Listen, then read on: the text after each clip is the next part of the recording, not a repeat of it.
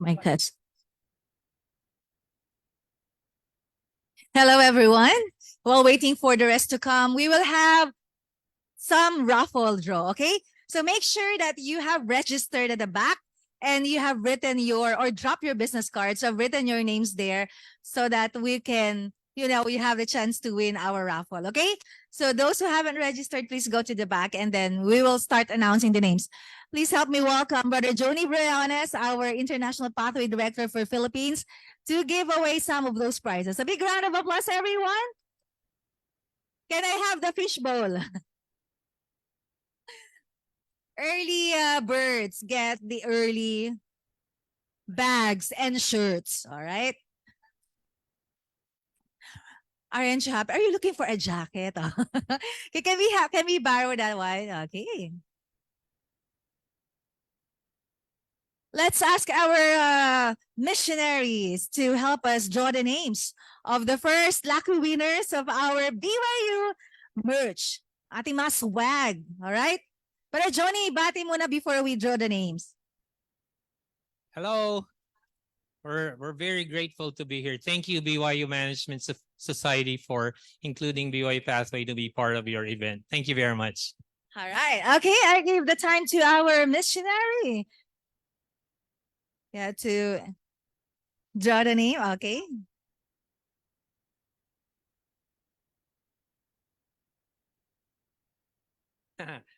Tess Abduhan.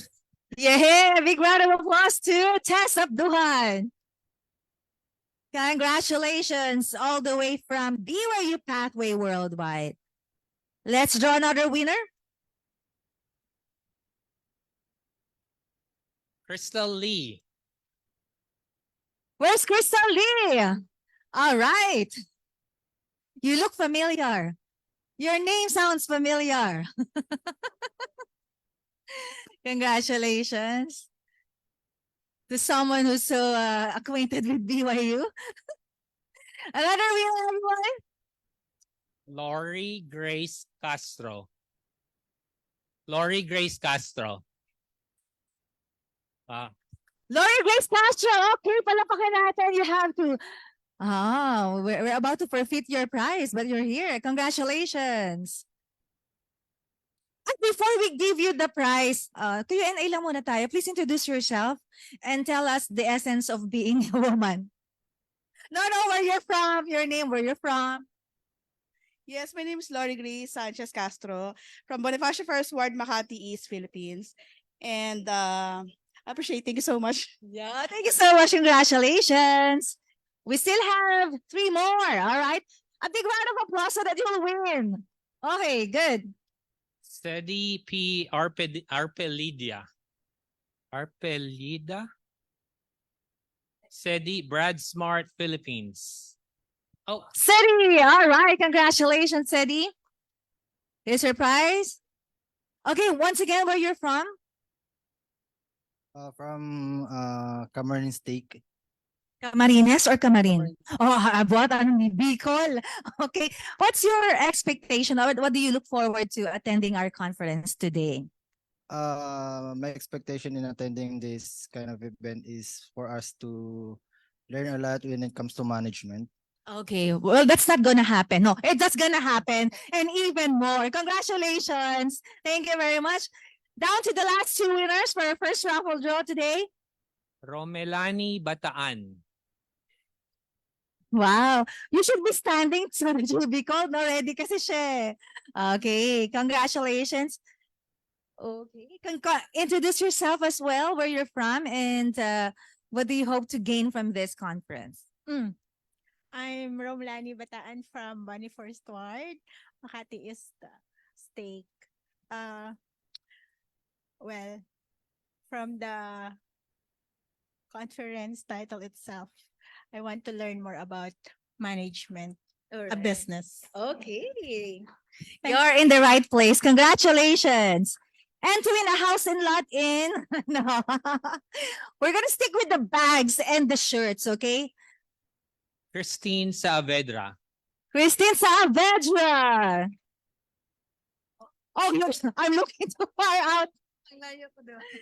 All right, let's give her a difficult question. Okay, just kidding. Where you from? Introduce yourself. Yeah, I'm Christine Saavedra from Bayan First Dasmariñas State. Well, tell us about what you do. Are you working? Do you have a business? I'm working. I'm a service missionary of BYU pathway. Whoa. So you have a lot of those. Kindly return. Let's just kidding. A big round of applause to all the winners. Stay tuned and make sure that you will stick around. This is our first day. We still have the full conference tomorrow.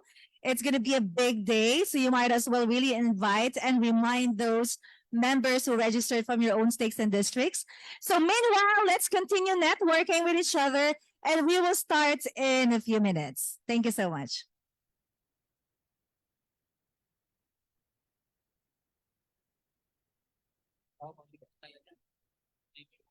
Kailangan natin. Parang natin tumakilit. Oh, dito na si Nat. dito na si Nat. Alright.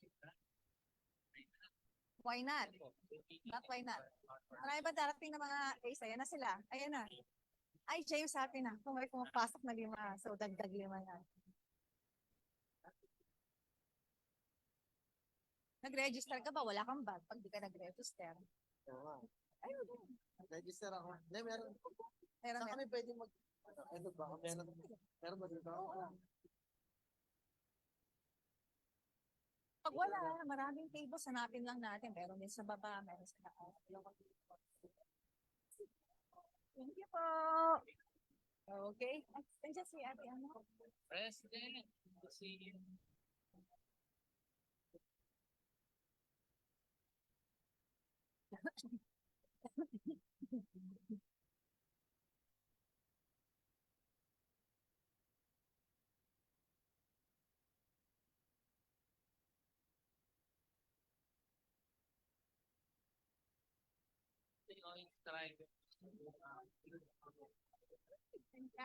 Karen naman. Pleased to meet you. You look so great. Where's Roy? Ito. Ready na ba kayo? Yes, magpo-pwesto lang kami sa Oh, sige, go ahead. Join us later for, you missed the group photo. So mamaya we'll do it again. Yeah.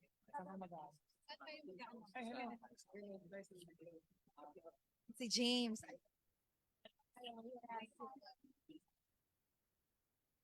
Okay.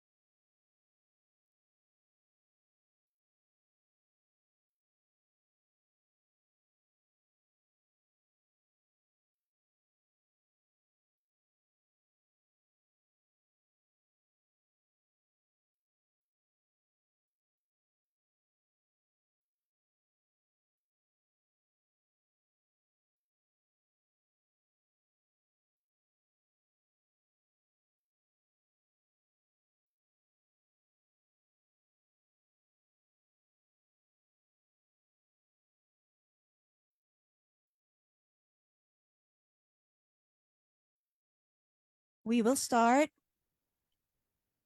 Ladies and gentlemen, we will start in 8 minutes. Please find your seats. Thank you.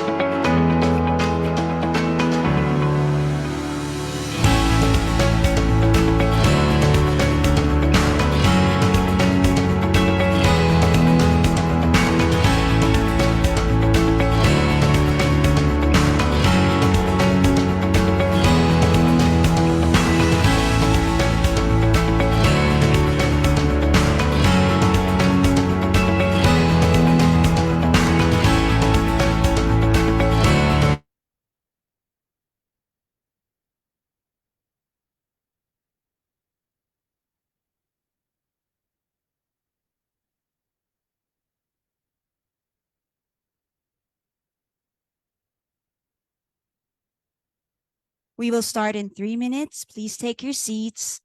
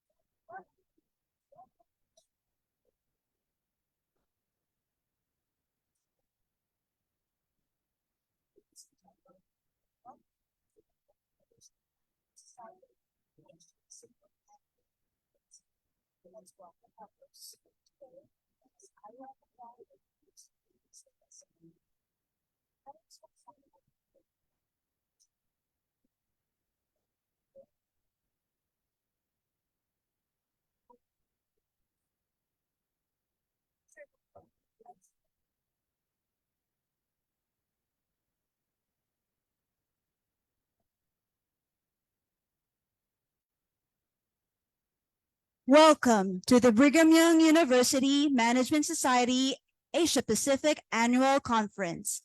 Let's welcome our hosts for today, Ms. Ayo Abangan and Mr. James Ledesma.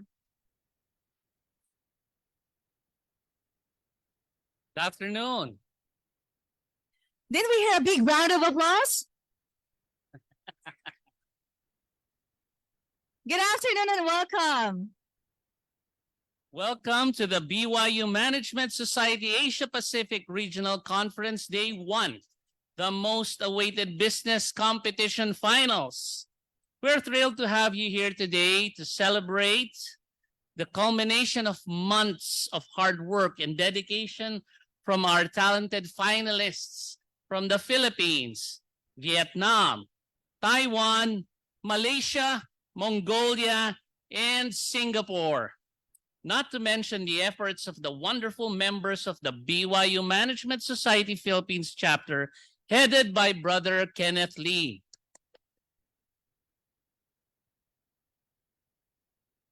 That's correct. The BYU Management Society organized from a vision or originated from a vision to foster professional and ethical leadership rooted in the principles of the Church of Jesus Christ of Latter-day Saints.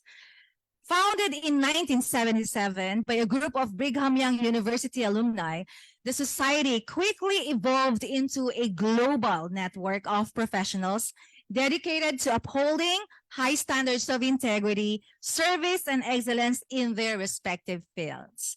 And as we begin this conference, we are gathered here to witness an outpouring of wisdom from our first set of speakers today, from various industries who will share these best practices in leadership and business.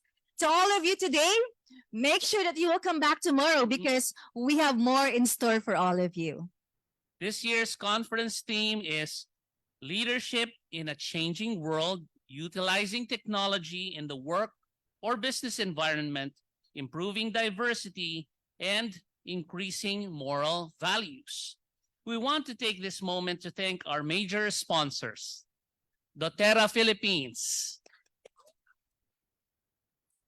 BYU Management Society, Chet Harmer, Art of Faith, BYU Management Society Provo, First Vision Business Support Services, Sean Pairat Films, Mr. Henry Conditioning Services, and Brother June Merdeguia. Okay, and there's a lot of people behind the scenes who wouldn't want to be mentioned. That's right. Now, as we begin our program, we will sing a song. It's Christmas, almost Christmas. So we're going to sing Angels We Have Heard on High. And after that, we are inviting Brother Ray Saavedra to give us the opening prayer. And shortly after that, we will hear a welcome remarks from the president of BYU MS Philippines chapter, George Kenneth Lee.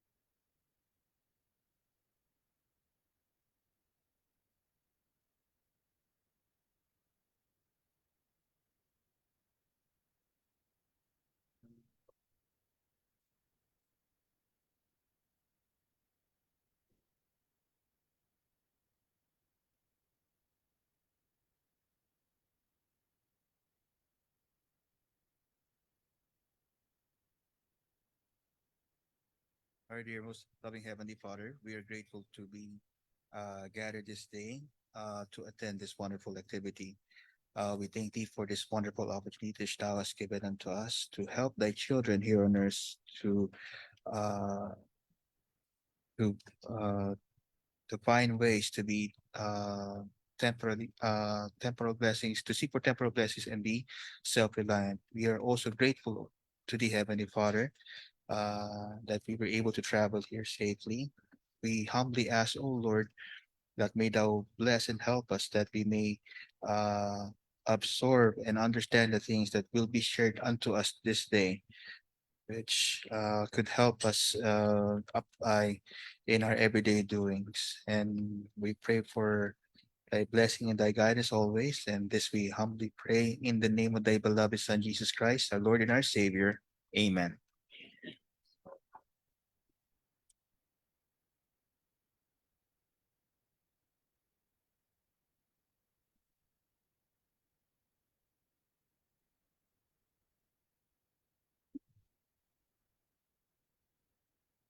It's a beautiful sight to be here and to see all of you.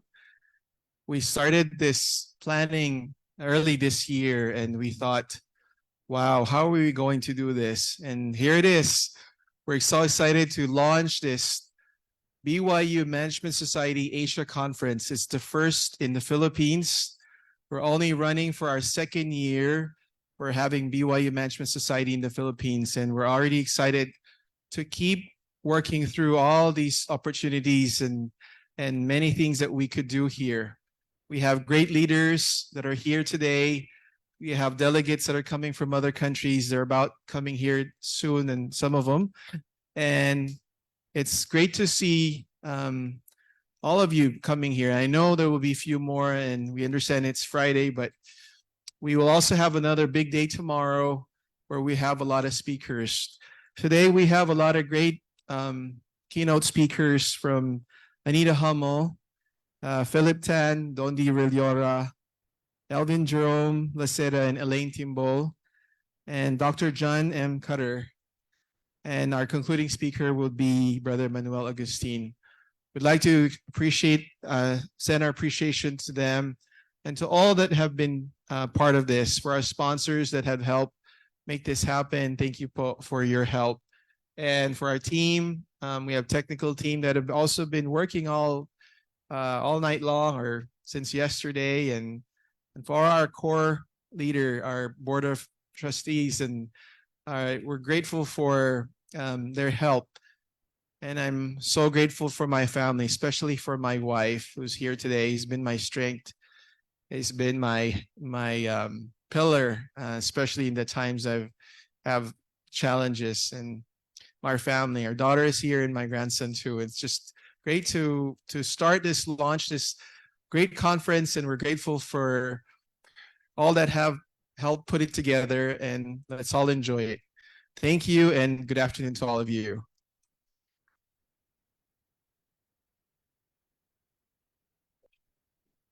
Thank you very much, Brother Lee. Now it's time to meet our first speaker. With over 30 years of experience living in Asia, Anita is a true powerhouse in the region. She is the founder of Mondoro, a company dedicated to creating and manufacturing home decor products with a social conscience. As an artist and an avid blogger, she manages several fantastic blogs, including A Bus on a Dusty Road, Anita Louise Art, Real Estate Crunch, and Reluctant Low Carb Life. Anita plays a vital role in the BYU Management Society as part of the Asia Area Board. She's dedicated to building chapters and organizing the prestigious BYU Management Society Annual Conference, which focuses on growing moral and ethical leadership around the world. Her passion for empowering aspiring entrepreneurs and promoting ethical practices knows no bounds. Ladies and gentlemen, let us welcome Anita Hummel.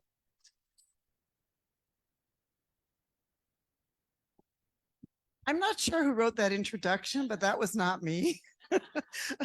I've heard myself called many things, but never a powerhouse. So I want to just acknowledge a few people here today. Kenneth, can you stand up? I think we need to really give Kenneth a round of applause. You know, you're going to make me cry, Kenneth. You know, we spent many nights, late nights in meetings, discussing, talking about things. We haven't always agreed, but Kenneth, we came together. And I'm so proud of Kenneth and his leadership. I'd like to also have the Filipino team. Can you stand up? All the Filipino team. We need to give these people a round of applause. All of them. And while they're standing, can we have my some members of my board, Shane, Philip. I see Karen and Royce are already standing. Thank you guys so much. I need to also thank Philip. Philip and I spent many late nights too, going over things for the business plan with Rebecca, who wasn't able to come here today. So I'd like to also acknowledge Rebecca for all of her hard work for that. I'd like to thank Joni. I think you get the reward for coming the longest way. Came from Salt Lake City for Pathways. Thank you so much. BYU Management Society is really working to try to work together more with Pathways worldwide. This is happening in Africa. This is happening in other parts of the world, South and Central America. And we'd like to see this happening here in the Philippines, because actually the Philippines has some of the most Pathways students, I think, of any place in the world, right? So we really want to see Pathways and BYU Management Society work together. Is BYU alumni here? Oh, no. Did my Singaporeans come in yet, or the Mongolians? I wanted to acknowledge them. They haven't come. Oh, what? They're on their way. Yeah. So if you get a chance to meet them, talk to them, they're maybe stuck in traffic, which I was yesterday. Philippines, I can see, is famous for its traffic. I lived in Thailand for a long time, and Bob Hope called Thailand the world's largest parking lot. But I think the Philippines is probably a real runner-up for that because there's certainly a lot of traffic here. I want to just talk for a minute about the BYU Management Society. What is the Management Society? And what is our focus in the area? And our area has basically three major focuses. One is personal development. Has anyone here taken a Launching Leaders class? Yes, we have some hands being raised here. Yes. And one of the programs which we're looking to work with more with ACE and with seminaries and institutes is Launching Leaders. If you get a chance, take the class. It's a great class to be able to help you to be able to focus your life. So one of our focuses is personal development, and we do that a lot through Launching Leaders. Another is professional development. We do conferences like this. We do business plan competition. Do we have any business plan competition people here today? Some of them I know are out there in the audience. Yes. So today you'll be able to have the chance to view a business plan competition. We do that through professional development. We have a young professionals career engagement program. Our third focus is growing moral and ethical leadership around the world. That we believe in helping to grow moral and ethical leadership is at the core of what we do and everything we do as the BYU Management Society. We also have something else exciting, which I'm just going to tell you a little bit about, but I'm not going to break all the excitement for it, is we have something new we're going to do. It's called One Asia. We're going to try to build Asia together. Shane, can you raise your hand? Shane is helping do that. So if you have more questions, talk to Shane on it, but we're looking to see how we can build Asia together. You'll be hearing more about that in the coming months. So this is our focus of the BYU Management Society, and looking, we live in an ever-changing world, and I just want to ask anybody here, has anybody here used AI? Yes. Okay. Everyone know AI? I use AI a lot. I love ChatGPT. I don't think I could spell or write without it. But I think that as we live in this ever-changing world where AI is changing it, I think it's really important that people take the chance and the opportunity to attend conferences like this to be able to learn more of what they can do. And that's what we hope to be able to give you over the next few days. Thank you all so much for attending. I know it's a Friday. I know many of you had to take off of work, so we really appreciate you being part of our conference. Thank you so much.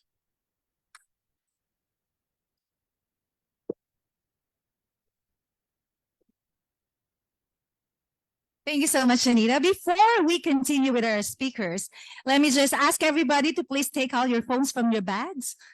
If you have your phones, have you tried using your cell phones? Okay, so can you please go to our page? That's BYU MS Asia. Has anyone found the page yet? The first one to get it will get another t-shirt from BYU Pathway, care of Brother Joni.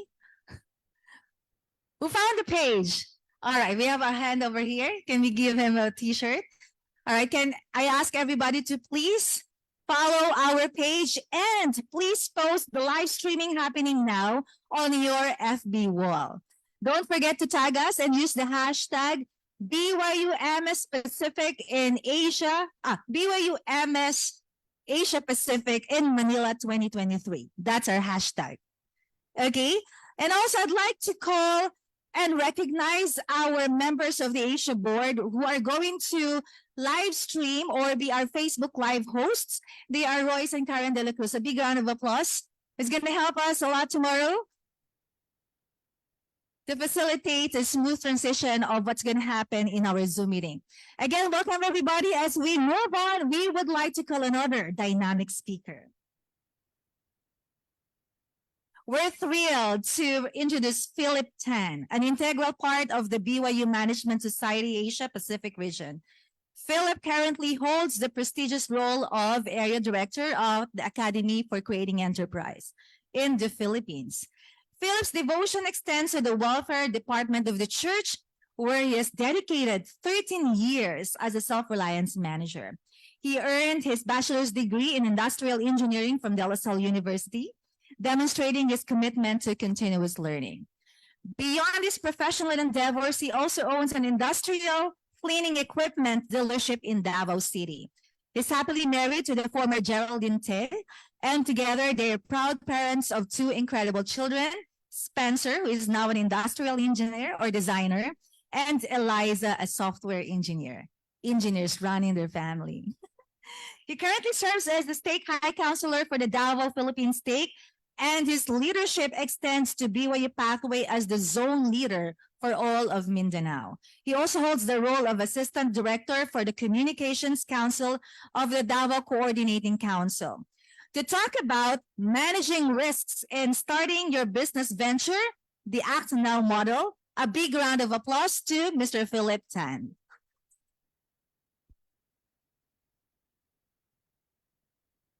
Wow. I hope this works. Anyway, thank you, Ayo, for that gracious introduction. So that made me, I think that just set the expectation so high. Now everything's going downhill after that introduction. So anyway, recently I was talking to someone and said, what do you teach in ACE, in the academy? Because when he knew a couple of friends who attended the academy, and after they attended the academy, they left their jobs. They resigned from their jobs and started a business. And when they started their business, of course, what happened? They thought it was going to be successful, but it didn't. So I hope with my presentation today, I hope to be able to share some insights on how the academy helps, as well as some guiding principles that will help you. Of course, mistakes will happen, losses will happen in business, but we don't want you to pay too much of a high tuition fee as you start your business. So hopefully by the guidelines that I'd like to share today, some simple tips, you'll be able to have a better start, incur less losses. And that's very important because if we want to become leaders in the world, we'd like to become influential. And if we're always failing is an excellent teacher, but we cannot always be failing.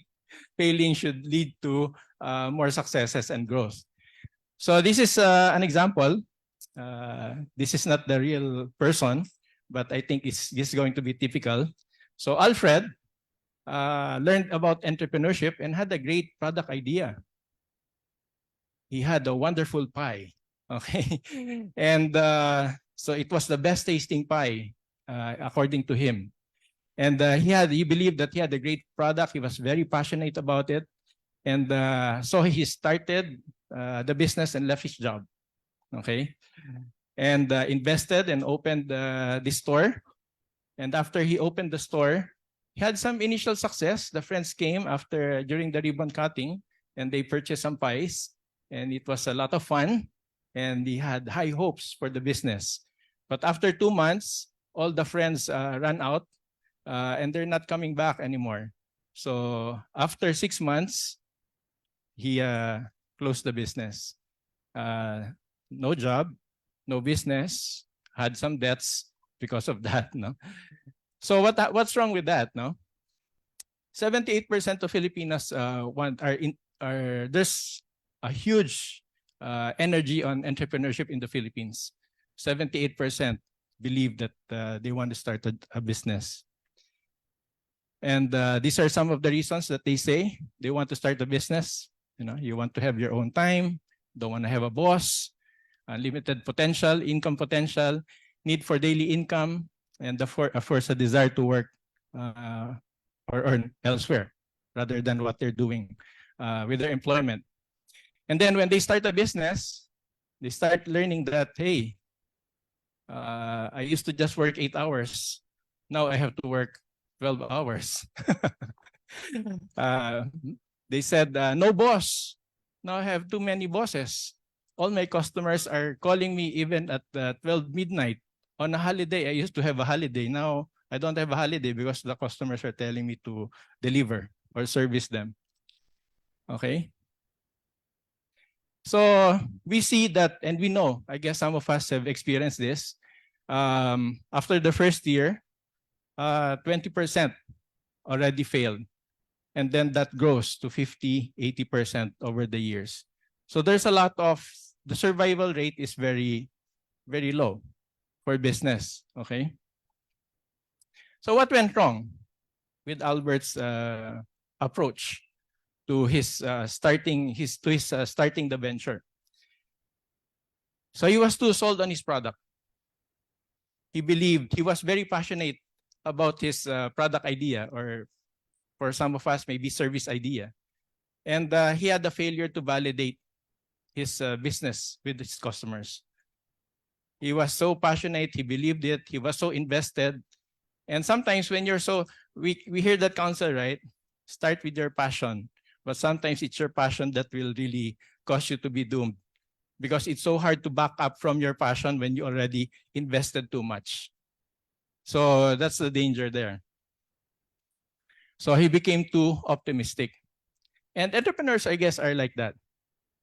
We are very optimistic with our product idea, with our business idea.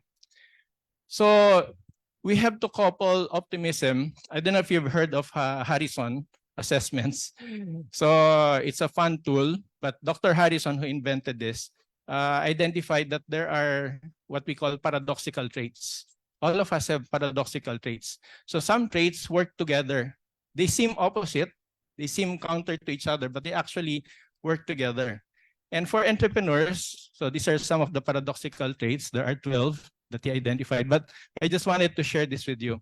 So for entrepreneurs, it's good to be optimistic, but that should be coupled with the strength also in another trait, which is being able to analyze pitfalls. So as you can see, with the combination of the two traits, it produced another 4 traits. So someone who's very optimistic but doesn't analyze the pitfall of a business will become blindly optimistic. So just like what happened to Alfred.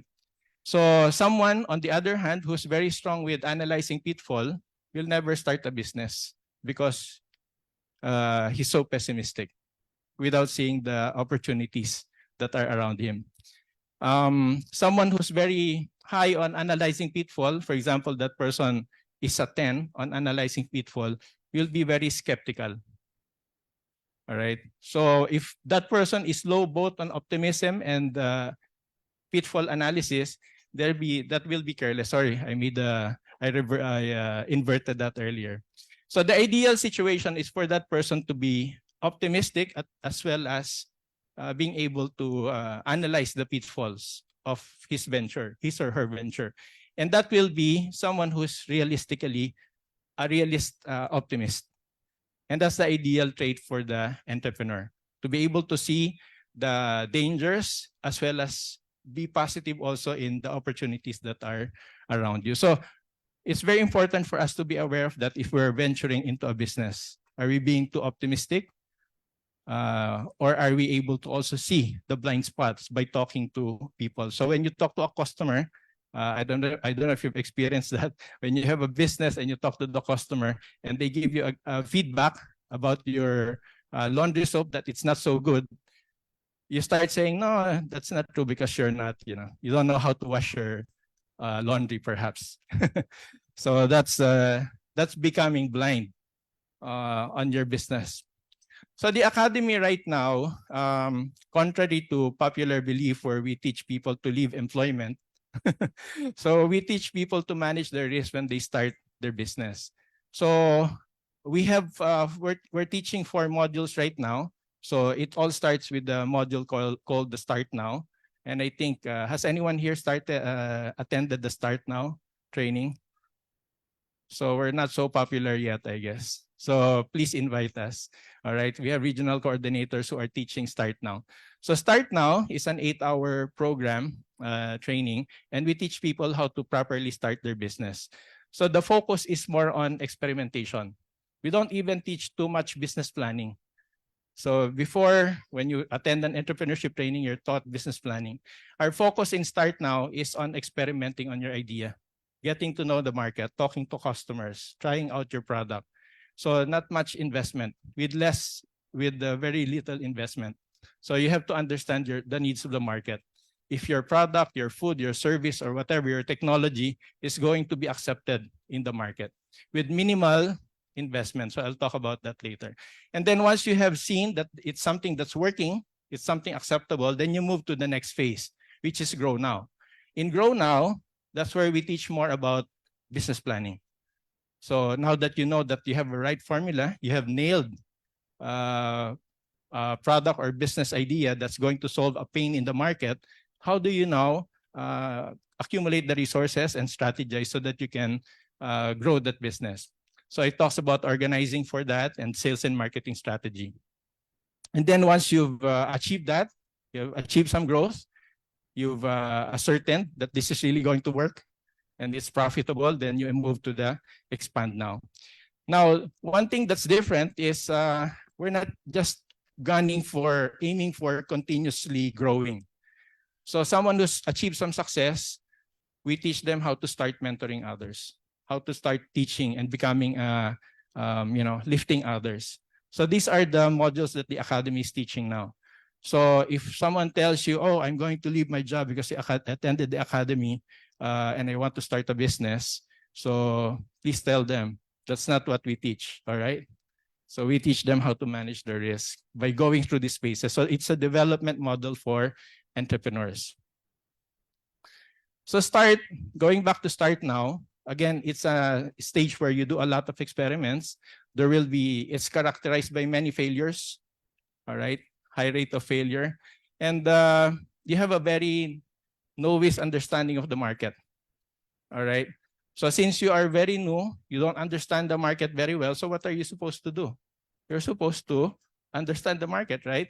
So talk to customers. So how do you do that? Of course, one of the things that we fear why we don't start our businesses, our business idea, because we're fearful of the losses, and that might happen. Loss of money, loss of reputation, loss of time, and rejection as well. So how do you manage that so that you can start a business with more confidence? All right, you start with this. It's called RISE. So what does RISE mean? RISE simply means rapid, inexpensive, and simple experiment. All right. So for example, in Albert's case, going back to him, what could he have done? So instead of opening a store immediately and incurring overhead costs, he could have started offering pizza or whatever pie that was. Maybe start with a pie rather than a whole gamut of different products where you have to invest on a lot of equipment. So you don't start with a store. You start with a simple product, your star product, and start offering that directly to people or maybe online since we have Facebook marketing available now. So you start offering that and see if there will be a market and start talking to customers, getting feedback from them. So when you do that, you start, the objective is not to immediately earn money. The objective is to learn from your market. What are they going to say? Are they going to be repeat customers of your business or the service you're offering? And then so you learn from them about the quality of the product that they want, because sometimes it might be good quality for us, but it's not actually good quality for others. And sometimes the quality that they want is not really the high quality, but the quality that's acceptable at the price point that they want. So you learn all these things as you interact with the market. So one wrong thing also, when you open a store and you have someone there attending, you fail to interact with your customers. The owner is somewhere else. It's the store clerk or the frontliner who's talking to the customer. So you fail in being able to get good information from your target audience. So I just want to close with this quote from our famous Latter-day Saint, but he already died. But this is one of the things that he said. So successful startups are the ones who have enough money left over to try their second idea. So expect, if you're starting a business, expect to fail. So plan for that. Don't use up all your resources in that first idea, because there's a very high likelihood that you have to change. You have to learn and then quickly change as you improve and sustain your business. So with that, I'd like to thank you for this opportunity to share this with you. And we hope that it will be 2 days of more learning for all of us and more inspiration in us achieving our goals so that we can also become better disciples of the Lord Jesus Christ as we fulfill what Heavenly Father wants for us, our family, and the community. Thank you very much.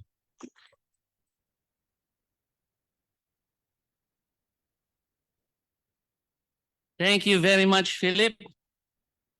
Dondi is the program director of the Young Professionals Career Engagement Program of the BYU Management Society Philippines chapter. With a background in accounting and international business management from Brigham Young University, Hawaii, his journey has been nothing short of inspiring. Dondi commenced his professional career at KPMG Philippines, where he mastered various risk advisory services. His expertise spanned across industries like finance, healthcare, pharmaceuticals, manufacturing, and construction. Dondi's outstanding performance led him to lead enterprise risk management with successful implementations at major institutions. Later, he joined Siemens Incorporated as the Risk and Internal Control Officer, eventually becoming the country head of risk and internal control for Siemens companies in the Philippines, Malaysia, Australia, and New Zealand. He now leads the transformative project to streamline processes and empower local teams across the Asia Pacific.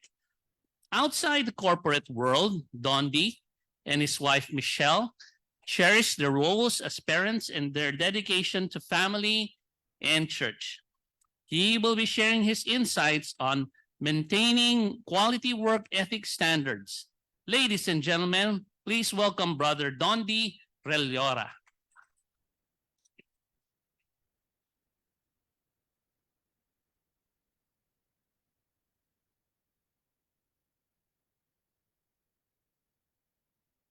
Thank you, James, for that very generous introduction. Friends, guests, and members of the BYU Management Society, it is an absolute honor to be with you today at this annual conference. The topic assigned to me, as James mentioned, is one close to my heart. And I can even further simplify it to just, work ethics and integrity. I believe this is a crucial part of any career path that we pursue. So I have two stories to share with you. Allow me to begin with a story from 12 years ago when during my time at KPMG. So KPMG, it's one of the big four accounting firms where I began my professional journey.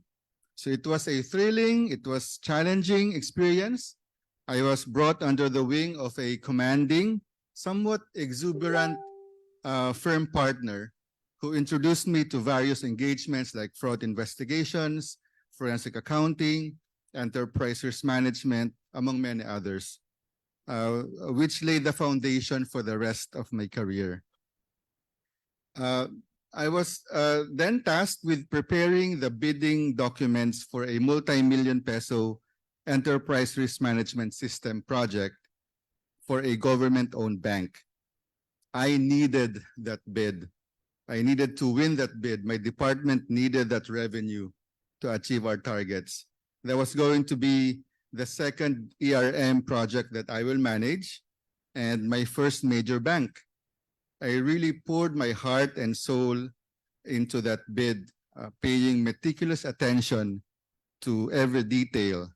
I was so confident that the bid was strong, very competitively priced, and fulfilled all the technical requirements. As the submission deadline approached, I triple-checked everything, all the documents, ensuring that everything was perfect. But I guess it was not. On the day of the submission, I miscalculated the Metro Manila traffic. Yep, very rookie mistake, or just being plain stupid, I know.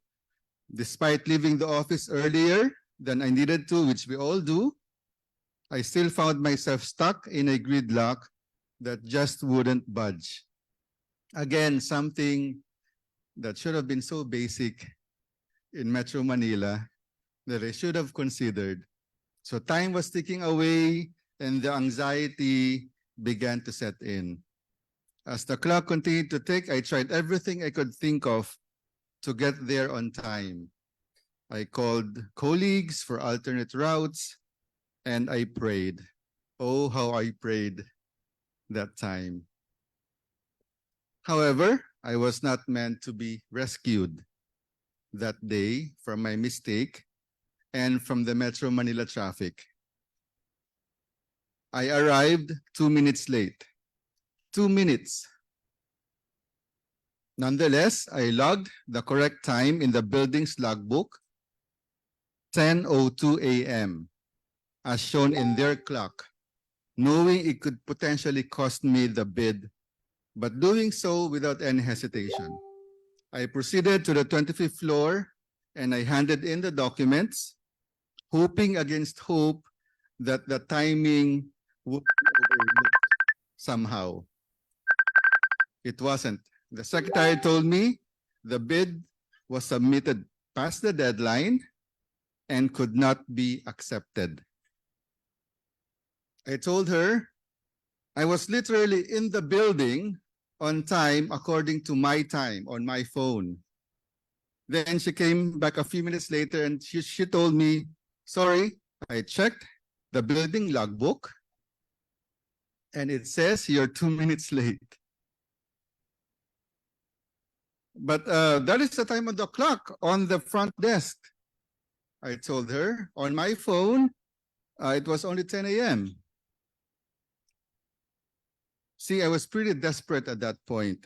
But yeah, it was the truth. On my phone, it was still 10 a.m. So then you should have just written 10 a.m. on the logbook, she said.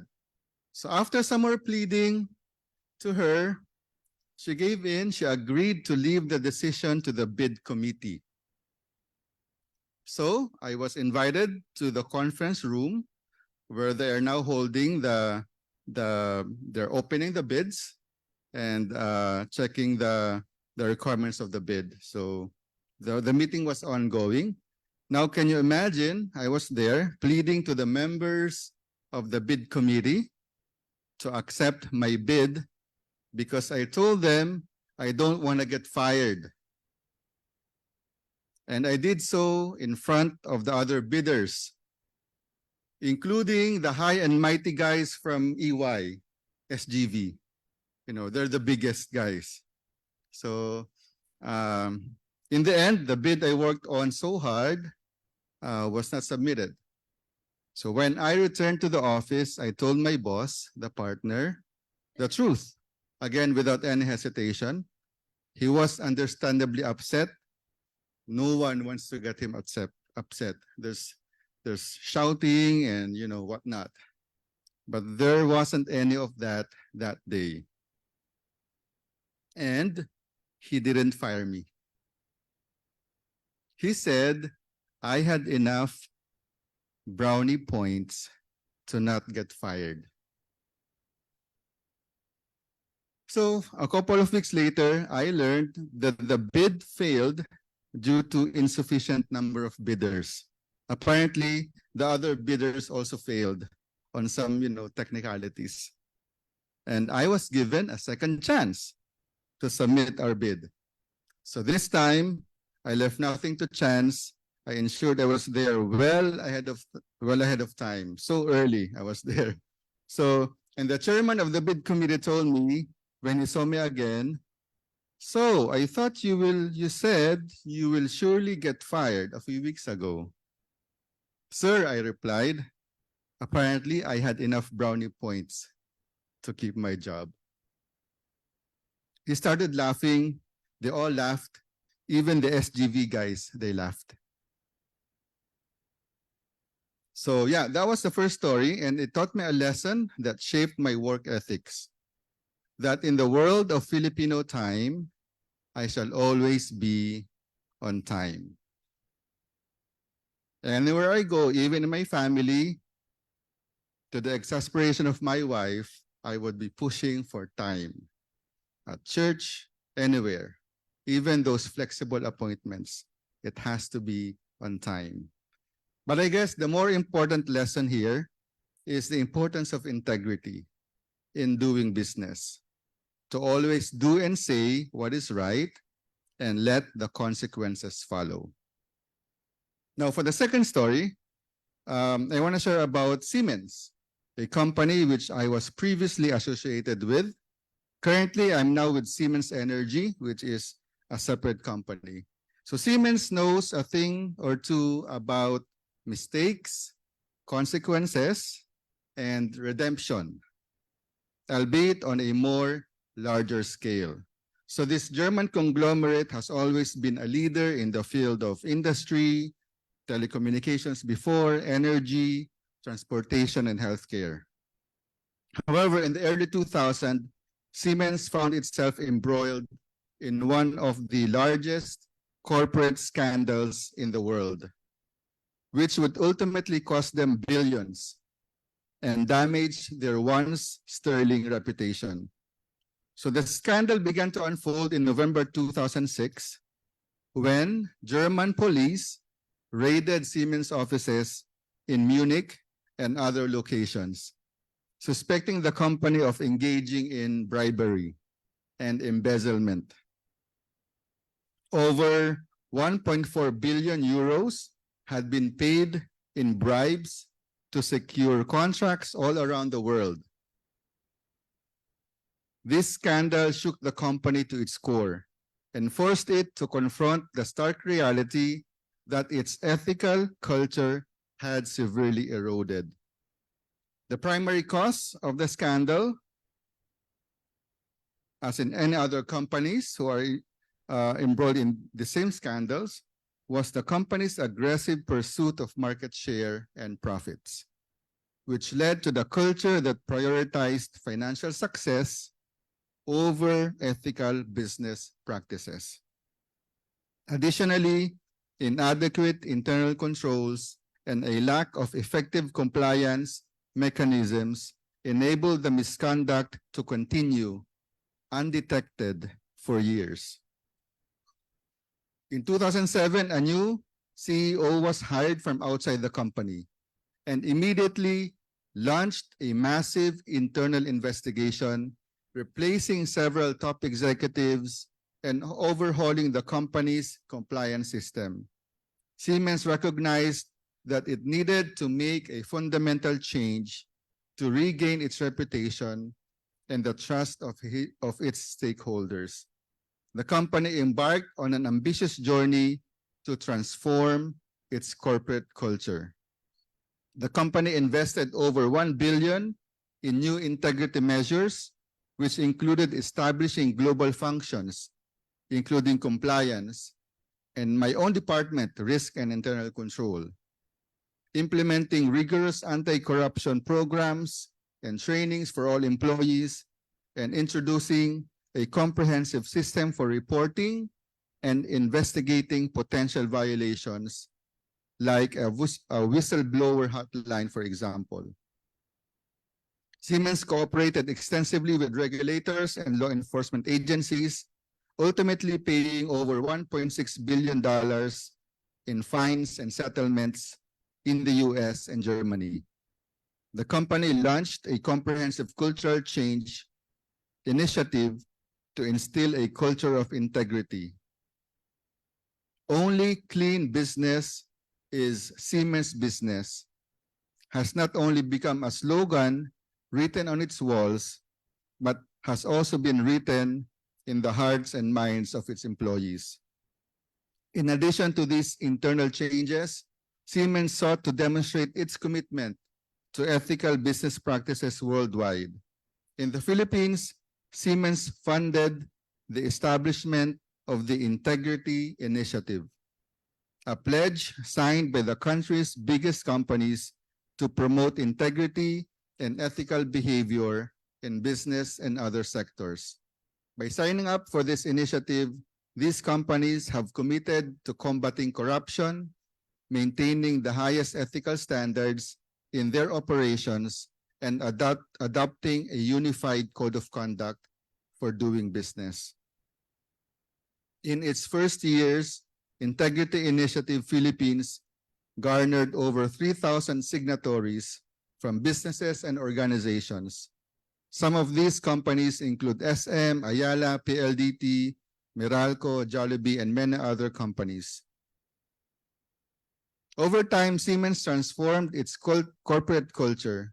The company has since become one of the world's most ethical and clean companies. The Dow Jones Sustainability Index has consistently ranked Siemens in first place in the industrial category for business ethics. The Siemens scandal serves as a cautionary tale for the consequences of unethical business practices. It also demonstrates the power of redemption, as Siemens was able to turn a negative situation into a positive one. The company's swift and comprehensive response to its ethical crisis serves as an inspiring example for how an organization or an individual can learn from mistakes and emerge stronger than ever. So what can we learn from this story? What lessons can we apply to our own lives and careers? First, always be honest and transparent, even when it may be difficult or inconvenient. Your integrity is your most valuable asset, and it is essential to safeguard it at all times. Second, recognize that mistakes happen, but it is how we respond to them that defines us. Don't hide your mistakes, report them. Use setbacks as opportunities for growth and learning. Finally, understand that the pursuit of ethical conduct is a continuous journey. We must always be vigilant in our efforts to uphold our values. We are uniquely positioned to influence the business world through our actions and our commitment to ethics and integrity. By holding ourselves to the highest standards, we can not only contribute to the success of our organizations, but also create lasting positive change in the communities we serve. Thank you.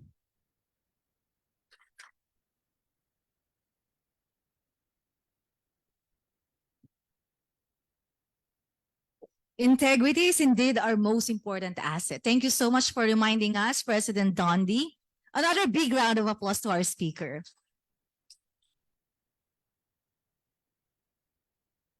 The next speaker I'm going to introduce is very close to my heart. I met this young man in Lubao, Pampanga a few years back when I was in Pampanga.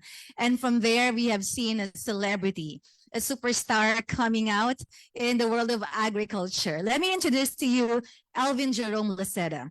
Alvin is the founder and CEO of Rise Up Incorporated, Farmers Incorporated, an award-winning social enterprise on a mission to empower those who feed us through innovation and entrepreneurship in the agricultural sector.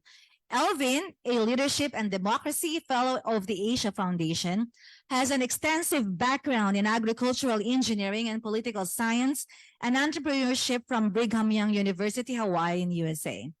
His personal experience growing up with farmer grandparents inspired him to build Rise Up at BYU Hawaii, an agribusiness that has since empowered thousands of farmers, created jobs, and transformed lives. His dedication earned him the Enactus USA Emerging Leader Award in 2018, showcasing his impact in the consumer, packaged goods industry, and food manufacturing sector. Just recently, he was awarded as one of the most distinguished Filipino men in America. Ladies and gentlemen, Mr. Alvin Jerome Laceda.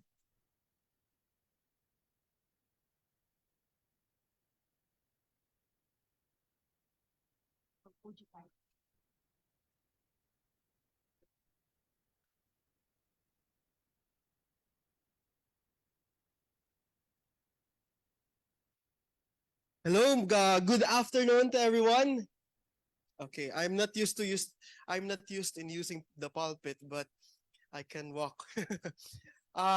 It is my honor and distinct privilege to be in front of you to share our story, a story that has empowered not only my family but thousands of families around the Philippines, and an opportunity. We created an opportunity for farmers and fisher folk in the Philippines to become entrepreneurs. My message today centers about social entrepreneurship and how we, also the viewers, can also use social entrepreneurship principles to change lives. Social entrepreneurship has many aspects, and we can use that in establishing a new business or expanding our current business, or even replicating and scaling our different business in other sectors. Can I just come down? Okay. So, can I borrow a clicker or it's okay? So my partner should be here. Elaine Timbol. Together, we created a new business as well, but she needs to fly for business this morning. Growing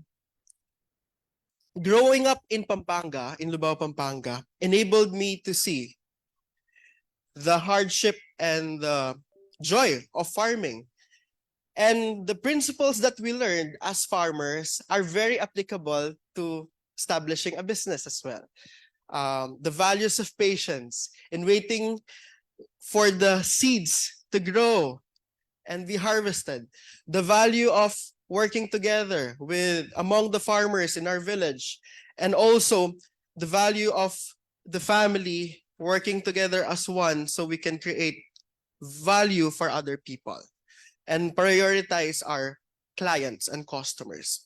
So I'll share with you two businesses that we created the past 5 years that are now impacting thousands of fisher folk and farmers in the Philippines, as well as top brands here in the Philippines. So our mission is really to transform farmers and fisher folk into entrepreneurs, or what we call agripreneurs. In the Philippines, there are, especially for young people, it's not cool to be in agriculture. It's not also,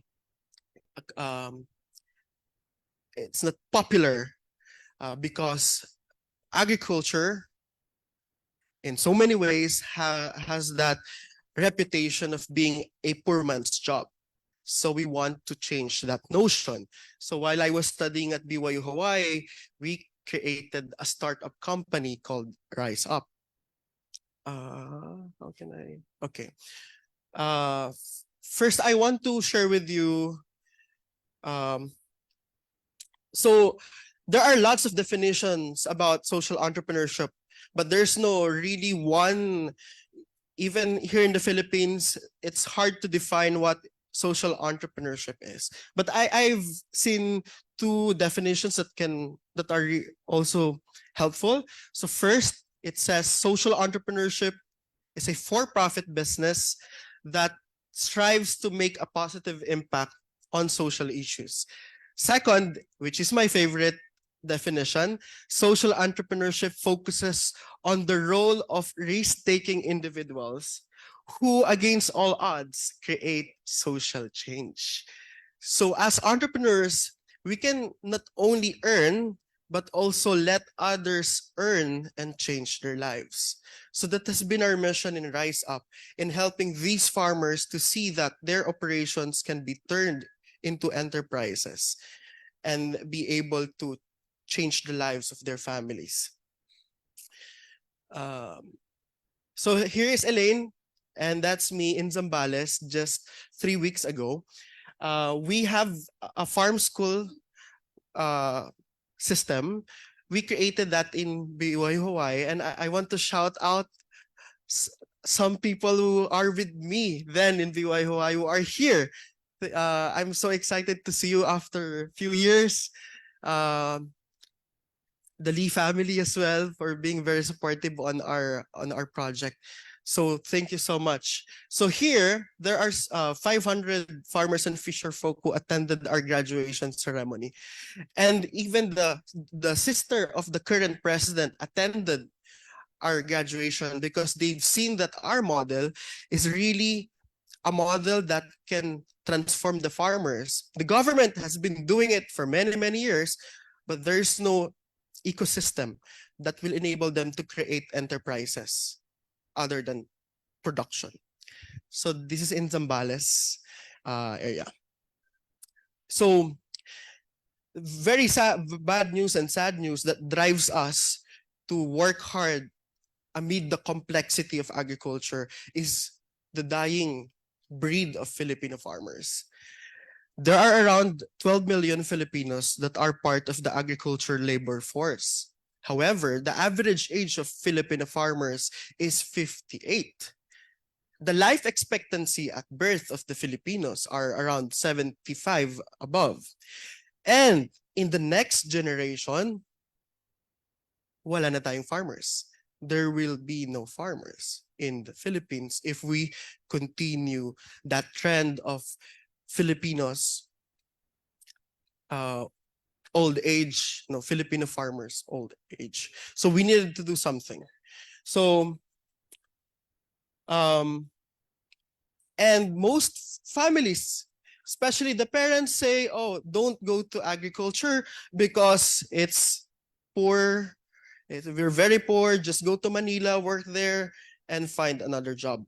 So that's also one factor that drives the young people in the Philippines to not choose agriculture as a profession. But I want to show you that there are two options. There are not, hindi naman, sorry, I'm speaking Tagalog. It's not neither that the young people are thinking that they only, okay. For you to be part of agriculture, most young people think that you need to plant and harvest. But actually, right now, we created a new system to show that they can also be in other industries that they can help agriculture. For example, digital marketing. Young people right now in the Philippines are tech savvy, and they are good in digital marketing. We created the program wherein the kids, the young people, can help their families to market their produce for digital marketing. So they're still part of agriculture, but not necessarily part of the production. So, okay, so yeah, this is just a recent article from DW that the Philippines is running out of farmers. And the way to do that, as we negotiate with the Philippine government, is to show that agriculture is really a business. It's not just a an activity that you will just do it just to survive, because most Filipino farmers are on the survival mode. But in Rise Up and sa Kahon, what we do is empowering the farmers to see that agriculture is actually an enterprise, not just a survival mode system. So now it's good news as well. Young people in Asia are embracing what we call green collar jobs, no? Which we call agriculture. And later I'll share with you another good news as well. There are recent data in the Philippines just last year about the rising number of young people that are into agriculture. Sorry. Okay. I just want to show you these numbers.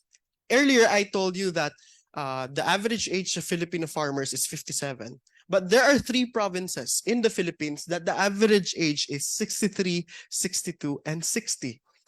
And this is the reason why I was very adamant in helping my fellow Kapampangan. Because Pampanga has the oldest farmers in the Philippines. And we need to change that. And we're happy that we're creating some dent so that we can lower that age. So when I showed this to the mayors, so last month I presented this to the mayors and governors of the Philippines in Iloilo. I told them, so mayors, 4 terms away, there will be no farmers. So 4 terms, each term is 3 years. I told them, oh mayor, 3 terms or 4 terms na lang po, wala na tayong farmers sa probinsya nyo. There will be no farmers in your province if we will not change that. Less than 1 generation away and 2 presidents away. So that they can see it in a political timeline as well and change the policies that are affecting the farmers. So I've been working in the agricultural sector since I was little, but in the agribusiness sector since in 2017. So I learned to love the industry, although it's an unpopular industry. But my grandfather, before he died, told me 2 things, asked me 2 things. First, Elvin, do not be ashamed that you are a farmer. And second, Elvin, make sure that you help other farmers. And I'm happy that I can say now, at least in some way or another, that I am fulfilling what my grandfather has told me before he passed away.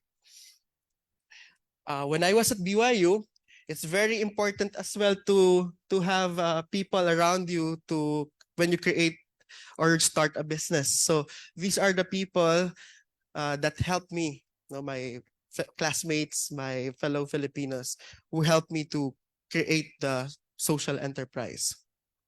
And then we were recognized by Enactus. Enactus was founded by Sam Walton of Walter Mart. We are competition savvy. So we always compete with other schools, with our universities. And for 3 years in a row, we won against 450 universities across the United States, besting other Ivy League schools. It's just amazing that, so in this picture, we won the USA National Championship and we represented the United States for the World Cup in Silicon Valley. And we are all Filipinos representing the United States. And the program or the project that we presented is from the Philippines. So the judges are saying, oh, you're all Filipinos, but you represent another flag. We're just grateful that the United States enabled us to create the solution for our home country. So, and the Hawaii State Senate recognized our efforts back here in the Philippines. This is my whole team. We're a lot, huh? The Hawaii State Senate recognized what we do for the Philippines. And I worked for a year at Washington, D.C., working in the United States Senate in the Committee on Agriculture that enabled me to learn things that I can bring home to the Philippines. And yeah, plant rice. And from rice, so our company is called Rise Up, as in letter C, rice. From rice, we expanded to high value crops, coconuts, tomatoes, squash. And we taught the farmers that in lean months or in not lean months, in off seasons, they can plant crops that are not rice based. So that can also help them earn more because in rice, can you imagine the average age of household income of farmers in the Philippines is just 3,000 pesos per month. That's just around $80 or $75 a month. How can you survive with that? So, and they need to wait 4 months before they can earn. So we need to change that. That's why we created Rise Up, a training program for now. Before our training is 3 months, now it's just 1 month. Then after they graduate from Rise Up, they are now part of another company. It's called Sakahon. Sakahon in Tagalog, it's just a combination of saka and ahon, which means to rise up as well through agriculture. So I'll show you later what we do at Sakahon. So basically in Rise Up, we enable farmers become entrepreneur through our innovation and our system. Okay, these are the farmers. Even pandemic, we do training. We did not stop even during the pandemic, the height of the pandemic. This is our first program. I think Sister Ayo is here. Yeah, she's there. That's in 2017. This is the first time. And I want to tell you, especially the young or budding entrepreneurs, one technique in business that I'm sure all the successful entrepreneurs here are doing it. The power of networking. In this picture, it's a very powerful picture in 2017 that helped me in 2021. There's one man here, this one. Oh, sorry. That's Dr. William Dar. While I was a student at BYU Hawaii, I just sent an email. He doesn't know me. I said, Dr. William Dar, we have a program helping rice farmers. Can we invite you in our program in Pampanga and speak to our farmers? He didn't hesitate. He went to our program. Later on, after 2 years, he became the Minister of Agriculture of the Philippines. And that connection enabled us to work seamlessly with the Department of Agriculture because our industry we need to work directly with the Department of Agriculture. Because of that work, because of that connection in 2017, we were able to expand our business and our operations from during his stint as secretary. He did not ask for any favor, or I did not ask for any favor. It's good that he knew before before he gained an influence or power, immense power in government. It's just good that he knew about us or about our program. So for those young people that are here, I encourage you not to be ashamed to talk with people, especially people with influence and power, because you can use that in your enterprises, in changing lives of the people. and customers that you have, because you'll never know. In the future, you will help them or they can help you. And you can only appreciate it looking back. Connecting the dots is usually when you look back. So yeah. This is the most recent program we had. This is in Zambales. In Zambales right now, as we speak, they are now currently training. From 120, we are now on our 700th farmer that we're training in Zambales province. These fishermen and farmers, it's very interesting. The fishermen that we're helping in Zambales, they are the one who are going to the West Philippine Sea to get the fish. But because of the current situation in the West Philippine Sea with the Chinese incidents, they cannot go there anymore. So they need to find another route. But we're just grateful that support is now given to them so that they can have another livelihood. And we're helping them find another enterprises that they can create while they are not able to fish on that side of the sea. So, okay, this is, so also this one, in 2018, I heard that Mayor Sara Duterte, then Mayor Sara Duterte, now the Vice President, is in Kauai, the island of Kauai. Am I still on time, sister? 5 minutes? Am I still on time? Okay, perfect. Sorry. I'm sharing this just to help also those who want to start their own business. Share tips to them or principles that they can use. So when I heard that she's flying to Kauai, I said I need to be there because I need to be in Davao. So I have a class and my professor told me, if you will not attend class, Elvin, I'll mark you absent. And then I said, okay, I cannot get the permission, but I want to fly. So I flew to Kauai. And there, I don't have any connections in that meeting. I just stood there. And fortunately, someone that I knew way, way, way back was there and invited me for the lunch. And they sat me beside the vice president. And I told the vice president that we have this program, Rise Up Farmers. I learned while reading on her recent post on Facebook that she has a program for farmers who were once rebels. So former NPA, former rebels, insurgents that want to assimilate in the government. And I said, that's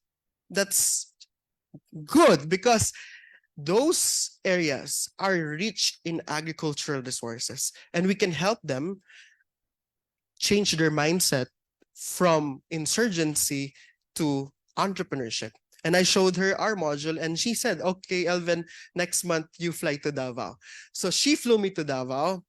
And from 2018 to 2020, our Davao Farm School is the biggest in the Philippines. We have 2,000 graduates in Davao.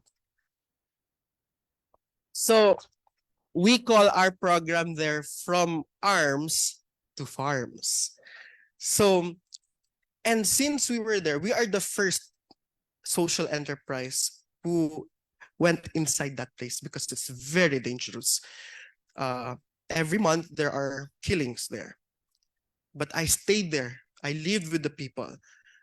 They learned to appreciate our program. We established 33 farm school programs there. And since we are there, I'm happy to report there are no killings. There are no incidents. Thank you.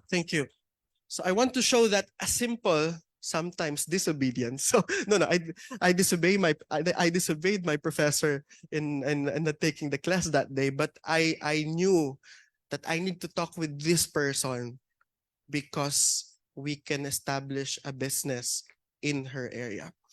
And now these farmers in Davao, wait, I'll show you a picture.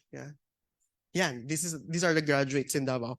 They are now exporting high quality cacao beans to Japan and Missouri, United States. So I just want to tell you that even though you think that you're incapable of doing something great, just do what you can, and then your business can impact your community, your customers, as well as the people around you. And who knows, your business can be the next business that can turn a society into something very prosperous. So I'm proud of this. Also, the Lumad, we translated our curriculum to their language so that they can understand it. The Lumad people owns the vast majority of the 33,000 hectares of land in that area, and we need to help them. Some government agencies cannot reach them because they cannot understand the process or system. So we translated our curriculum to their language so that they can understand it. This is in Pangasinan, so we also buy tons of squash. The squash then during the pandemic is just 2 pesos per kilogram. We bought it for 20 pesos per kilogram when there are surplus. And we still earn from that, and then we can still supply affordable to our consumers. Because in the Philippines, it's very prevalent that there are gaps in the supply chain. That's why the farmers are very abused in their pricing model. So we're trying to disrupt that as well. Most recently, have you experienced the most expensive onions in the Philippines? Okay. We are the only enterprise in Metro Manila during that time, 750 per kilogram. We're the only one who sold it for only 200 pesos per kilogram. Why? Because fortunately we had foresight that time, that 3 months ago we planted a lot of onions. So even though we sold it for 200 pesos, it's not we did not lose money, but we also earned, and the people bought affordable onions. But we can only supply 20 tons during that time. But because of that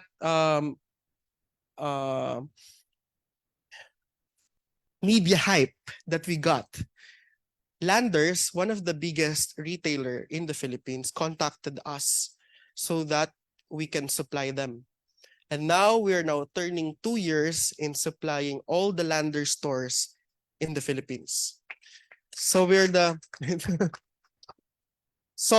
when you shop at Landers, Landers should sponsor this, huh? When you shop at Landers, it's like Costco. When you shop at Landers, the vegetables there are directly from the farmers that we're helping. So it's not expensive. We also have promos like buy one, take one, or 50% off. So actually this week we have an offering at Landers. So we're happy. Even though we don't have much capital, but people are helping us to really impact a lot of farmers. Yeah, that's our product. So you can go to Landers and you can see our products there inside the supermarket. Yeah, this is Elaine. I'm just showing it. But Elaine is my inspiration in creating really the system.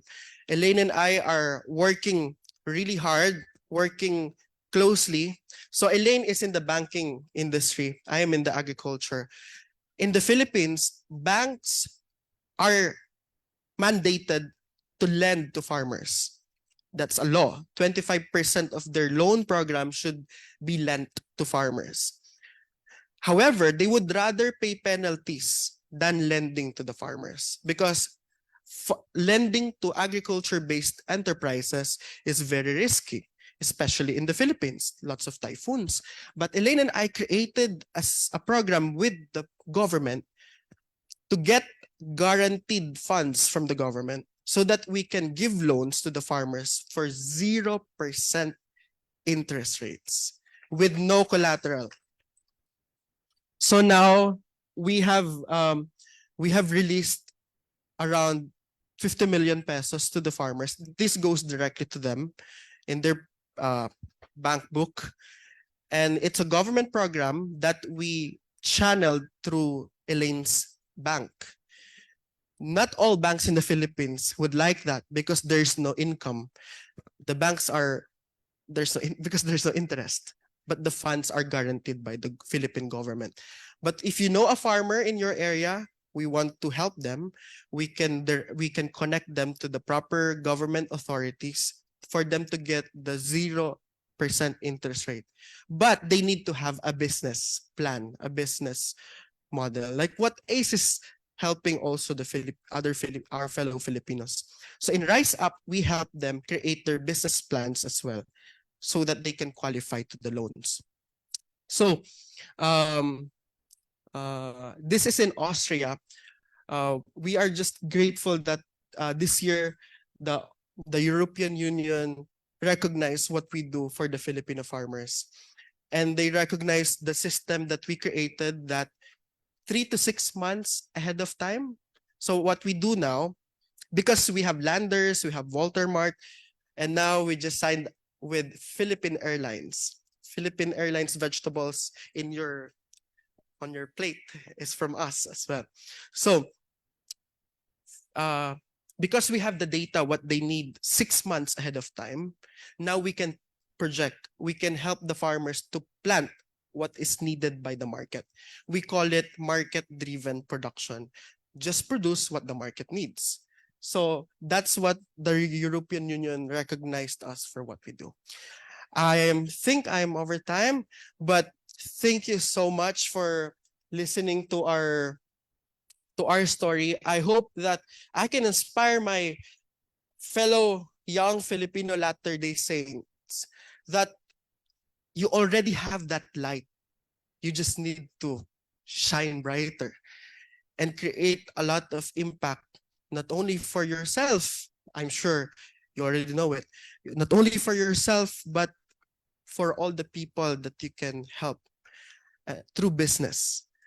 And the government is very thirsty for the kind of people we are, because we need more young leaders that cannot be bought or sold, like what David O. McKay said at BYU Hawaii. Thank you so much. Maraming salamat, and God bless us all.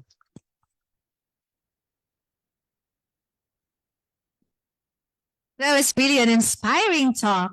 A magnanimous young man who's really providing a lot of opportunities for our farmers today. Another big round of applause to Alvin Jerome Laceda.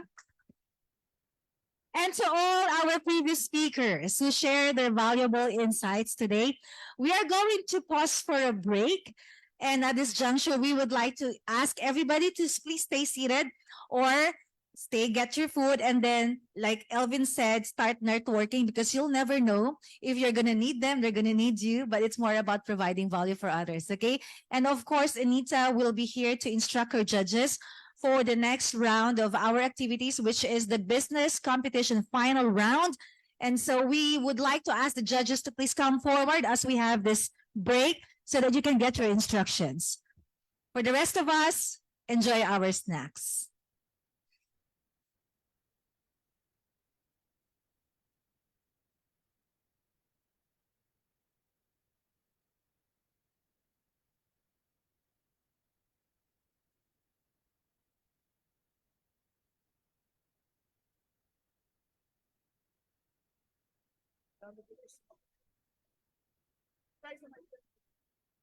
Hi there. See you again, Andrew. How are you? How are you?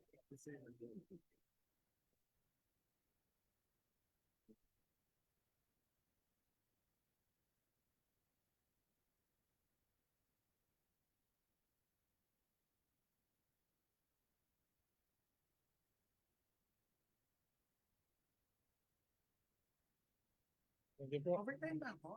Okay lang po.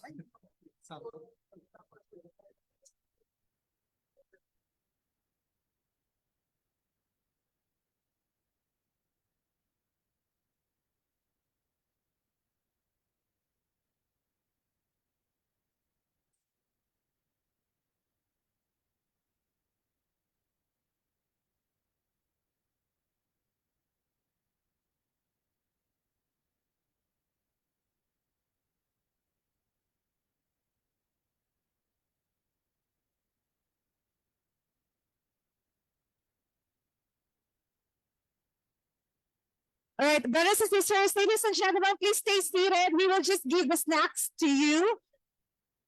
You don't have to go out to get it. Just stay seated. Thank you. And to those who haven't yet registered, please make sure that you drop your names there sa ating fishbowl so that you can win prizes in a while. Again, of course, if you want to take your break to go to the restroom, you can go ahead.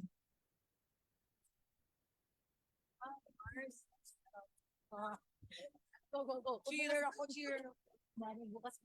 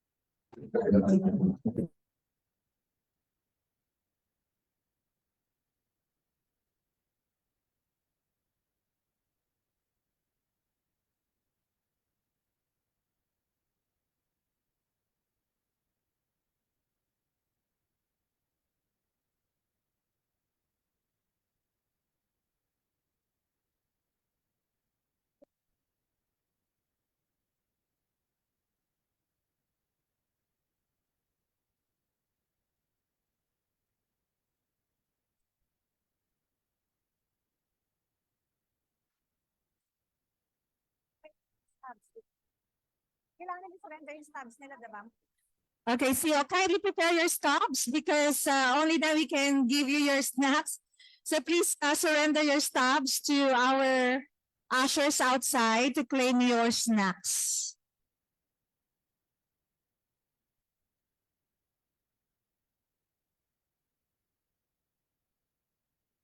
Look for the stubs for the November 24 afternoon snacks.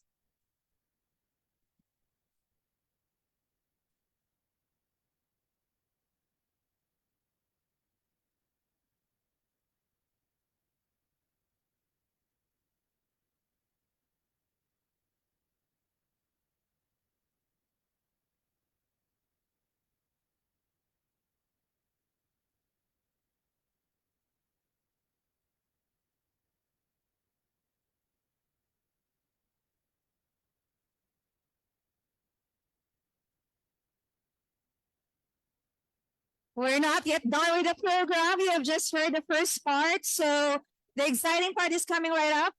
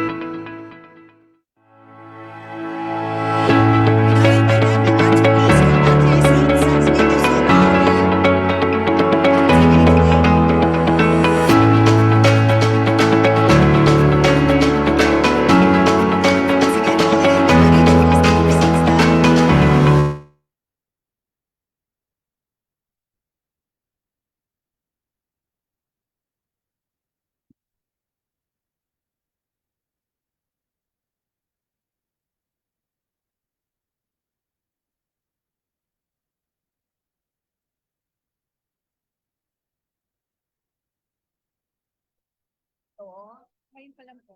Okay. Kain ka na.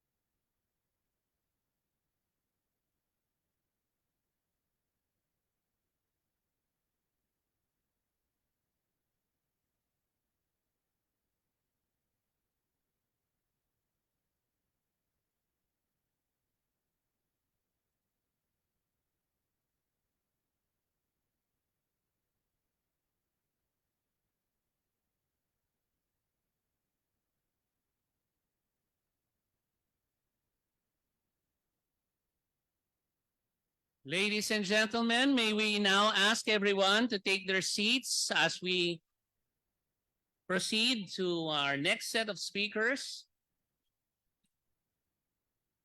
Can we ask everybody to take their seats? Once again, we want to take this moment to thank our major sponsors, doTERRA Philippines, BYU Management Society, Chet Harmer, Art of Faith, BYU Management Society Provo, First Vision Business Support Services, Sean Pairat Films, Mr. Henry Conditioning Services, and Brother June Merligia. Welcome back to the second part of our session today. If you were inspired with all the speakers, our first set of speakers, we would continue that inspiring experience with our next set of speakers. With a legacy spanning 47 years, Dr. Cutter has excelled in dental professions and business development. His contributions include clinical care, dental education, research, marketing, online platforms, patient-staff provider relations, and contract vendor negotiations. As a principal dentist with the National Health and Nutrition Examination Survey program of the U.S. Center for Disease Control and Prevention, Dr. Cutter has been a driving force in oral health research on a national scale. His commitment extends to serving as president of Teeth Cloud, a 32-nation global collaborative dedicated to reducing oral health inequalities through dental informatics and professional expertise. A sought-after international speaker, Dr. Cutter, with over 23,000 followers in LinkedIn, is a recognized key opinion leader for the future of oral health care.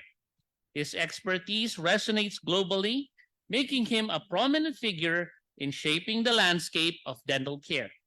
To talk about the changing face of the medical and dental mission, let us welcome Dr. John Cutter. Would you like to speak? Okay, sure. There you go. Thank you so much. Thank you so much. It's a pleasure to be here today, and thank you so much for the kind introduction. It sounds much more impressive than just saying, "Oh, he's a dentist," which is basically what I am. And thank you to April wherever she's gotten off to. When she texted me, thank you, April.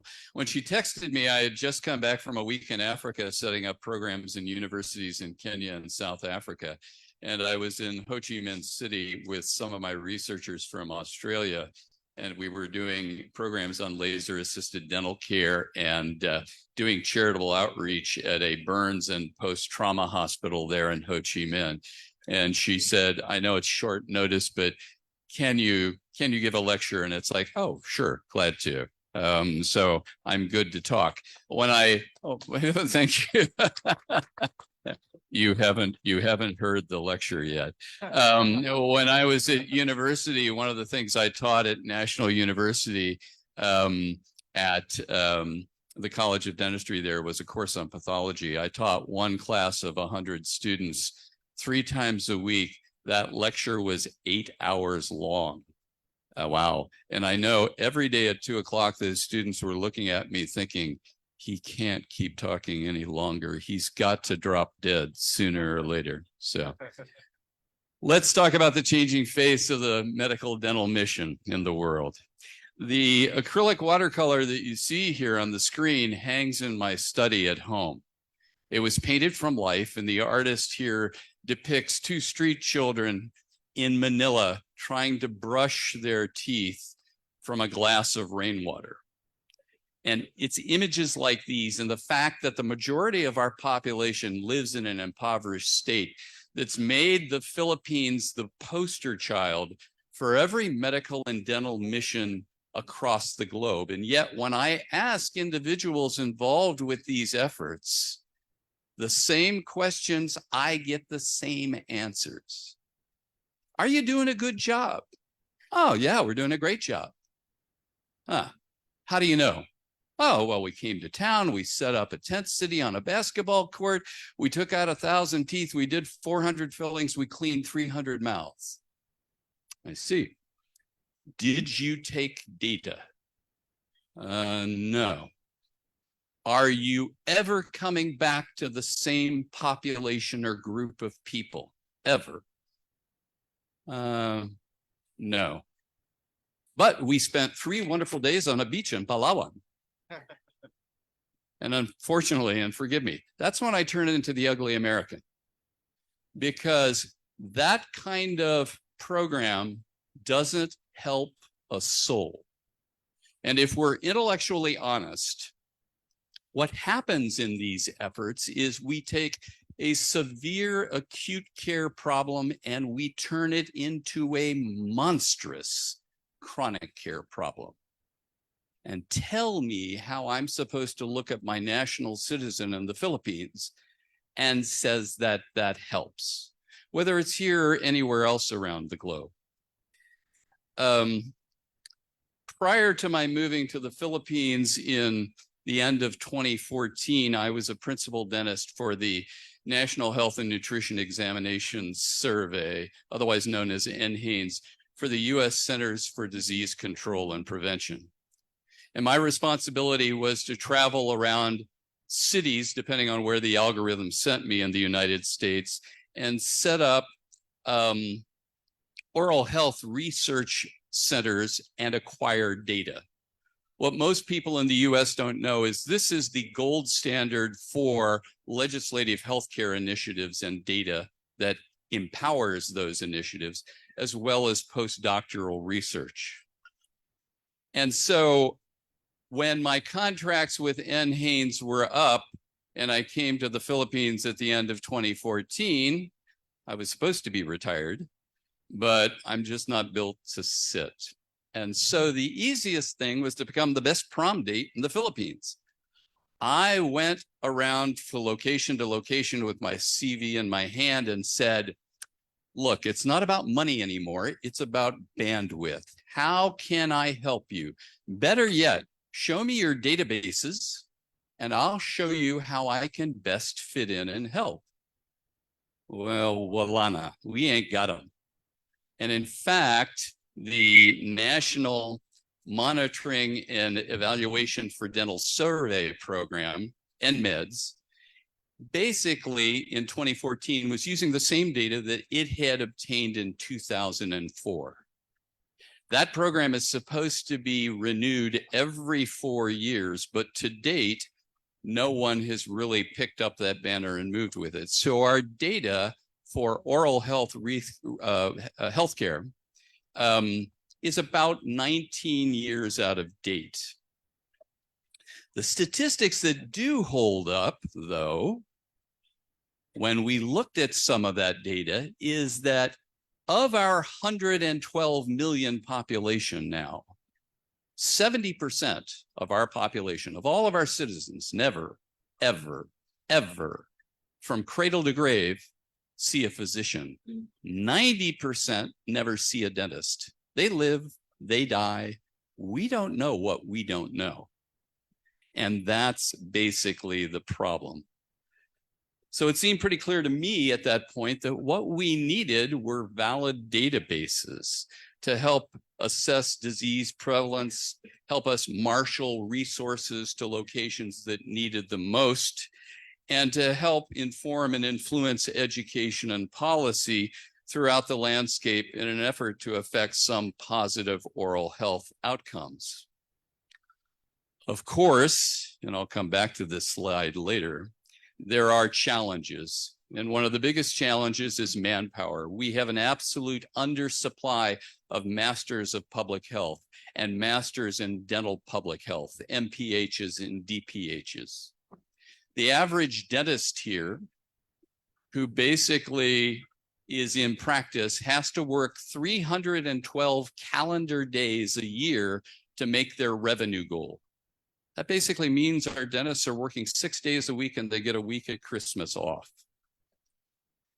Also, if those dentists are at the top of their food chain and they're clinic owners, their annual revenue amounts to 1.2 billion pesos. That's 24,000 US. If you're an associate dentist working for another practice or dentist, your daily pay is 500 pesos a day with a 30% commission, provided you have a steady stream of patients. And when we look at the landscape here in the Philippines, we find that most of those practices see on average only about 3 patients a day, 10 if they're lucky.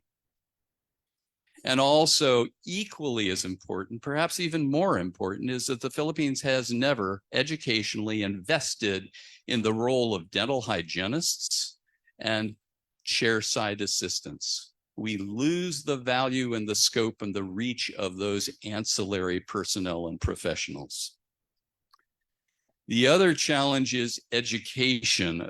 On the professional side, the Philippines has approximately 48,000 degreed dentists. They have their DMD already from university, but of that 48,000 dentists, only about 23 to 25,000 are in practice. The reason for that is that when we look at figures coming out of the PRC, the licensure rate for graduate dental students is between 30 and 50% at most.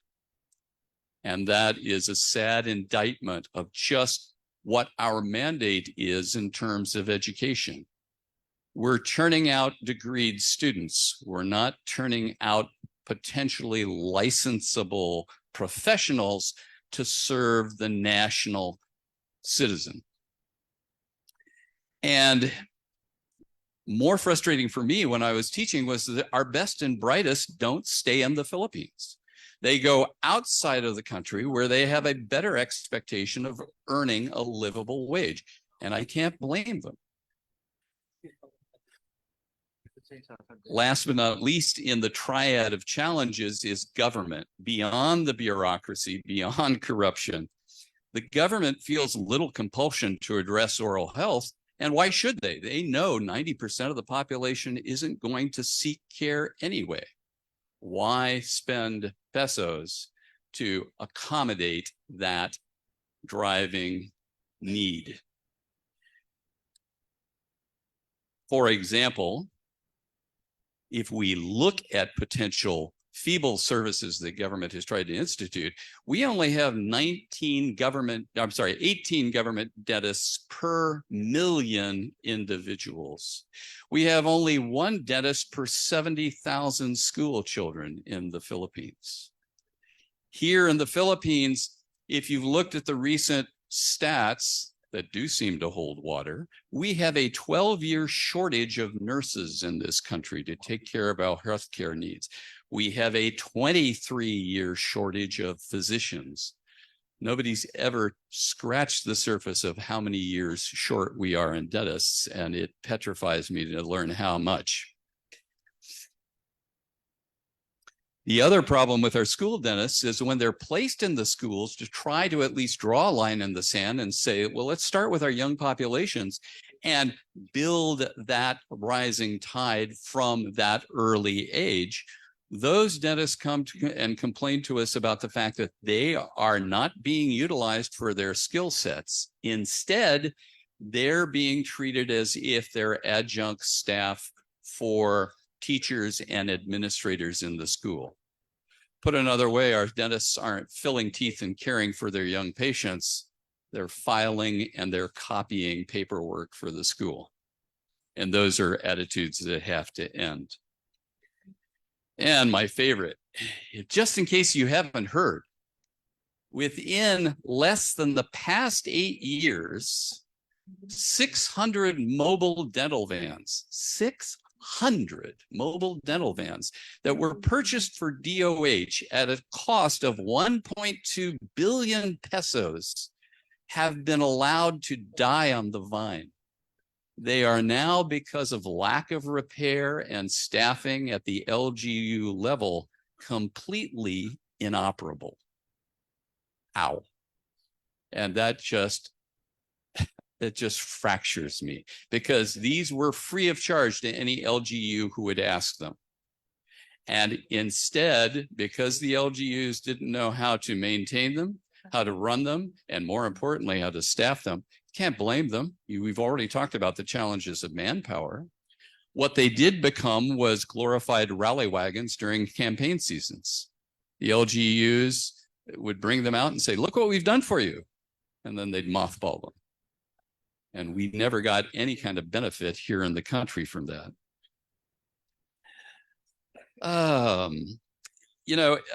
I've gone down the government route. I am a rule player. Tell me the rules, I'll be happy to fit in.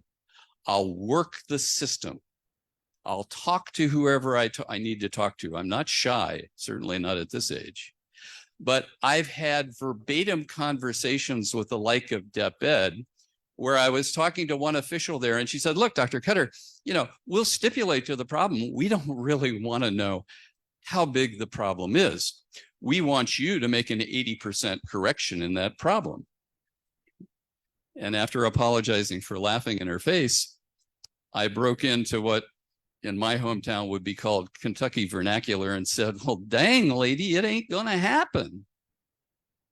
But if we had a 3% correction in disease prevalence, that would be significant. If we had a 5% correction in prevalence, that would be a sea change. So is there a solution here? We think there is. And, come back. Come back. There. And we have COVID-19 to thank for it. This was the biggest transformative event in our profession ever, because it drove us to our desks. And thank God for that, because it caused us to then decide where we were going to go after we survived our new best friend forever. So what we did in our organization was we reached out to our member nations. We talked to the key opinion leaders in those countries and said, where are we going by the time this is all over? And in each and every one of those conversations that we have had, it centered around the one key issue that we refer to as dental informatics in all of its variables. And that means dental data science. artificial intelligence. You heard about artificial intelligence already once today. I'd love to tell you what we're doing with it in Teeth Cloud, but I've got too many non-disclosure agreements all over me. But it is an absolute game changer. Recently, there was an article in the research feeds that I maintain that said that a hospital, and I can't remember where, basically used AI and they diagnosed with 97% sensitivity. That means accuracy, the ability to identify early infectious events. And that is going to be a game changer. Besides AI, we also talk about teledentistry and telehealth, and also public oral health, which today means mobile. Like I said, about a week and a half ago, I was in South Africa. I was talking to a member who was a retired executive with Gilead Pharma. There is a train that runs all the way from Dar es Salaam in Tanzania, all the way down to Johannesburg in South Africa. And they want to dedicate a number of cars on those trains for dental and oral health. And then they will use that as a dedicated point of care as it runs up and down the rails. They'll stop it so often in every community. People can come, they can have their data acquisition, they can have their treatment. That's a phenomenal idea. And as soon as we heard that, we turned to our people in India and said, you have trains too, don't you? But this is the future, believe it or not. And it's going to be the long game that from here on out, your oral health professionals, whether they're in the practice or in the field, are going to be utilizing over and over again. So it all comes down to valid data. And it revolves around changing the narrative of what has been long too embraced as the medical dental mission. Because yes, we have populations of indigent individuals. Even in developed countries, we have pockets of underserved communities that rarely get seen. So how do we go about changing that narrative? Well, firstly, come to me. My thumb is too big. Firstly, the name. We need to get rid of the word mission, because all too often that word gets confused between healthcare and evangelism. And I say that advisedly, knowing who I'm speaking to today. And before you misunderstand me too quickly, let me tell you, each of those elements has a perfectly valid place in the world, but they need to stand distinct and independent from one another so as not to confuse their focus. It's better when we start talking, for some reason, there. It's better when we now look at these efforts and say, these are initiatives, these are programs. All too often, missions are sold to supporting stakeholders in terms of goodwill, photo ops, incidental travel, and holiday with charitable outreach. Initiatives and programs basically speak to establishments. They speak to long-term sustainable efforts that can be repeated and scaled and transferred at that point. Secondly, we need to eliminate the tent city or field operations that are out there. And the reason for this is, number one, it's too expensive. If we get rid of the tent cities, we eliminate a good deal of the materials and the equipment expense. And more importantly, we get rid of the expense of mobilizing that equipment and transferring it from location to location. Or worse yet, for those of us who deal on global stages, trying to get it all through customs. Because depending on the country, customs then becomes a quick dollar grab to say, how important is this to you? And if you really want your equipment, pay us. The other thing that it does is it eliminates the all too real problem of violating bloodborne pathogen standard. That revolves around issues of cross-contamination and cross-infection. We can't control it well in the field.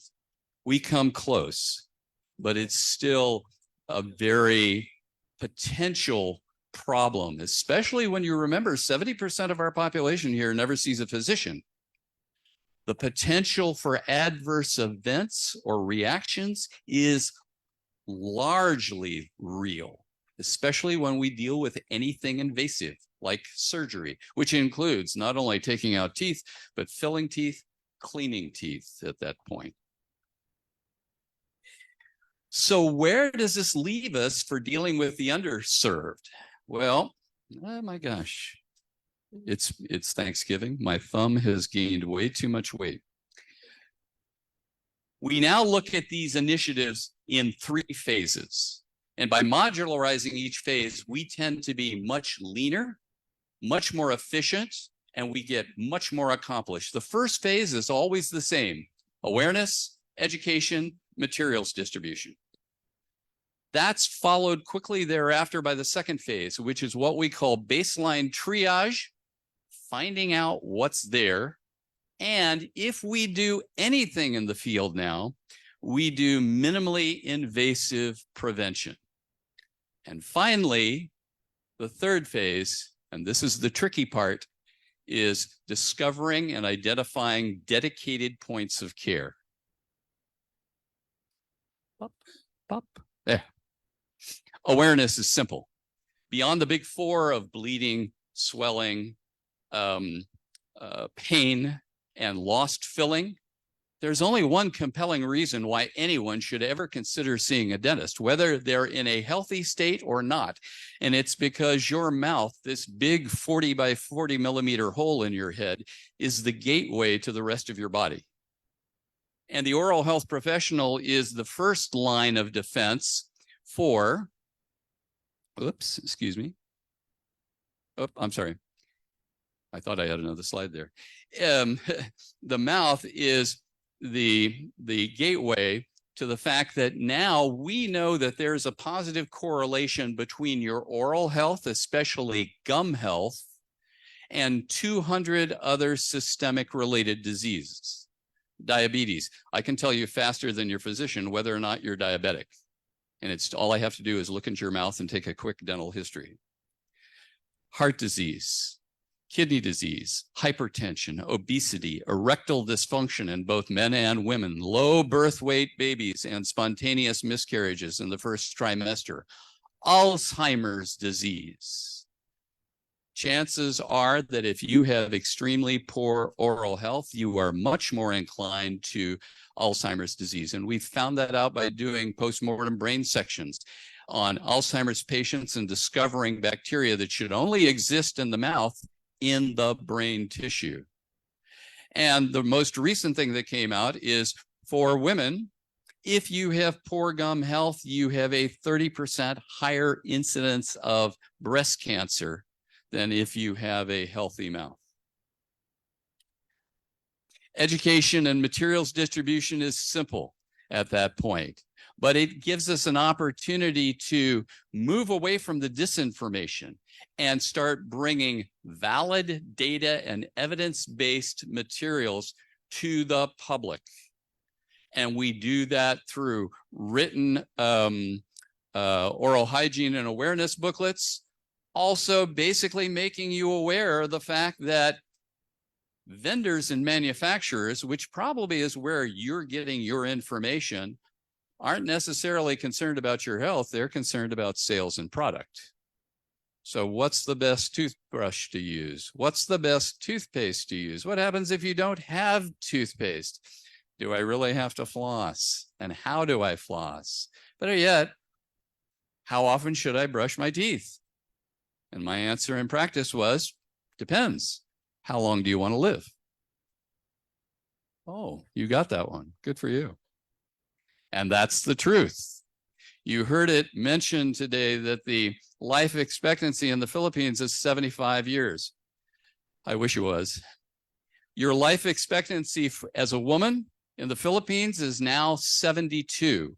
If you're a male, it's 62. Oh, wow.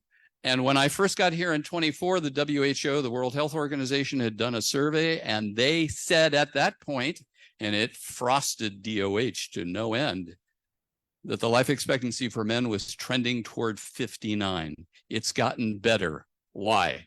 Our population is younger. Our average age is 24, and COVID gave us 700,000 new citizens. So it pushed that age rate up.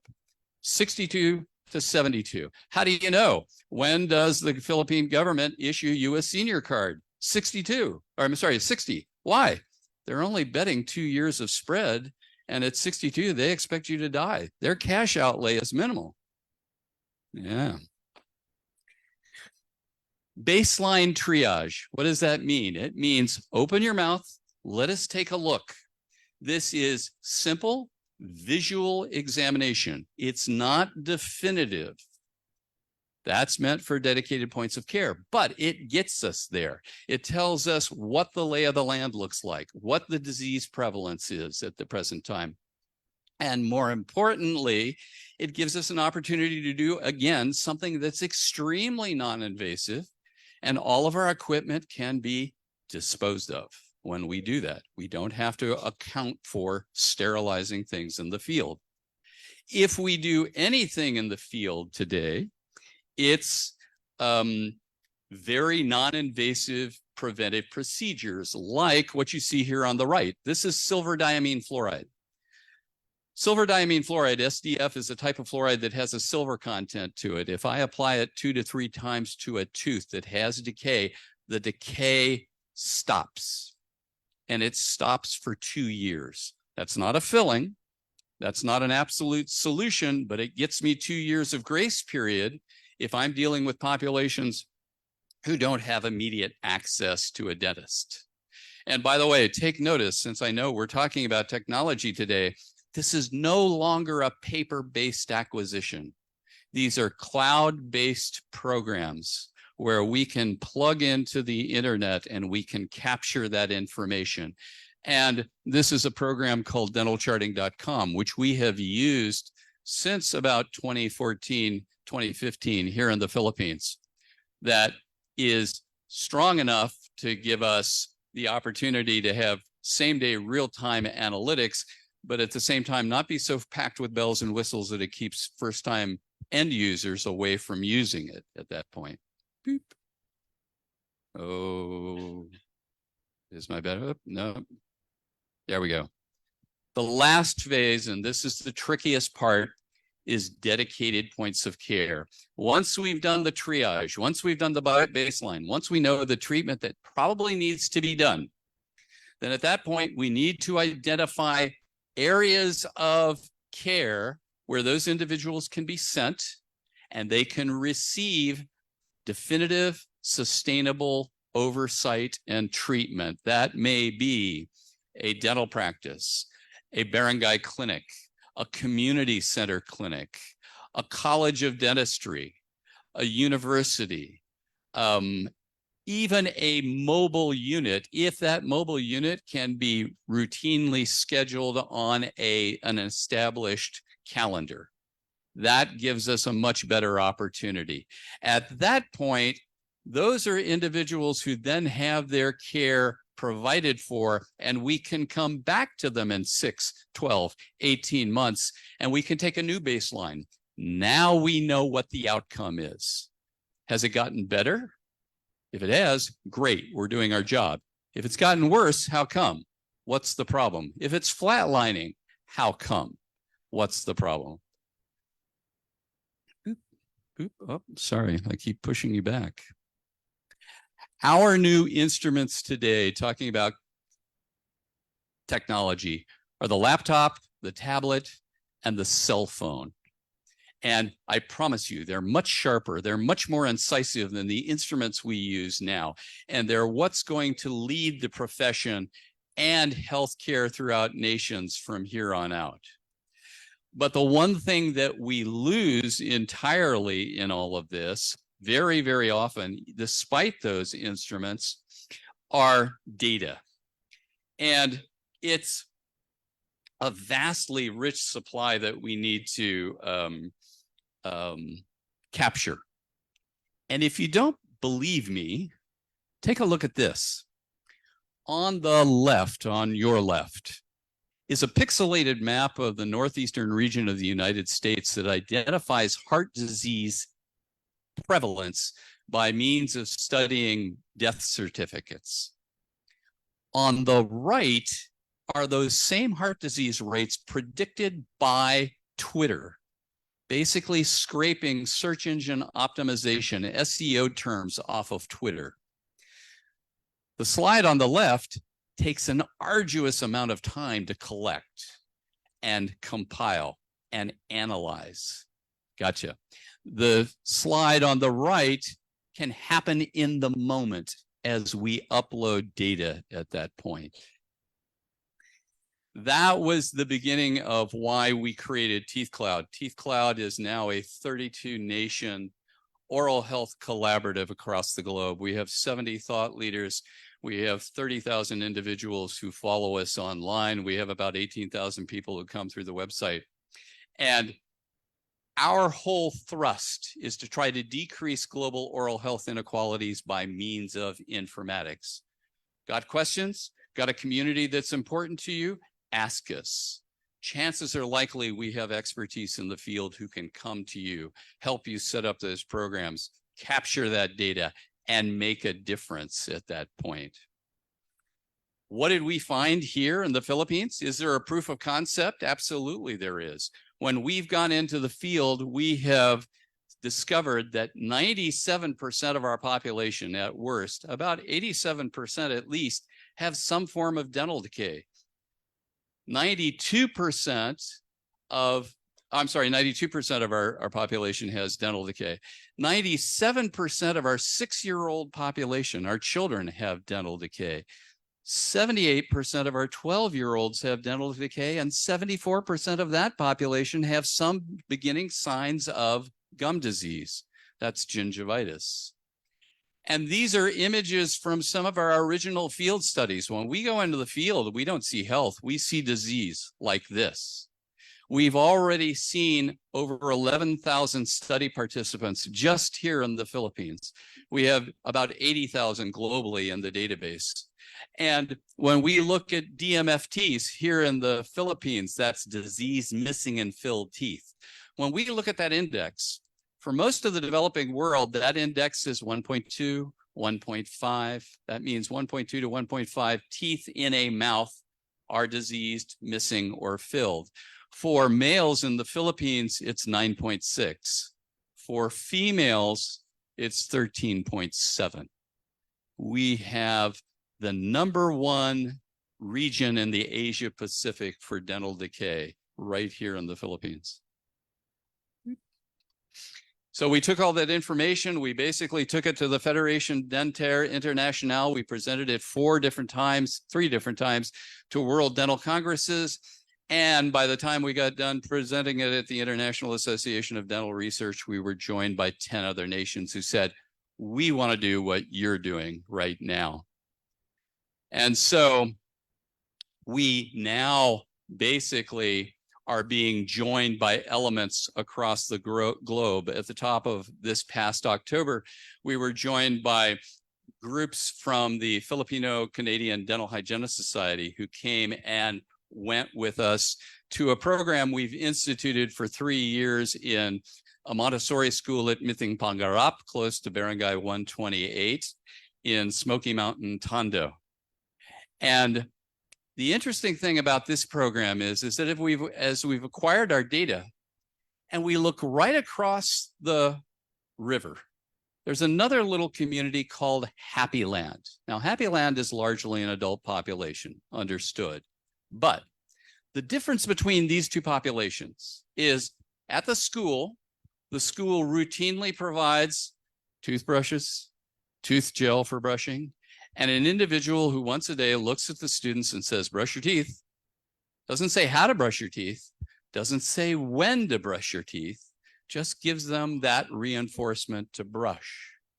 That doesn't happen in Happy Land, but the disease prevalence between Happy Land and Montessori is that there's 20% less disease over the past 3 years in the Montessori school than there is in Happy Land. That is amazing. Remember the conversation with the DepEd official? That's the difference. What a huge pivot there can be for oral health in the Philippines by utilizing this technology and also getting impact with stakeholder communities with the new face of medical dental missions. I've only got 2 plaques on motivation on my desk. One says, "I'm still learning." It was a quote by Michelangelo in his 80s. In Italian, it's "ancora imparo." And the other says, "It can be done." So as we acquire data, it informs our learning. As we learn more and we acquire more data, we now know more than we did before.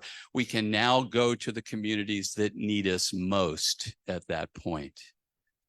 So the issue is size doesn't matter. We've done populations as small as 20 in the Philippines. We've done as large as 8,000. We're now talking to a population in the San Juan School District of 100,000.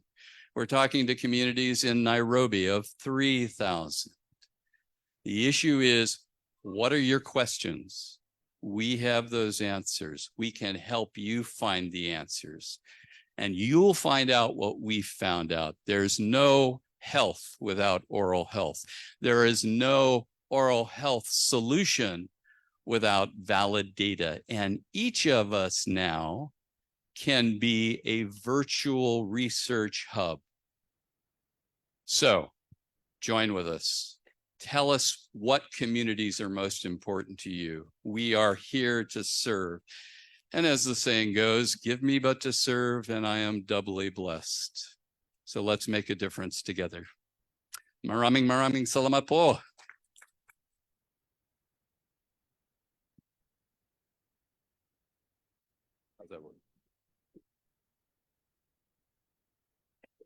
Wow, we did learn a lot, Dr. John Carter. A big round of applause once again.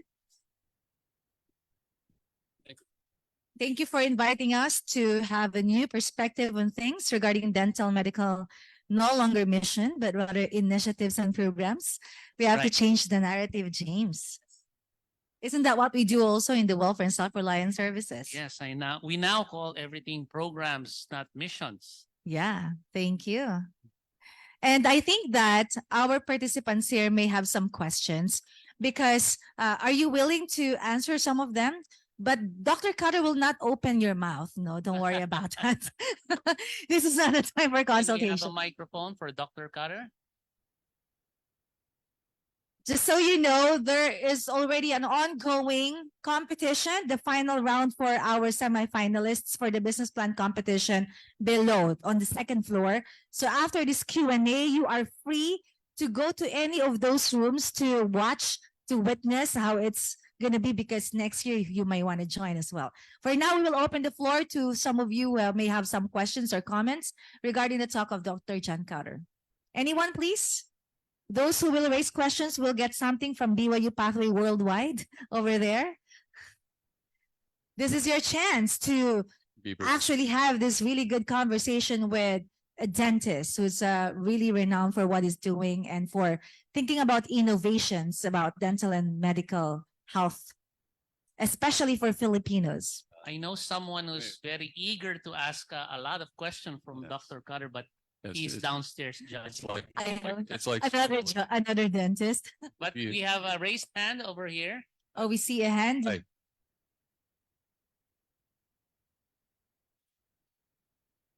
Hi.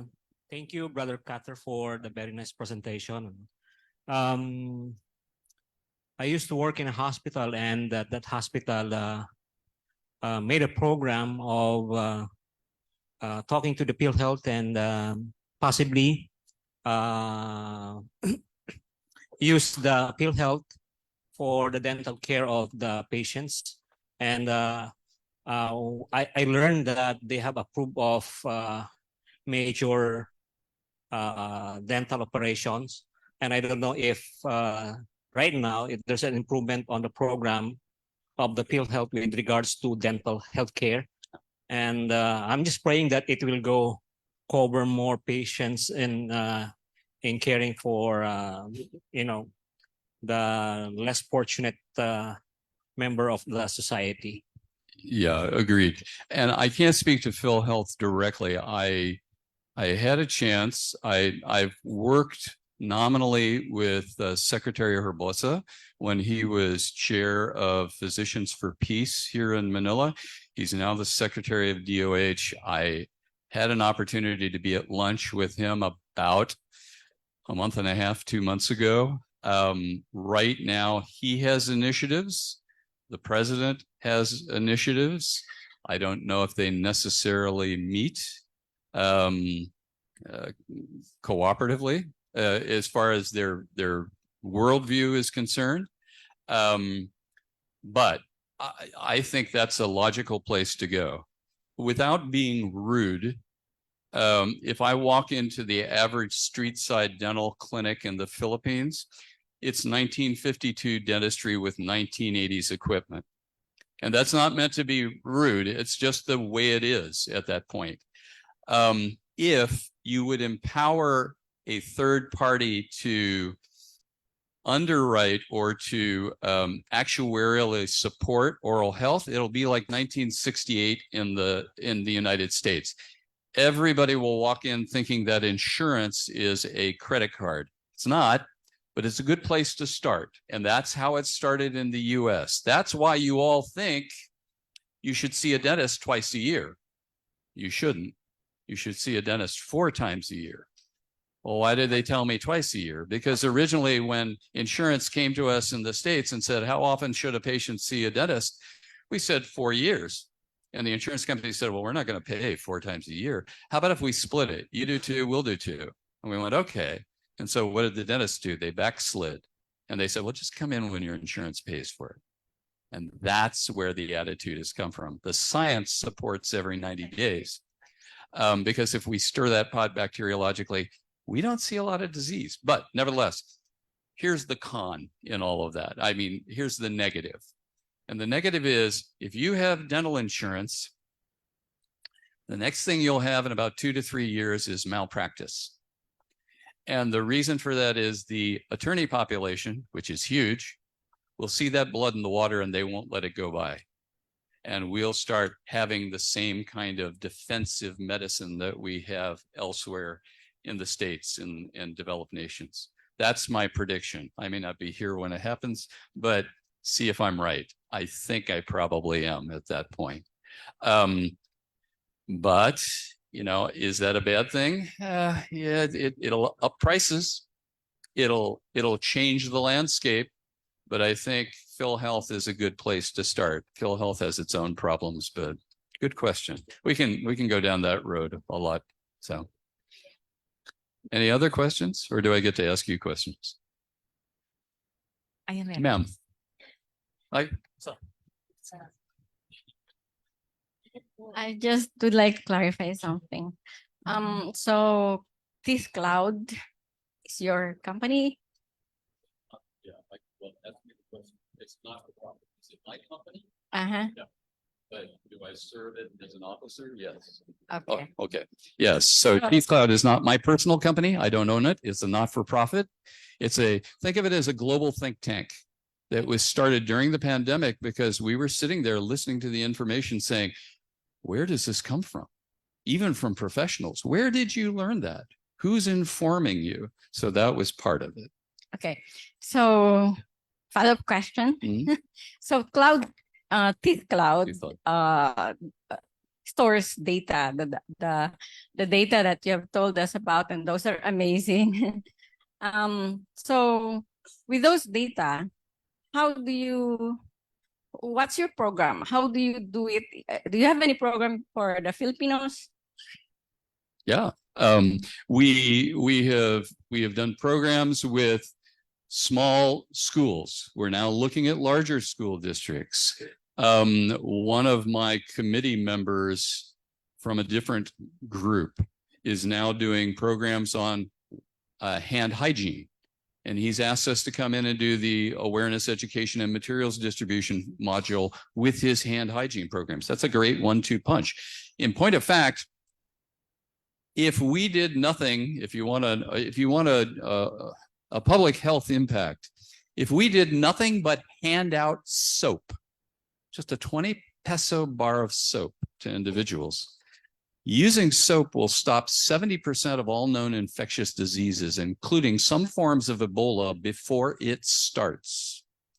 Having access to clean water in communities will eliminate 90% of our hospital beds tomorrow. That's the impact of public health. Do we do it in the Philippines? You're asking me the same question all my thought leaders ask me. What are my duties? Your duty is to do what you are most passionate about. Have you got a community that you have attached to? Have you got a program that you are passionate about and you want to help support them, possibly through oral health? That's what we do. So again, no community too small. I've done micro samples as small as 20. I've done them as large as 8,000. And they can come from all walks. They can come from the community. They can come from the church. We're now looking at populations of employees in hotels to find out if positive oral health outcomes improve their absenteeism rates. And we think they will. But we're just getting started on that program. So, how's it? Thank you.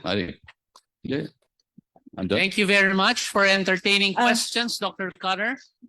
We'll now move on to the next part of our program. Yeah, sorry, Brother James. There's one more question here. Okay, maybe one final question and then we'll move on to the next. Oh yeah, sorry about that. Well, sir, first and foremost, thank you for everything you do.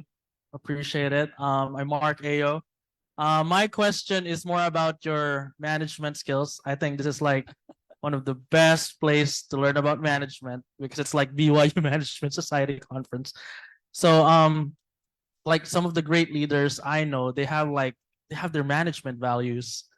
Like, what are your management values? What are your non-negotiables? How can we be more like you? He said, asking the almost 72-year-old guy. Number one, okay, let me tell you what my canned answer is. Number one, I was blessed with a great education.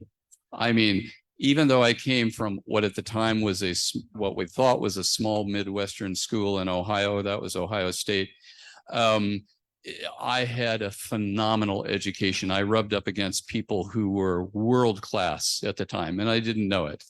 And so that ethic of constantly learning, understanding that I don't know a whole lot about a whole lot, but because I don't, it gives me an opportunity to go find out. So that's what turns me on, as far as, how do I keep going in the day? Well, that's because I don't know it all yet, and I never will, because every time I answer a question, I get 3 more questions. So that's number one. Number two, it's don't limit the people who work with you. If you got good horses, let them run. You picked them for a reason. Don't micromanage them to death. They will bring you things that you never dreamed of. They will reach levels that you never aspired to, especially if you metrically challenge them. The issue is I don't go out there and say, do a good job. I say, do a good job, and this is the value that I'm going to place on you that's going to measure that job being done correctly. And believe me, it'll be posted every day. And I've got the ability to do that today. I did it back in the day when we did it by hand. But now if the stat falls, I can come right back to you and go, what's up? Why didn't we make that goal? And my staff, God love them, worked with me when I was in practice back in Ohio. And year after year after year, they broke goal. And when I told them I was retiring, they said, you're not going to retire. And so they started working harder, which was like, great, you're just raising my bottom line. Knock yourself out. So that. And never, ever be afraid of the opportunity. Don't say, I can't. You know, again, that's that other motivate. Tell me you don't want to. Tell me you're not interested. Tell me that's not your gig. That's fine, but don't tell me it can't be done. I know it can be. So how's that? Thank you so much, Thank Dr. you so John Carter. You've been amazing. And now we take this moment to invite everybody to participate, witness the business plan competition. Some of you may want to visit the 2 rooms below, and others would want to remain here, or you go around. Yeah, Okay. the booths, Meaning to say you can go below and then you can stay here. You go visit all the 3 categories. Okay. So let's do that, ladies and gentlemen. By the way, a big round of applause to Mark Ayo. Mark Ayo is the president of the BYU Hawaii Alumni Philippines Chapter President. Thank Welcome, you for Mark. being here.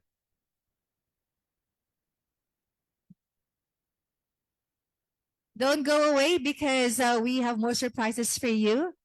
And we will hear from President Manuel Agustin for the closing remarks later, so you don't want to miss that. So please feel free to go around and check on what's going on in our business plan competition final round.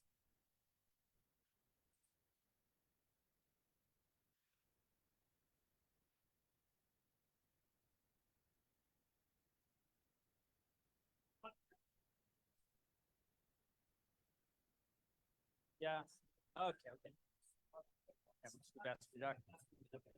Okay, be back after what time is it? Be here at exactly 7 p.m. Everybody, 7 p.m. 7 p.m. Are you not gonna work? It's not.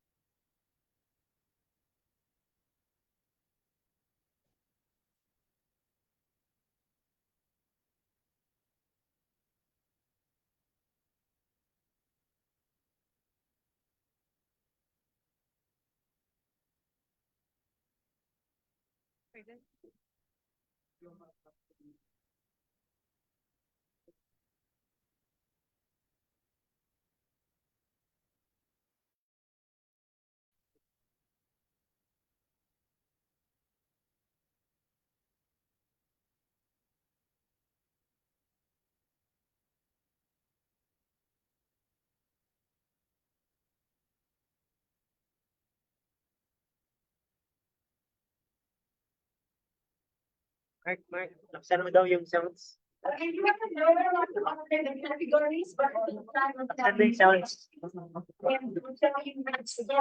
here and the 2 rooms below.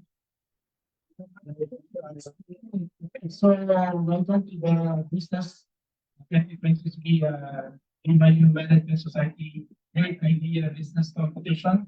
So, what's going to be done here is the category for the Small business. So we have 5 contestants who qualified for the finals, and we will now call on the first contestant, Sister Angie Agawin. Let's all give her a good round of applause. Yomi's Bake Shop, baked goodies. Yomi's baked goodies. All right, so we need to focus and give so we can listen properly to the presentation. But first, we will show the 2-minute video. All right. So judges, are you ready? Yes. All right. We have Jared, Elder Hayne, and Shane, imported from all over the world to do this judging today. So, Maestro. Yeah. Oh, yeah. Yeah.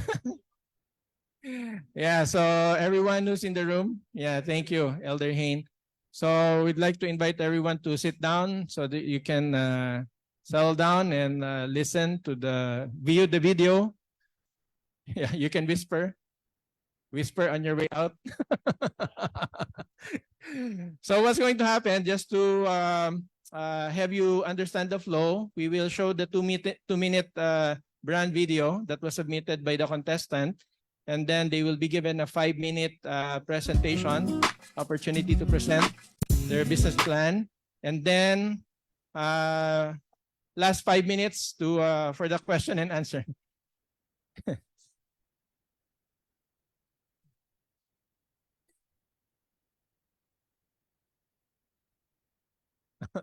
All right. Hi, thank you, Shane. All right, so because we're kind of short of time, so we want to make sure that we'll do this efficiently. All right, so Eugene.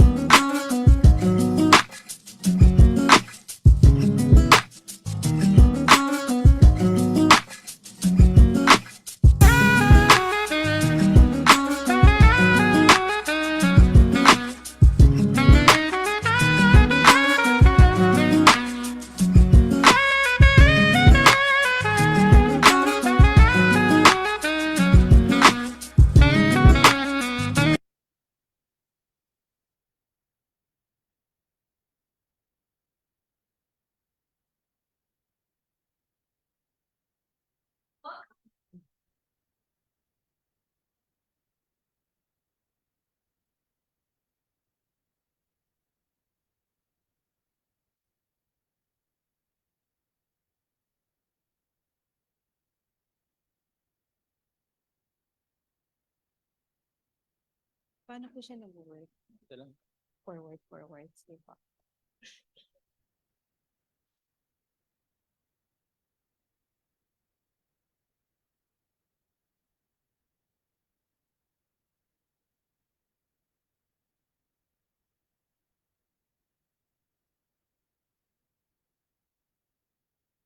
Yeah. And then in-email ko sa'yo. Hello. Hello.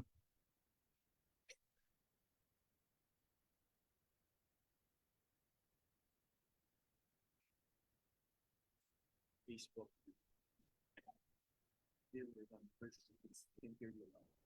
Thank you.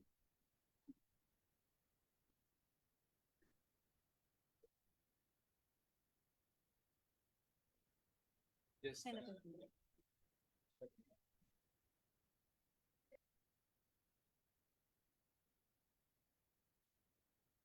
Mabuhay! This is Angie from Yomi's Baked Goodies, and I'm here to present the business plan for Yomi's, where every flavor has a story.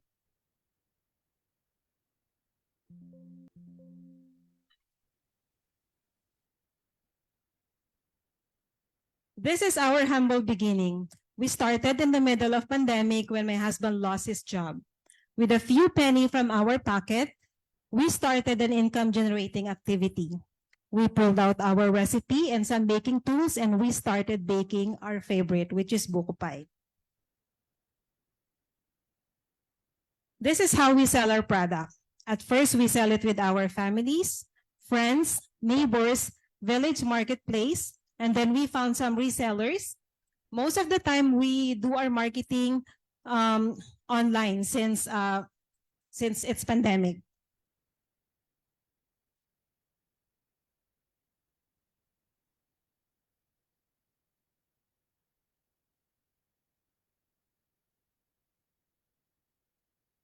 As we start our income generating activity, we learn things.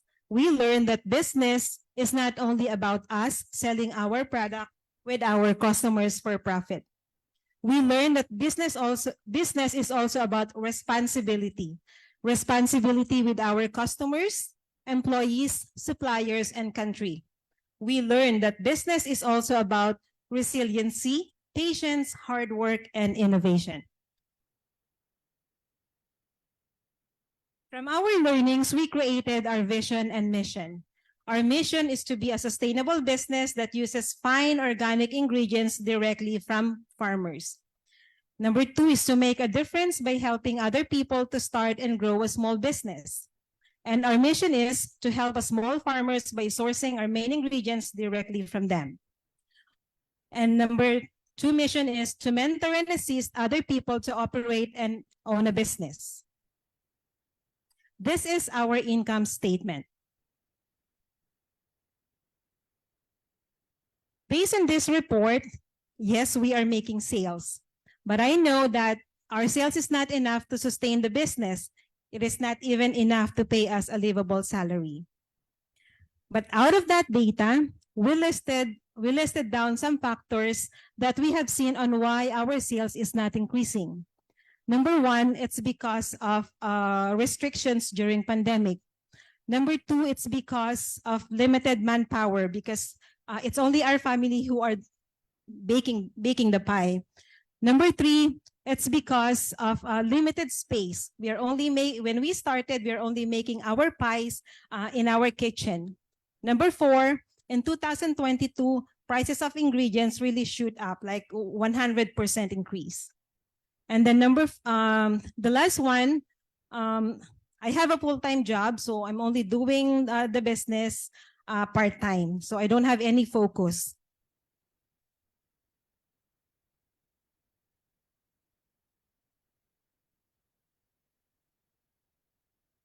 Yes, we are starting very small, yet our dream is really big. This is our projected income statement per store. So meaning we're planning to open few stores. But the challenge is, how are we going to do it? Before going through our plan on how are we going to do it, I'd like to discuss about some of our accomplishment. We were already purchased an industrial oven. We were already built a small baking studio in front of our house. Number 3, we have tried already the market inside the mall. Number 4, we have already joined different bazaars. We have already attended different trainings from different agencies like ACE. We have already innovated our products to fit with our customers' need. And again, we learn. We learned from our previous experiences the following lessons. We learned that high-end market are the best. We learned that malls are a good avenue for selling our product because of their facility. They have a better traffic of customers. And then number 3, we continue to innovate because customers are always hungry for new things. Like from single coconut pie, we have now, we call it bukube. It's a coconut pie, and then we top it with purple yam. And then we make a small version so that we can sell it with, for those who would like to make it as a wedding gift or wedding giveaways. And then number 4, we look for people or organization who can help us to achieve our goals, like this one, or like we partnered with DTI.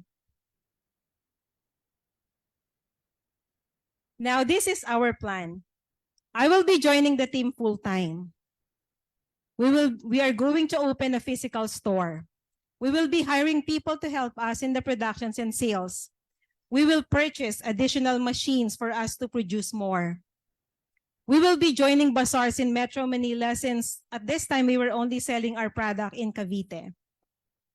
We will increase our corporate accounts like events. We will increase our resellers. We will be enrolling with social media platforms like Food Panda and Grab Food. We are going to introduce new product innovations like pocket pie with more flavors to choose from that will cater for middle class market. We will be introducing a low calorie to no sugar for targeted market. On the second year, which is 2025, we are going to open 2 additional stores. And on the third year, we will sell the business for franchise. And also we will be joining and collaborate with different institutions like the OST aside from DTI so that it can help us with product development, financing, and many more. We understood that there are challenges that will arise along the way. With faith, hard work, right skills, and positive attitude will help us achieve our vision and missions or our goals. This is our presentation. Thank you. All right. Thank you, Angie, for that wonderful presentation and inspiring and yummy. So we will now proceed to the question and answer. So a reminder to the judges and also to the contestant, just be concise so we can ask as many questions as possible in 5 minutes. All right, judges, your turn. Okay.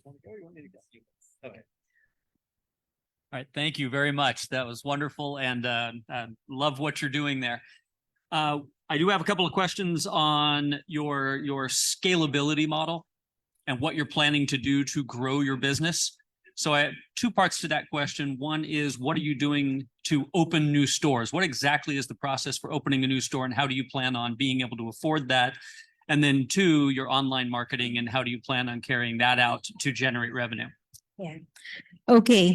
Our plan for opening up a store, right now we were looking for some areas. At first, we would like to do it first near in our place in Cavite. We were already talking with some of locations. Like previously, we have already tried the market of Ayala malls, and our sales there is very good. And then they offered us that if we want to go back, we'll just need to talk to them. But we are also looking on other malls near in the area. It's the SM. They have a better traffic of people. They have a bigger location. However, the rent is much higher. So we were now in the process of deciding which area do we wanted to stay.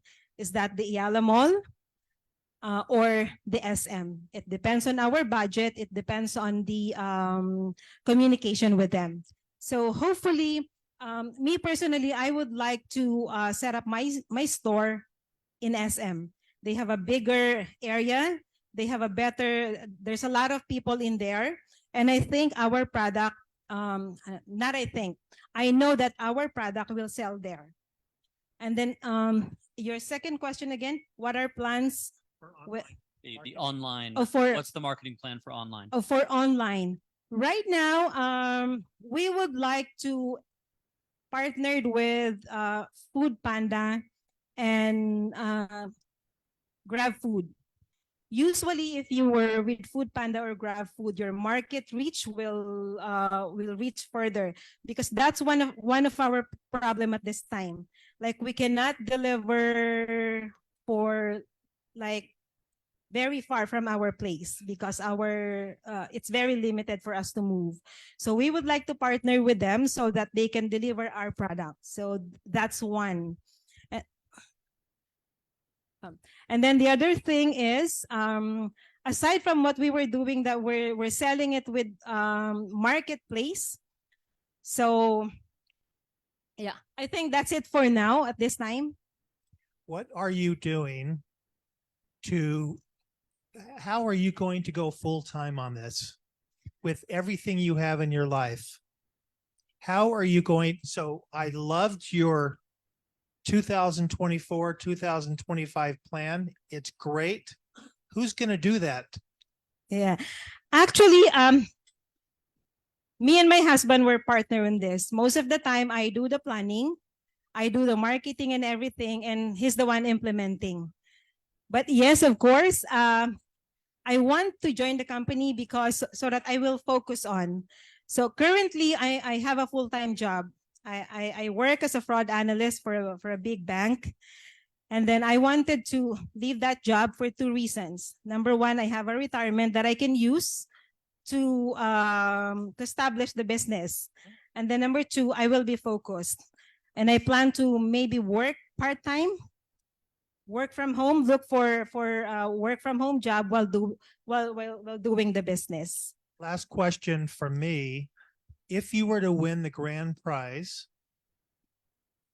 what do you do with that money in the next 90 days? Already have a plan. I've already thought about it.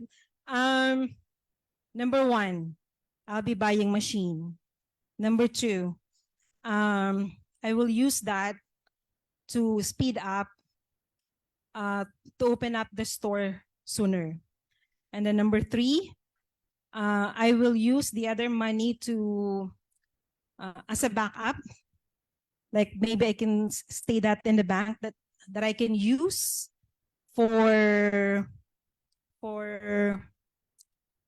other things for the business. So I think that's the 3 things I have in mind if I win. I just have a very quick question. So you mentioned earlier in your presentation that you source directly from the farmers, right? So Yes. if you can share with us your sourcing process, and if you can share also how you are creating impact for these farmers. Okay. Yeah. At first, we buy our ingredients from Palengke. And then from Palengke, we met a person that they are directly sourcing the product from indigenous people from Mindoro. So we get from them. Sooner, we wanted to go directly from the indigenous people. Actually, I love the talk of Brother Laceda a while ago. Yeah, we would love to collaborate with him. Yeah. When our company get bigger, we would like to go directly to the farmers and buy the crops from them. The reason why, it's because, for example, our coconut, we buy that in the market like 35 pesos each. And then we learn that they buy that coconut from the farmer 5 pesos each. So if we will go directly and buy them the coconut for 15 pesos, then they will give them more sales. I was able to help them, and then they will able to help me as well. So I would like to do that. In the future, I would like to go directly to the farmers to buy their crops. All right. Thank you. 5 minutes is up. So thank you. Yomi's Baked Goodies. So let's all thank you everyone for applauding.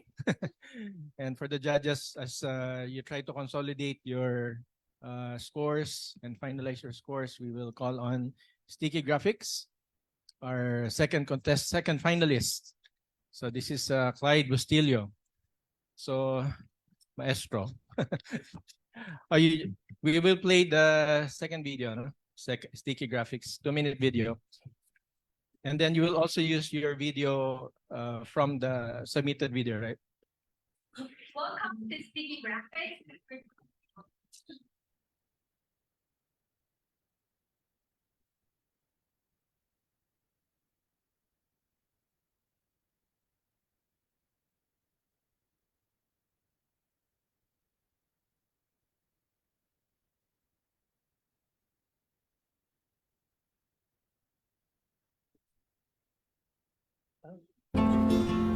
Welcome to Sticky Graphics Advertising. Our business is an indoor and outdoor advertising services. We are passionate about providing high-quality tents. We fabricate heavy-duty tents for any occasion. Make your camping tour, shelter, and on-the-go activity enjoyable, comfortable, and secure, from personal use to business use. We also install stickers or decals and tint to your car, van, bus, and motor wrap. We can advertise your business using our cut-out printed stickers. We design and customize according to your needs. Help you design your logo, digital tarpaulin printing, built-in acrylic signage, and Panaflex print. Making a high-quality services at the most affordable rate. We take pride in our wide range of products that are designed with the latest technology and materials. Our mission is to deliver our products and services to customers who demand durability, quality, and reliability. We strive to exceed our customers' expectations and by continuously improving and innovating our products to meet their changing needs. Get a free quotation today. Message us or visit our workshop at Barangay Gusa, Cagayan de Oro City.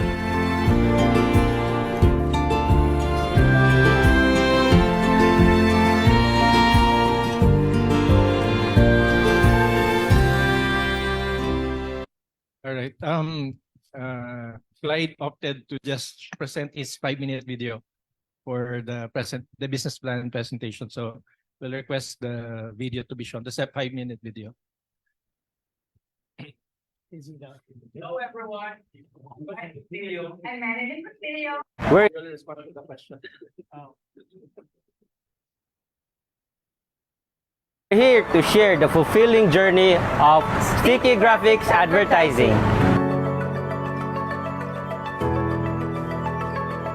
Before we delve into the heart of our business, let me take you back to where it all began. In 2014, our firstborn was lost, followed by my father-in-law. In connection that he was saddened because of the loss of his supposedly first grandchild. We tried again in 2015, but we lost the baby again. And the saddest part was my father and our baby, they were buried on the same day without me because I was still in the hospital. We knew that there was a plan, but enduring the pain was the hardest part. My husband and I decided to take a rest and start a business, and that's the Sticky Graphics Advertising was born. Our initial focus was on printing and stickering, installing decals on vehicles and providing simple printing solutions. But as we grew, so did our services.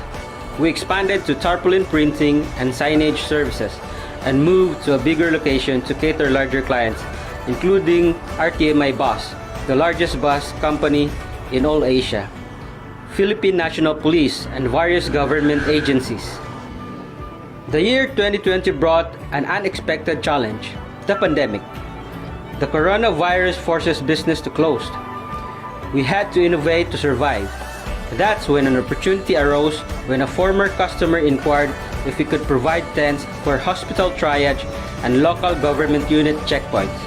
Despite our lack of experience, we seized the chance, aligning with the belief that everything can be learned. Because of this, we are now able to venture and invest in our own high-frequency welded machine and acquired property. As our business evolved, so did our customers' expectations and challenges. We constantly review and analyze their pain points. Our customers want heavy-duty yet fast production, affordable prices, and reliable delivery. We address these pain points by ensuring 2 to 3 days instead of normal 7 days day lead time, timely delivery, and offering our products at a very reasonable price. The Northern Mindanao market is huge. We are operating in regions spanning 20,000 square miles with only 4 identified tent makers.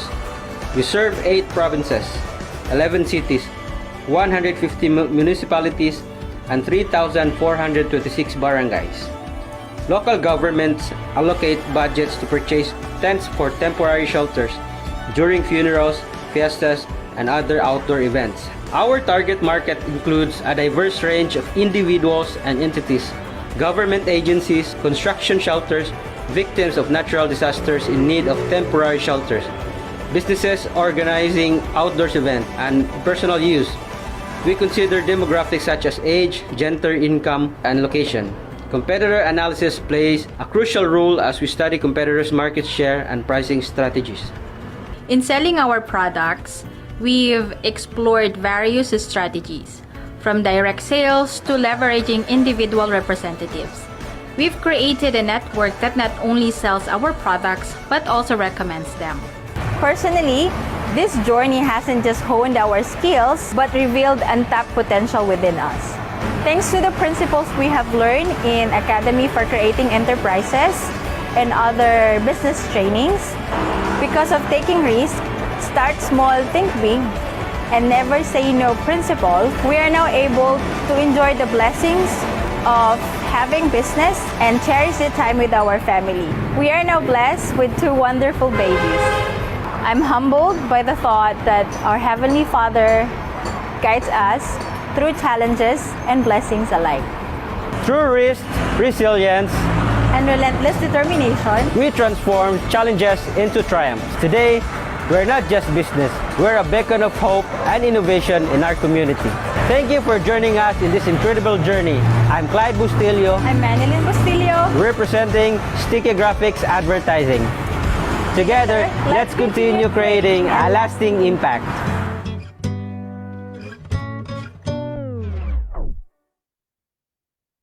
All right, Clyde.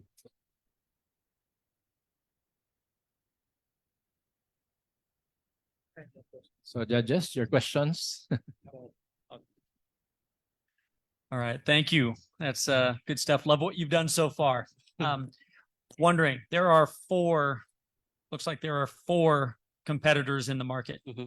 So what is it that makes your particular signage company unique compared to the others, plus any potential future competitors? What's your value proposition that makes Sticky Graphics the choice for every single person or entity that needs signage? In Sticky Graphics, we made a process that from the normal 7 days lead time in making tents, we reduce it to 2 to 3 days. And then none of our competitors delivers their tents, but we does. And that's our main edge to our competitors. Okay.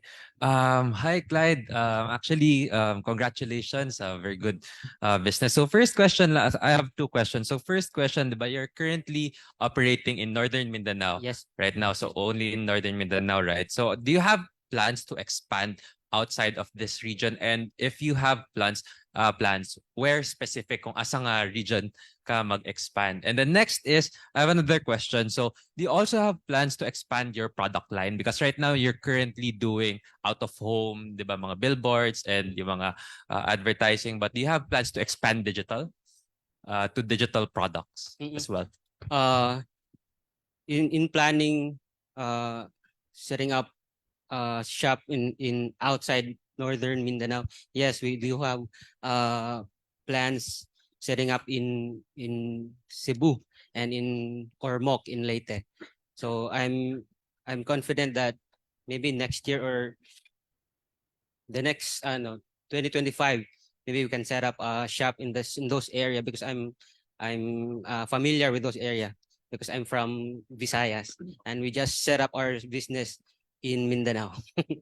And then the next question is, do we have plan to go? Yeah. Like, So just to expand your product line from print, diba, from digital, from your current product lines to expand to maybe digital or other products. Yeah, actually we have plans on that, going digital, but for now we're focusing on our bread and butter, the tents, and then yeah, we have plans for being digital in our business. I got one more question here. So I'm wondering, how many people do you currently employ? How many people do you think you'll be employing a year from now? And then how many people do you think you'll be employing 5 years from now? Today we have 4 employees, but we're planning to hire 2 trainees. That's the usual thing that we do. We always have trainees, and then that trainees will be a backup if ever one of those 4 will find new job, left our shop.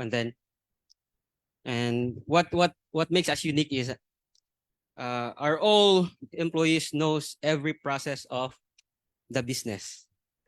So if this one will leave, we can survive. And also I know all the process from welding, from designing, graphic designing, all. So in scaling the business, I know I can scale it. We already have 3 locations in our area. But as far as number, you have 4 employees right now. Do you still see 4 employees a year from now? Or do you Yes. see more employees? More. More? How many more in a year? We're planning to hire 2, and then if we're planning to set up in Cebu and Ormoc, maybe we're planning around 10 employees in that 2 In the next area. year? Yes. You'll go from 4 to 10, and then from 10, how about 5 years from now? How many employees will you have then?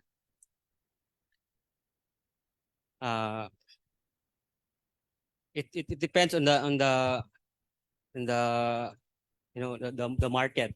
Yeah. What are you hoping for? Yes. How many do you hope to have 5 years from now? 5 years from now.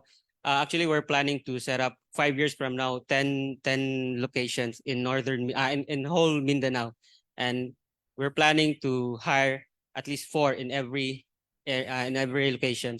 So that's 40. Great, thank you. Thank you. All right, thank you. Congratulations. Okay, so let's give some time to the judges to finalize their score.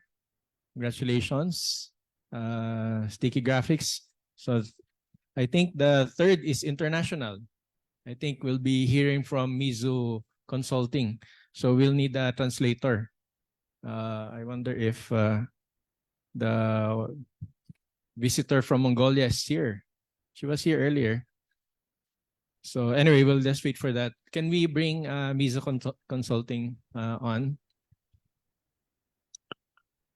Hi, everyone. Oh, so you're, I think we bring our interpreter here. So okay, all right, great. All right, so we'll first show your 2-minute video, and then we'll turn the time to you for 5 minutes for the presentation. Yokoso, Mongol. Welcome to Mongolia.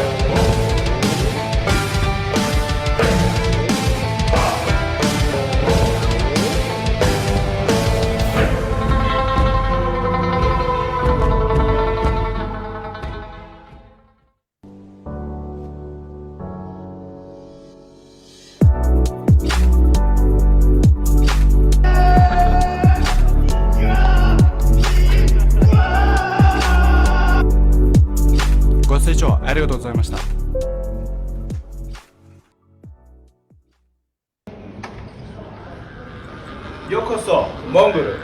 Welcome to Mongolia.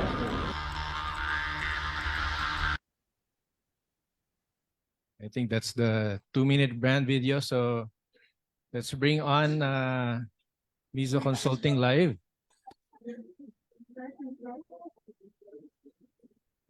Can you expand his the view on him? There you go. Is it started? Can I speak? Can anyone You're hear good. me? Good? You're good. We can see your slide. Okay, can we start now? Yes, you can. Okay, we are planning to start our initial smart business in tourism industry. During the corona pandemic, the country has lost approximately 5 trillion tourists, and hundreds of tour operators closed their door. The tourism industry accounts for 6% of Mongolian GDP. One employee of tour operator contributes 12 million tourists each year. So developing successful business in tourism industry for now is the perfect time to start, and it will have a huge positive impact to our country's GDP. Our segmentation is Japan. Diplomatic relation between Mongolia and Japan has been good for many decades. Our target is Japanese middle age because middle age tends to travel a lot and they have a stable job and income. What we are positioning is private tourism inbound category, while our competitors are positioning on outbound and mass travel. Actually, we don't see each other as competitors because we have one purpose with different teams. Our competitors are not paying attention on Japan due to lower visiting rate. So they tend to hire on the Japanese speaker travel operator in order to attract Japanese people. We choose Japanese name. It will easy to remember for the future customers. Our difference is we want to just speak Japanese language. We will perform professional Japanese hospitality and manners. Our vision is increase the Japanese travelers to enjoy Central Asian culture and nature. Our mission is serve with Japanese hospitality and manners. Our value is professional, reliable, comfortable. Here is why our competitors are not paying attention on Japan. Only the 3% of market share is Japanese travelers. It's easy to find travelers if they target other countries who are already visiting Mongolia and repeating, but our target market is still huge for us. And there are many chances in this blue ocean. Our target market growth is indicating 118% for last decade. According to the statistics, it seems to grow 11% for each year, and it will be reached 30,000 for following 5 years. Recent data shows us the peak season is May to August. Our process is receive a travel plan from a customer through email and website, following up the customer till drop at the airport. We are going to offer 2 main products and services for following 2 years and planning to increase the number of visiting place. The customer will be free to choose the guide and driver and car type and places. We are planning to use organic marketing methods much as possible. I figured out they organize many free businesses in Japan like Tsukuba Connect. I visited Hitachi City this October to talk about the renting office in Japan, and they offered us the lowest price, even cheaper than Mongolia. We received many business cards through attending free business events meeting, and we are planning to send them invitation emails to visit Mongolia. Also, we're planning to print out many travel guide brochure in Japanese language. Our biggest marketing work will be creating our own website, so I can do it myself. The website ought to be gonna be multi-language and switchable choices. The main language will be English and Japanese. We're planning to create virtual contents for the customers, and they will be able to learn about the place before they come. We already have our Facebook page, and we're going to pay more attention online because most of the Japanese people use this application. We might face a few problems like parking shortage, expensive flights, and other unpredictable things. But we have plans to overcome this troubles. The Mongolian tourism industry is very seasonal. So during the winter time, we're trying to outsourcing from Japanese companies due to Japanese societies facing a lack of labor force. Some companies are outsourcing their remarkable works into foreign countries. It will help us to overcome the difficulties like Corona pandemic. Our biggest strength is we understand our target customers' behavior and culture and expectation. Then the 100 tower operations closed their door because they couldn't survive during a Corona pandemic. It's sad, but it gives us the advantage. Recently, Japanese famous content creators are making mass contents about Mongolia. It's helping us to reduce the marketing cost in Japan. Our annual net profit will be estimated $700 for this year, and we are anticipating to receive 100 travelers for next year during the peak season. And if we could achieve this goal, our net profit will be increased 1,100 for percent for next year, and it will be increased consistently. And we are confident to achieve this plan. Thank you for your attention.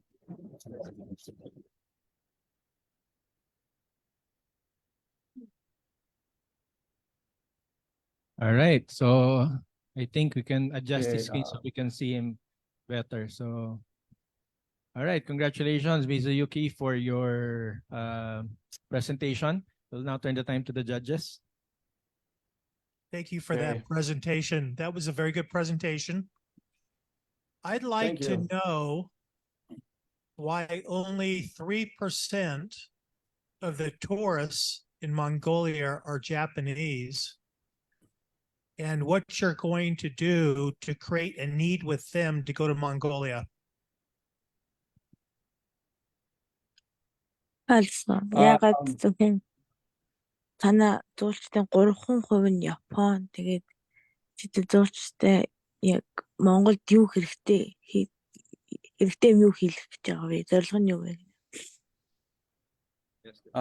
Нэгдүгээр их Япон хүмүүс, би Японд амьдарч байхдаа их Япон хүмүүс Монголын талаар огт сайн мэддэггүй байсан.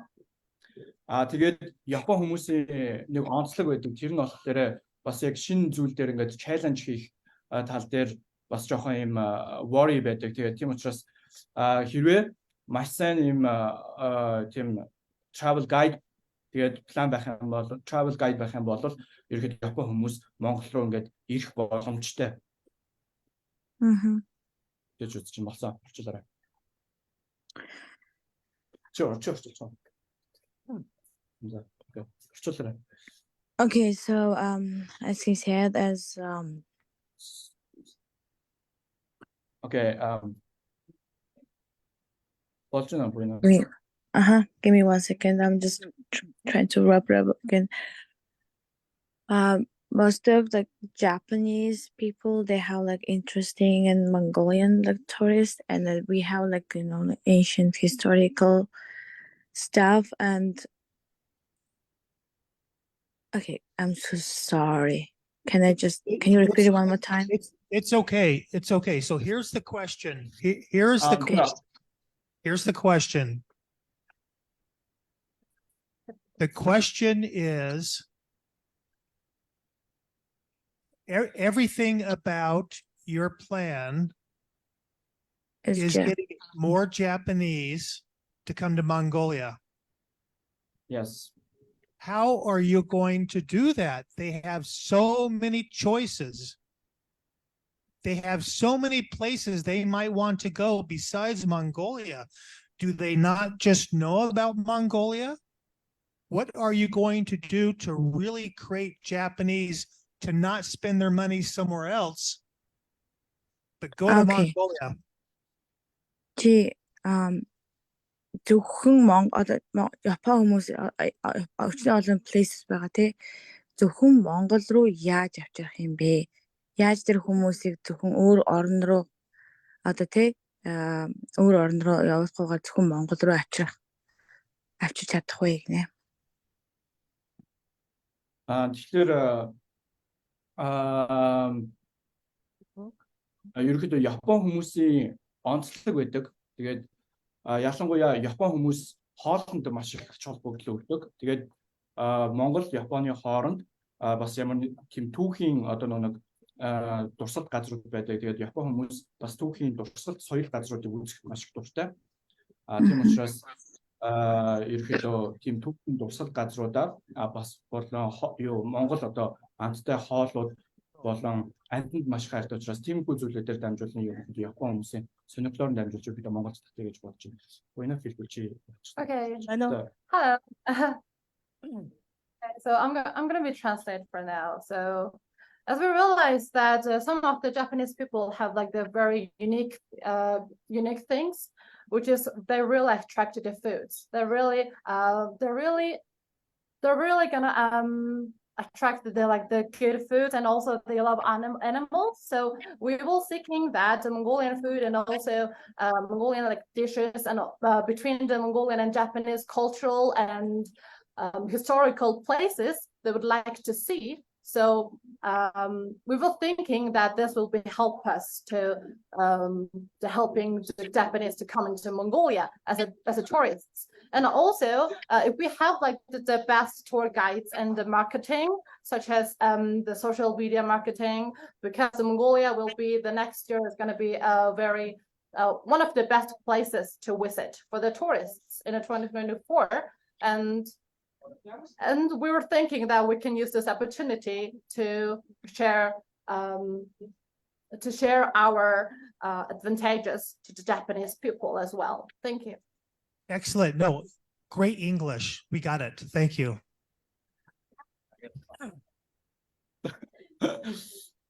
I know you guys are doing great. Thank you so much for bearing with us as we conquer the language barrier together. I have a follow-up question to that because you're basically you have an overall market that represents 100%, but you are capturing 3% or seeking to capture 3% of the overall market. So my question is about how are you going to increase the number of revenue streams that you have from that 3% because you have a limited market? Do you have plans to increase revenue streams? Meaning, can you upsell those particular clients on more services so that you can generate more revenue for your business?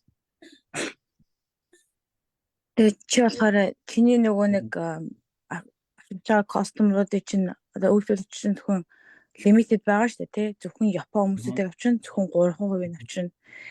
За тэгвэл 3%-ийг авчрах хугацаанд чи customer-уудаараа дамжуулаад upscale буюу одоо тэр хүмүүсээс эренгуутаа бизнесээ ингээд илүү одоо орлого олох боломж байгаа 3% ашиглаад тийм үү? Ерөөдөө ойлгож байна байна. Тэр хүмүүсээс чи 3%-ийн таргет хийсэн байгаа шүү дээ. 3% чи 3% хүнийг чи авчирж авах хугацаанд илүү одоо орлогоо нэмэгдүүлэх upscale хийх боломж чамд юу байгаа вэ гэж бодохоор юм асууж байна.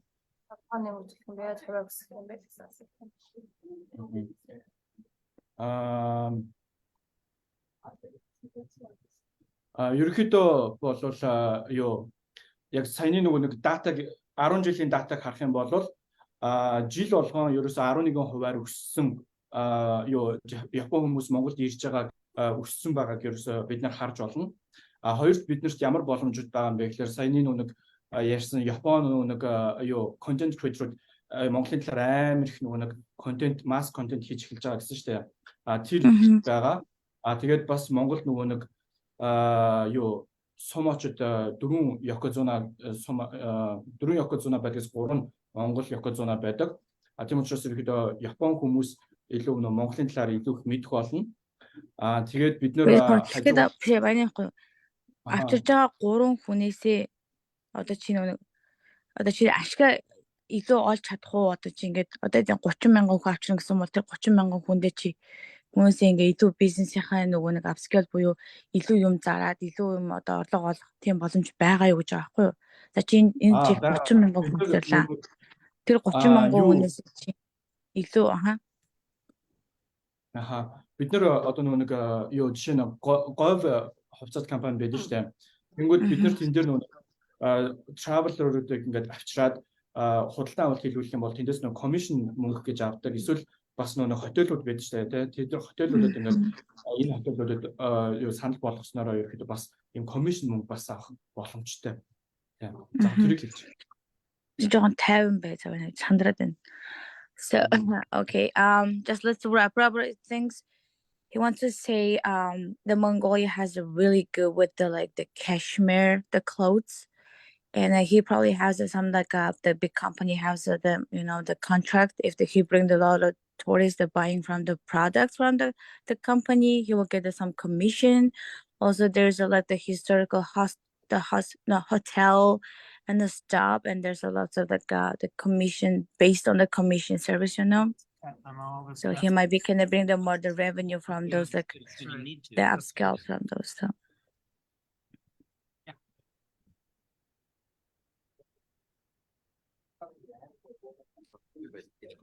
Thank you. Great answer. Thanks for your time. Thank you. Again, another round of applause from our Mongolian participants. Thank you. The judges, you know, I don't like, I don't think I'd enjoy being in front of you guys. So. Yeah. All right. So thank you and congratulations again, Ms. Yuki. You can stay on. So we'll go to the next. I wonder who's the next. Thank you. We really appreciate that. Thank you. All right. So this time we'll go hungry again. We will now be presented by Walk to Box. Oh, there's Siron, but there's Siron. Let's all welcome Siron with a good round of applause. But we have to show your 2-minute video first. All right. So we'll show your 2-minute video. You can take a seat here. Siron. How you doing? Good. Nervous. No, no, you're good. You're a rock star. Hello. If you've been in Sampaloc Lake, San Pablo City, Laguna, you might have seen one of our sleek-looking food cart, Walk to Box. Walk to Box offers Chinese-style fried rice, and it's gonna be your new favorite food trip. It was a trending food cart that was featured in a vlog on Facebook with 4 million views. Yes, you heard it right, 4 million. Your order will be cooked right in front of you, immersing you to the wok cooking experience you've never seen on the streets, only here at Walk to Box. Our cooks are trained to showcase wok cooking skills, entertaining patrons. Our customers love to film us, as it is not a very common experience on the streets. These fried rice are served in eco-friendly boxes that you can enjoy with family and friends while enjoying the view at the lake. It is served fresh and hot from Walk to Box. You can top this best tasting fried rice with dim sum such as siomai, Shanghai, gyoza, and shark's fin. What are you waiting for? Make sure to pay us a visit here at San Pablo City in Sampaloc Lake.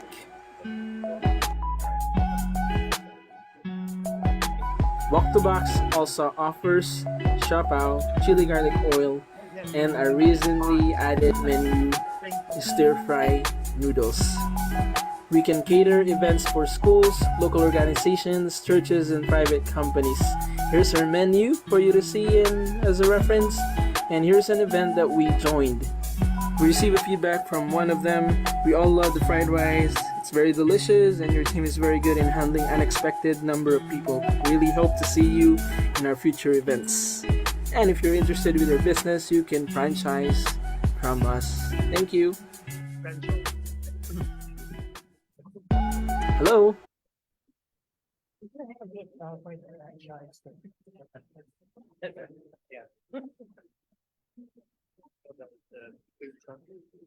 Hello, sharks. Feels like I'm on Shark Tank. Hello, BYU Management Society Asia and judges. My name is Siren, and I'm the owner of Walk to Box. And where's my presentation?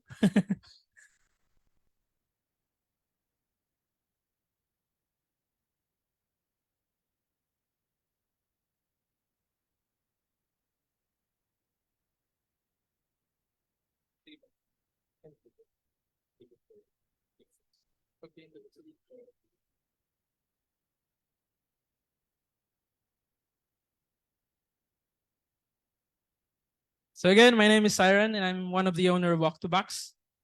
Next slide. Presentation mode.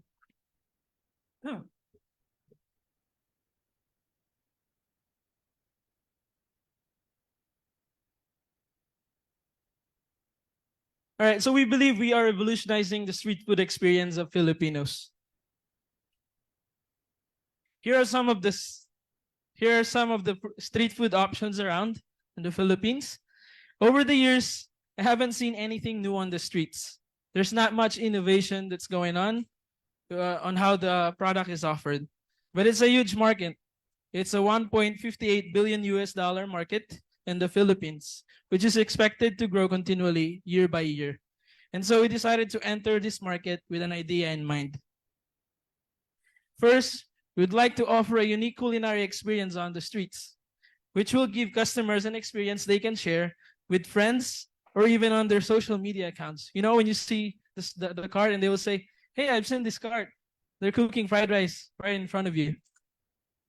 Second, value for money. We will offer budget-friendly products that can satisfy customers and feels that it is worth spending on, whether you are a student, employee, or a tourist. And lastly, I personally do not like cold food at all. It isn't appetizing. We wanted a product that is served fresh and hot, and something that they can conveniently eat on the go. And so, After getting married in April 2002, having received some monetary gifts and then some savings, we've decided to invest in a business. Together with my brother and his vast experience in the food industry, we started Walk to Box on August 8, 2002. And, all right. And then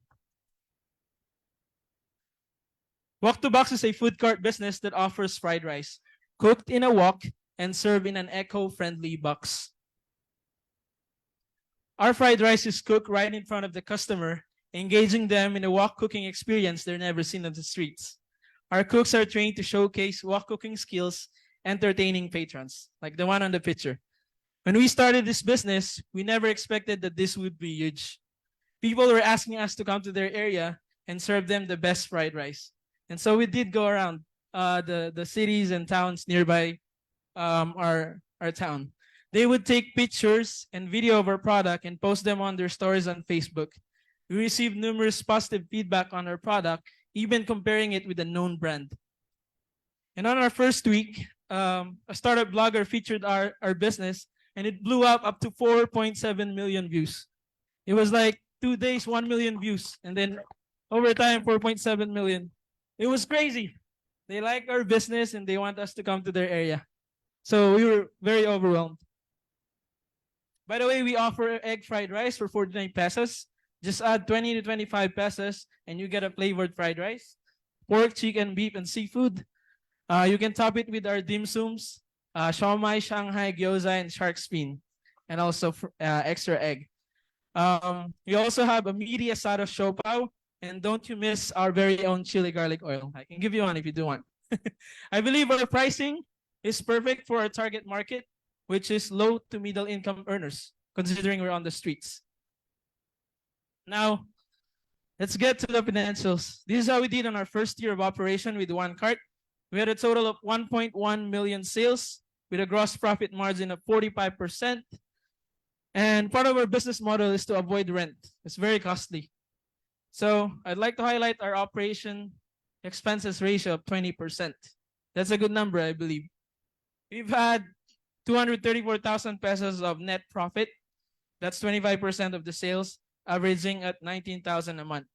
And since it's Christmas season, when I last checked, our October sales is 125,000. So we went beyond the average.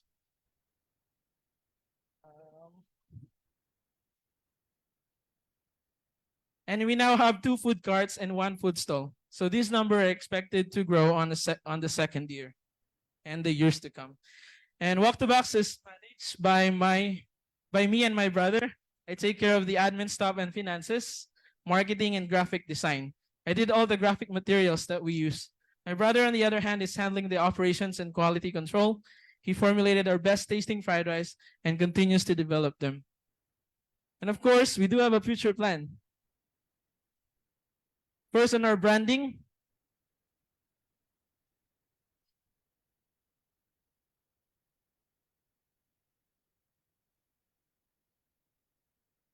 we're planning to acquire fully customized packaging so that it will boost our brand recognition. Oh, that's Walk the Box, so they will know. Because we're currently using just plain white boxes. We will also work on our IPO registrations to secure our trademark, especially that we are offering franchise. For scalability, we will extensively promote our franchise offering, which will give us more returns on this business, plus expand our reach through the royalties, supplies, and hopefully by the middle of next year, we can enter the Manila market, knowing how huge the market is here. And then our product, we plan to offer limited time and seasonal menu to give our patrons something new to try. Maybe something like kimchi fried rice. It also do not have a specific drink that we promote and sells, so we would like to formulate one later on. And lastly, for our marketing, we will continue to partner with schools and companies and local organizations for promotion and to serve as merchants on their events. We had partnership with 3 schools so far in multiple events and 1 real estate company on an internal event. And we have been using Facebook to market our products, so we will utilize the paid ads option to reach the right audience. With all this, we believe we are headed to exponential growth and income. Walk the Box will one day just be right across the street where you live, and maybe in the US. If you have any questions, comments, or inquiries, don't hesitate to contact us. My contacts are on the screen. You can take a picture. Again, this is Siron, the owner of Walk the Box, and we serve the best fried rice in town.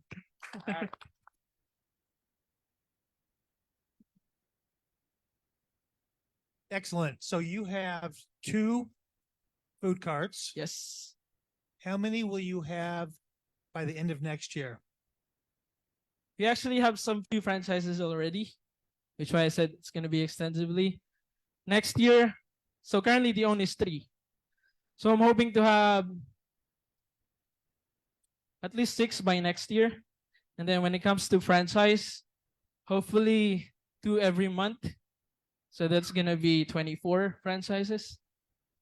Where do you plan on getting the money to go to 6 carts? I'm sorry? You have 2 carts. Next year, you'll go to 6 carts. Mhm. Where are you going to get the capital to buy those carts? So the second cart, how I got it, I had an agreement with the manufacturer of the cart by having an installment basis, wherein part of I'll give a down payment, and then I'll pay the rest of the money later on when the business is already earning. So I don't have to always invest in it. Rather, the business will invest in it. Last question. How much does a cart cost? 50,000.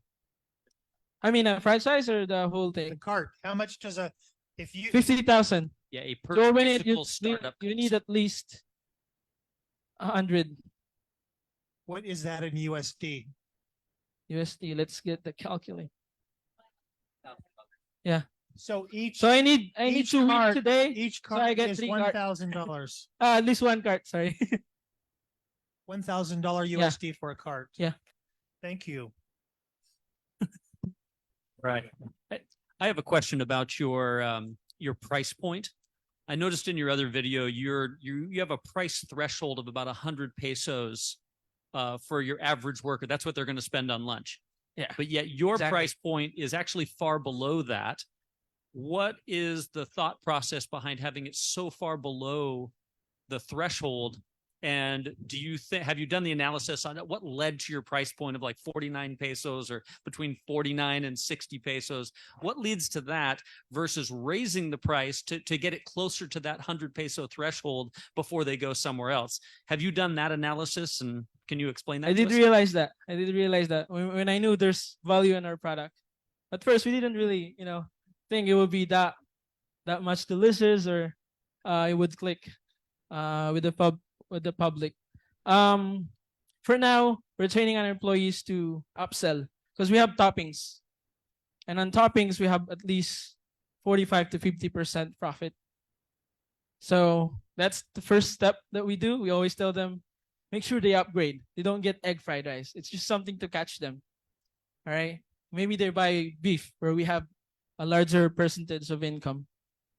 All right. And then that's why I want to enter the Manila market, because I know my value now.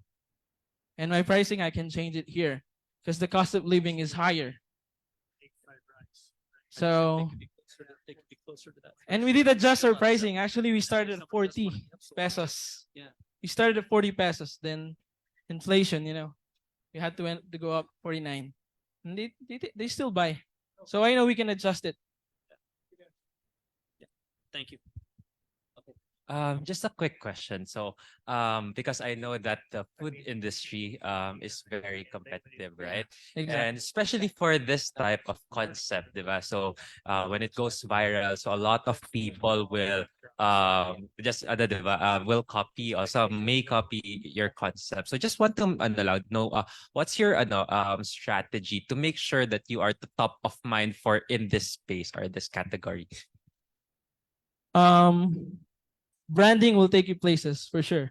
So that's one that we always make sure that we protect.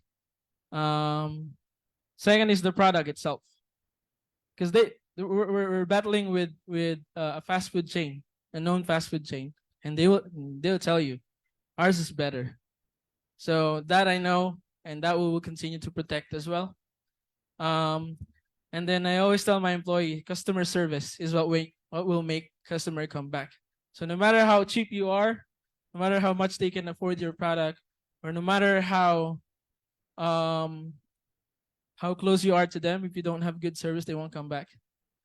For now, that's what I can say. Okay, so just last question. So siguro in 2 years or 3 years at least, where do you see yourself expanding? And how many stores or how many food trucks?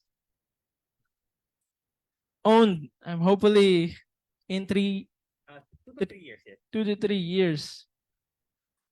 I want to leave my job, so maybe around 15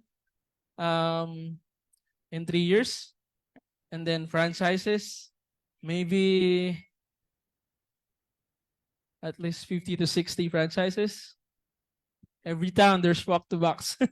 In Laguna, Batangas, Cavite, and Manila, hopefully. Laguna Beach. Laguna Beach, California. I'm from Laguna, by the way. Any more questions? No, I'm good. Thank you so much. Thank you.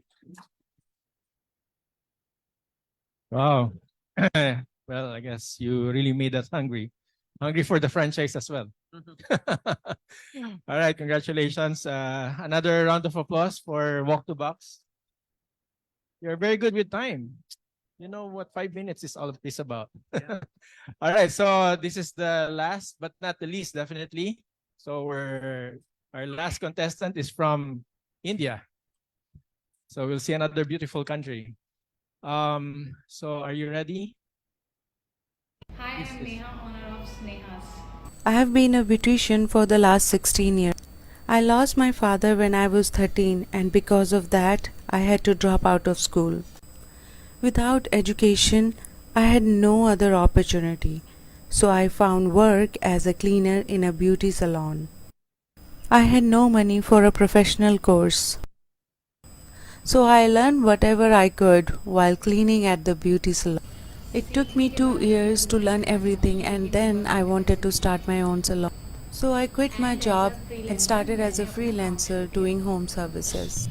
After 3 years, I saved enough to start a small salon. I worked hard and sincerely to satisfy my clients. My reputation grew, and soon I was busy all day long.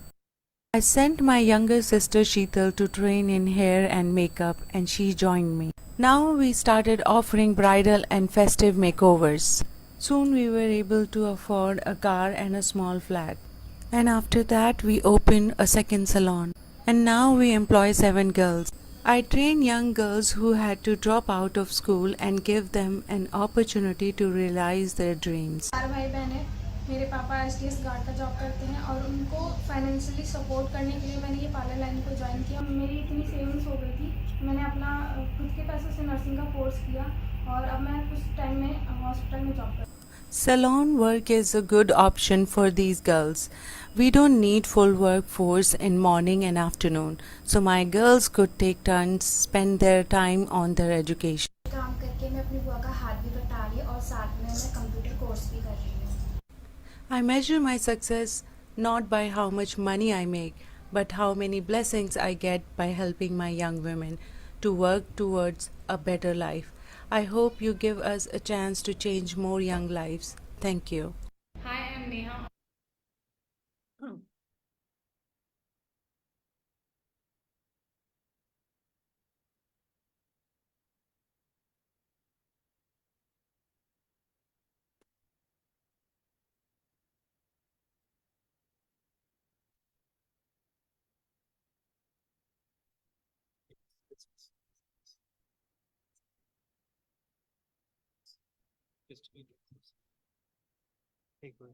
It's either one of these, and then I would do this one just to get in some help.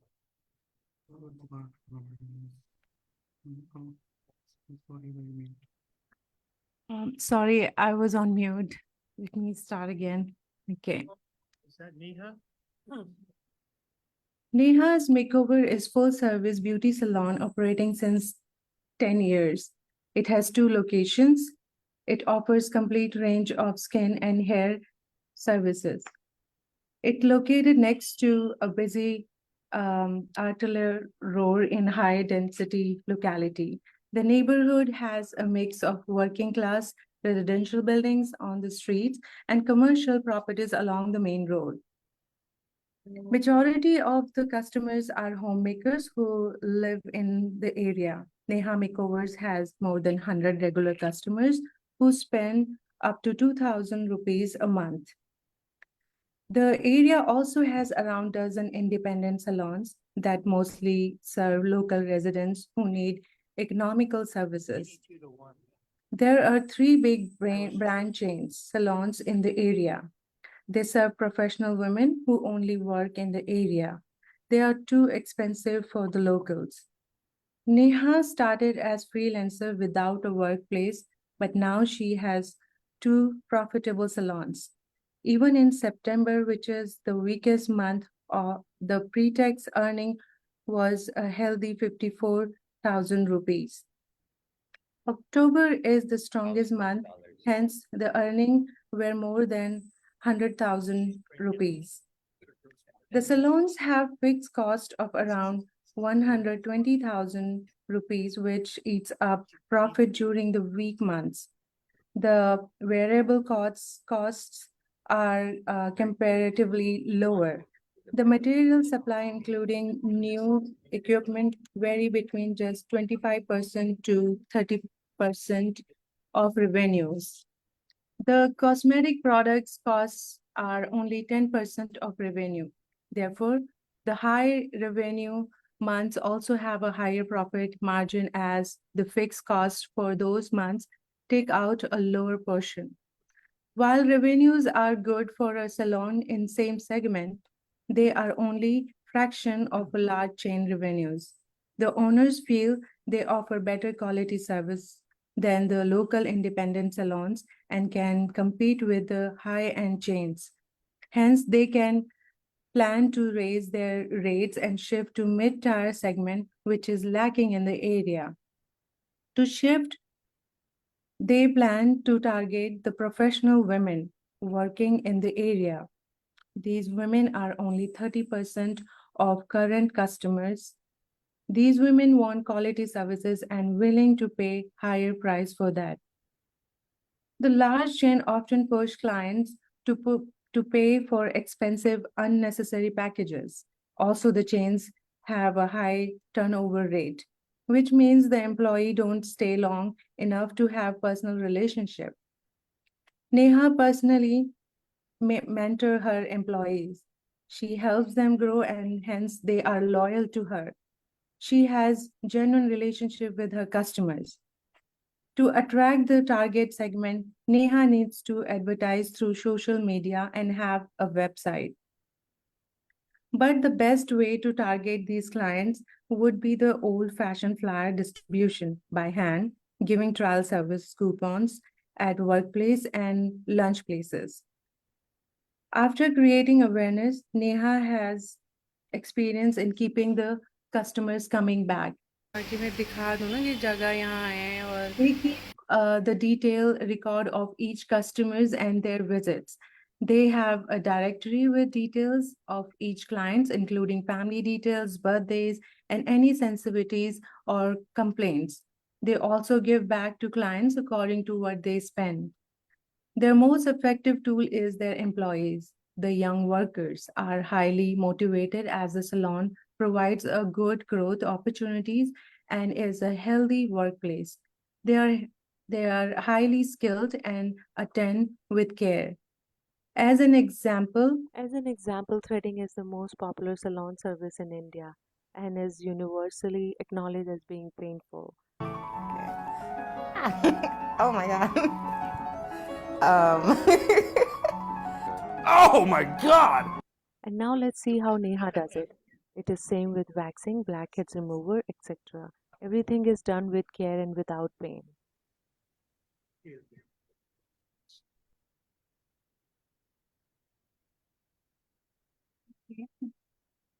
All right, congratulations. Why don't we give them a great round of applause again? So we'll proceed to the question and answer, judges.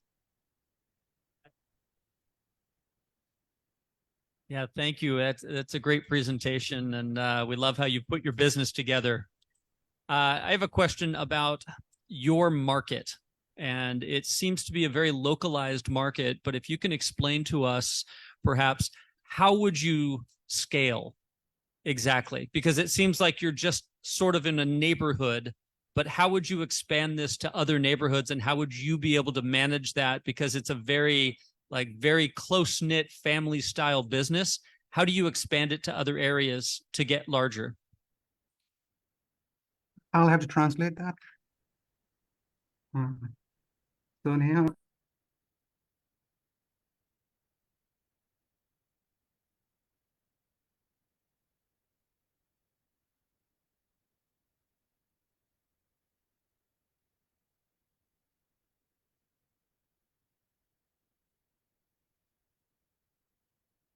Yeah. How many stores too? Are they in the neighborhood?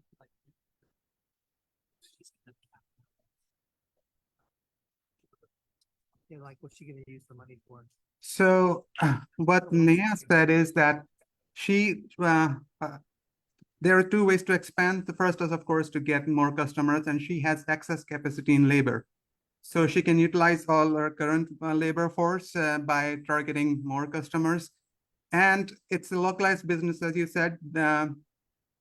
So they need to open more locations to expand their business. So a follow-up question to that. Yes, they can, but where's the limit on that? Like, if you have an area, is the population dense enough so that you could open 15 stores within 10 square kilometers? Or would you have to expand to other areas?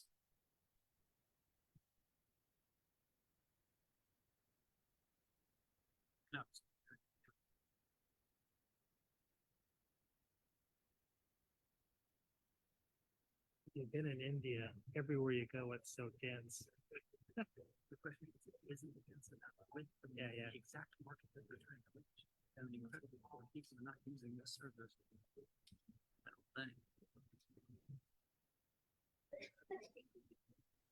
So yes, people want to be close to the salon they're visiting. So you cannot open more than a limited number of salons in one area. So they'll have to expand in other areas, but they can expand their freelancing network, as they already employ send the girls to the home services. Yeah, so they can expand their freelance network to cover a wider area. The population density is good enough, but it's also saturated. If you were to win the grand prize, which is 3,000 USD, if you were to win that, what are you going to do with that money?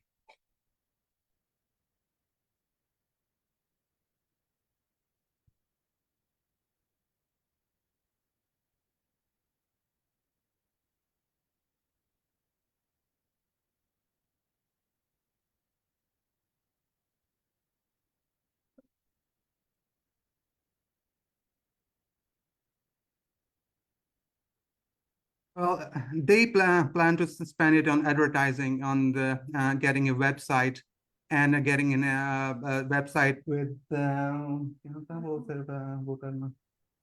where people, the professional women, can plan their appointments ahead of time, and they want to spend on billboards.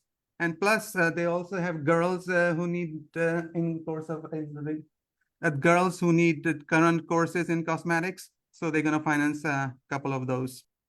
They just answered my question. And they want to open a training center sometime. For the girls who cannot pay. I'm done. I'm good. Okay. Thank you.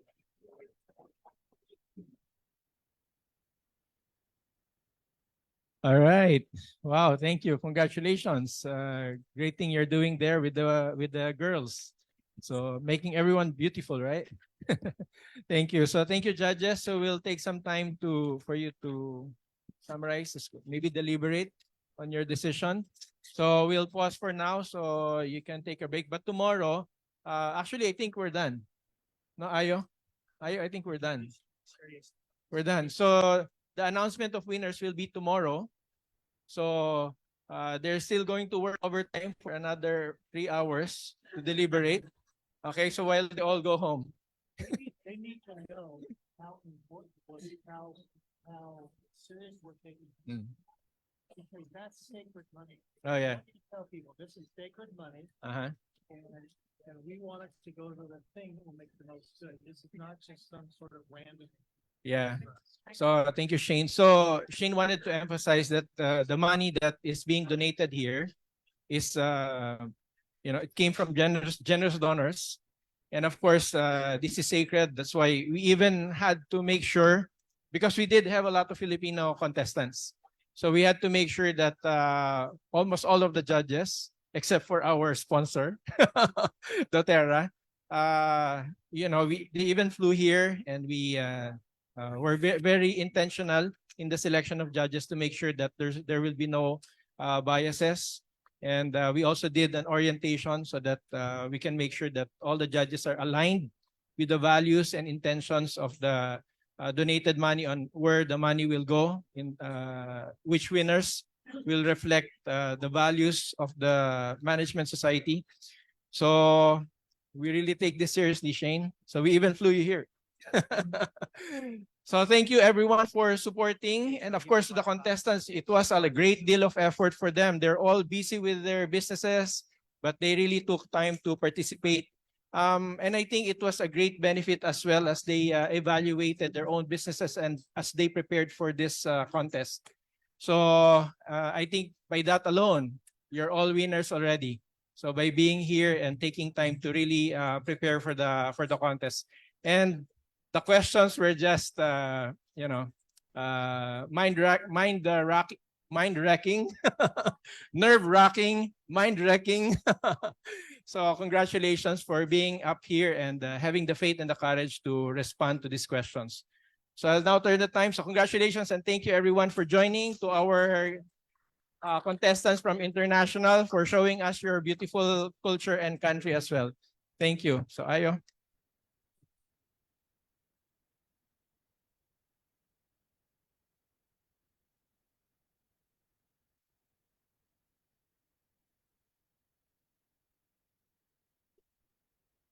Okay, thank you very much. How about a big round of applause to our final round of judges for our business plan competition. So we're just waiting for the last two groups to wrap up. They're almost done. And then we are going to serve you dinner after the closing remarks from our speaker. So don't go away.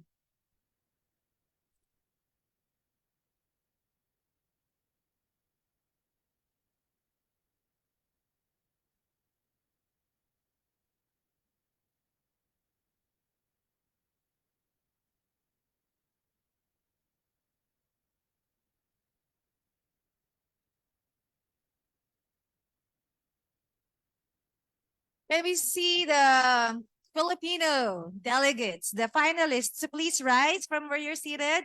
Can we again acknowledge all of the finalists? Where are they? So we have three. We have three. Uh-huh. We have three finalists. We're going to keep you thrilled because the announcement will be tomorrow evening, tomorrow afternoon. We're not going to prolong the agony even more. Congratulations once again. A big round of applause to our finalists. And we are so ready for the last part of our program, James. I'm sure we all enjoyed watching and learning from the business competition finals that just happened, but we are now ready to hear from our concluding speaker. He is happily married to Sister Bernadette Marie Agustin, and they are proud parents of 3 children ages 34, 33, and 30. All three of them have served full-time missions and two have started their own families. Brother Agustin is a distinguished graduate of the University of the Philippines, holding a bachelor degree in science in industrial engineering cum laude. Right after graduation in 1979, he joined San Miguel Corporation, where he and Sister Agustine's paths first crossed. Their love story began in the world of business. During his time at San Miguel, Brother Agustin attended numerous technical and management seminars abroad, including a prestigious 6-month fellowship at the Stanford Research Institute in California. Over the course of 41 years, he occupied various high-level positions at San Miguel, ultimately serving as Vice President and Chief Information Officer. He held corporate responsibility for all IT systems in the San Miguel Group. Simultaneously, he managed San Miguel Corporation's Operations Research Department and the SMC's Engineering Audit Group. At the April 2009 General Conference, he was ordained an Area 70 by Elder Quintin Cook of the Quorum of the 12 Apostles. As an Area 70, he served for 7 years, after which he was called as a counselor to the Manila Training MTC president for 2 years. From July 2020 to 2023, Brother and Sister Agustin served as mission leaders of the Philippines Cebu mission. Their mission in Cebu has left a lasting impact. They have now returned to Quezon City, where they currently reside, to talk about Christ-like virtues in a corporate setting. Let's welcome Brother Manuel Agustin.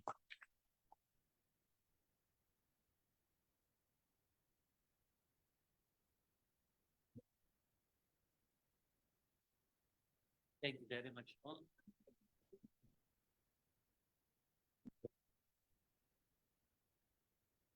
Good evening, brothers and sisters. I was looking through your program for the 3 days, and well, I must say that I was impressed with the topics and the activities that you had selected for this conference. And well, for today, I certainly enjoyed listening to our speakers, especially for the good that they have done in their respective fields. And I congratulate your board and the organizers, most especially for this event. I can only imagine the kind of work that you've done to make this event possible. It took me some time to decide on my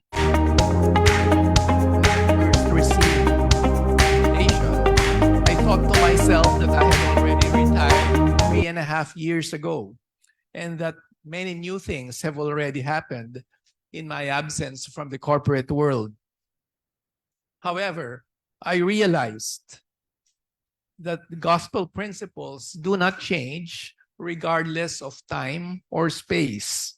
Thus, my dear students and graduates of BYU, let me share with you tonight some pieces of counsel which I have learned from the many years I worked in San Miguel, and simultaneously from the gospel principles I have learned in church. In other words, my message to you tonight is a blending of both the temporal and spiritual aspects of being a part of a huge organization. Given my time tonight, I have selected 3 Christ-like virtues which I believe can guide you as you proceed with your chosen career. Virtue number 1, we believe in being honest. A few years ago, a bus company called Green Frog, you may have heard about it, covering Makati, Manila, and Pasay cities, conducted a trial run for 1 week to make passengers drop their 15 peso fare into a cash box located near the driver. No bus conductor was posted to watch over the passengers. To its dismay, 30% of the passengers, most of whom were office workers and university students, failed deliberately or otherwise to live up to the honesty-based payment scheme. For obvious reasons, Green Frog called off the experiment, which obviously was a failure on the honesty test, and reverted to the traditional practice of assigning conductors to collect fares. In the early days of the church, the Lord cautioned to let every man deal honestly as regards regulating the temporal affairs of the early church. Today, many trade their integrity for a small price tag, fabricating certificates, false reports, tampering receipts, faking passports or visas, not paying bills or debts, or even cheating in school exams are just some examples. Speaking of cheating in exams, I recall when I was in my freshman year at UP, I was fortunately assigned a seat beside the prettiest girl in the class, who, by the way, was really pretty by any standards, to the envy of my classmates. Exam time came, and as I proceeded to answer, I heard a whisper. It was my pretty seatmate who was asking for my paper so she could copy. I felt nervous. I didn't know what to do as I was torn between honesty and beauty. Before I could make up my mind, she grabbed my paper without waiting for permission and proceeded to copy until time was up. To her credit, she returned my paper just in time for me to submit it. I didn't say a word, but somehow I felt that her beauty faded away because of what she did. Perhaps I was being judgmental back then, but when honesty is sacrificed, character, including beauty, goes away. In a corporate setting, you probably hear of money scandals, stealing from company resources, taking bribes or gifts, or even falsifying reports to get ahead in the corporate ladder.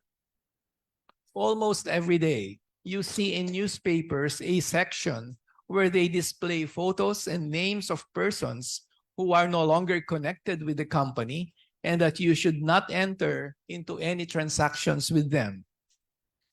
In San Miguel, where I used to work, we have a strict policy not to accept any gift from vendors in whatever form, no matter how little, and regardless of the occasion. I would say that is truly commendable. But wouldn't it be better if employees themselves would do that even if they were not told? Gift giving is not evil per se, as the wise men themselves presented gifts to the Savior.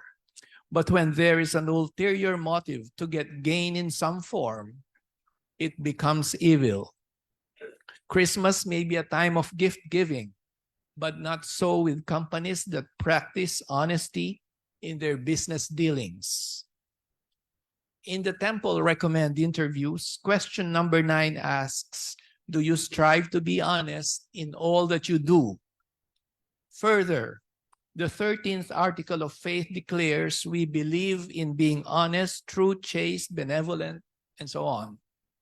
I find it interesting to note that being honest comes first in the list in Article 13.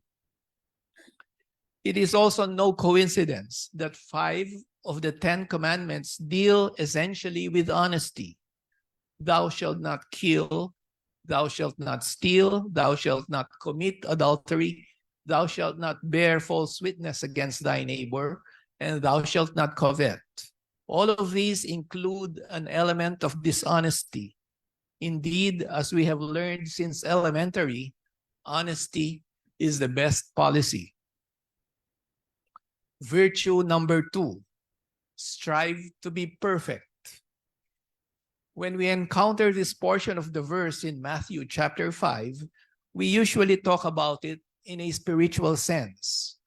We know, of course, that this is not something we can achieve by ourselves, but that we need the grace of Jesus Christ to help us achieve perfection, little by little, and enduring to the end.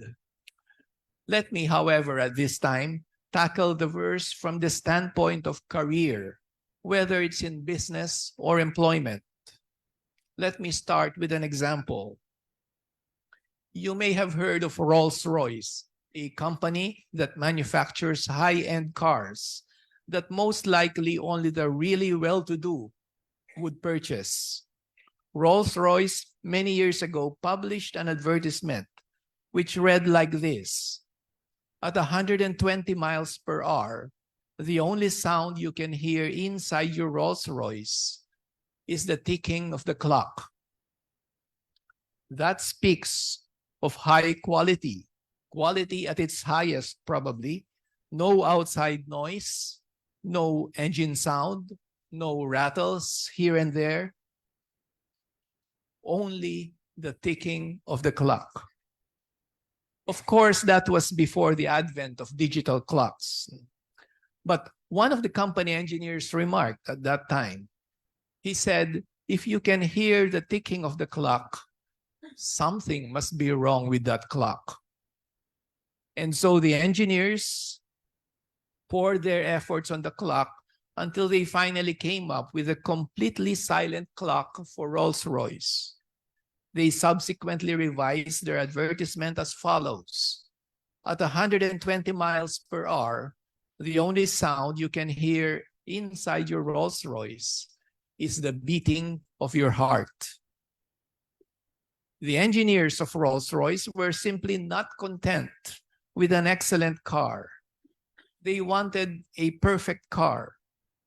Just like spiritual perfection, perfection at work comes line upon line. You learn, you make mistakes, you learn again, and so on until you perfect the work. As we say, hindi pwede ang pwede na. Rather, let our motto instead be, pwede pa.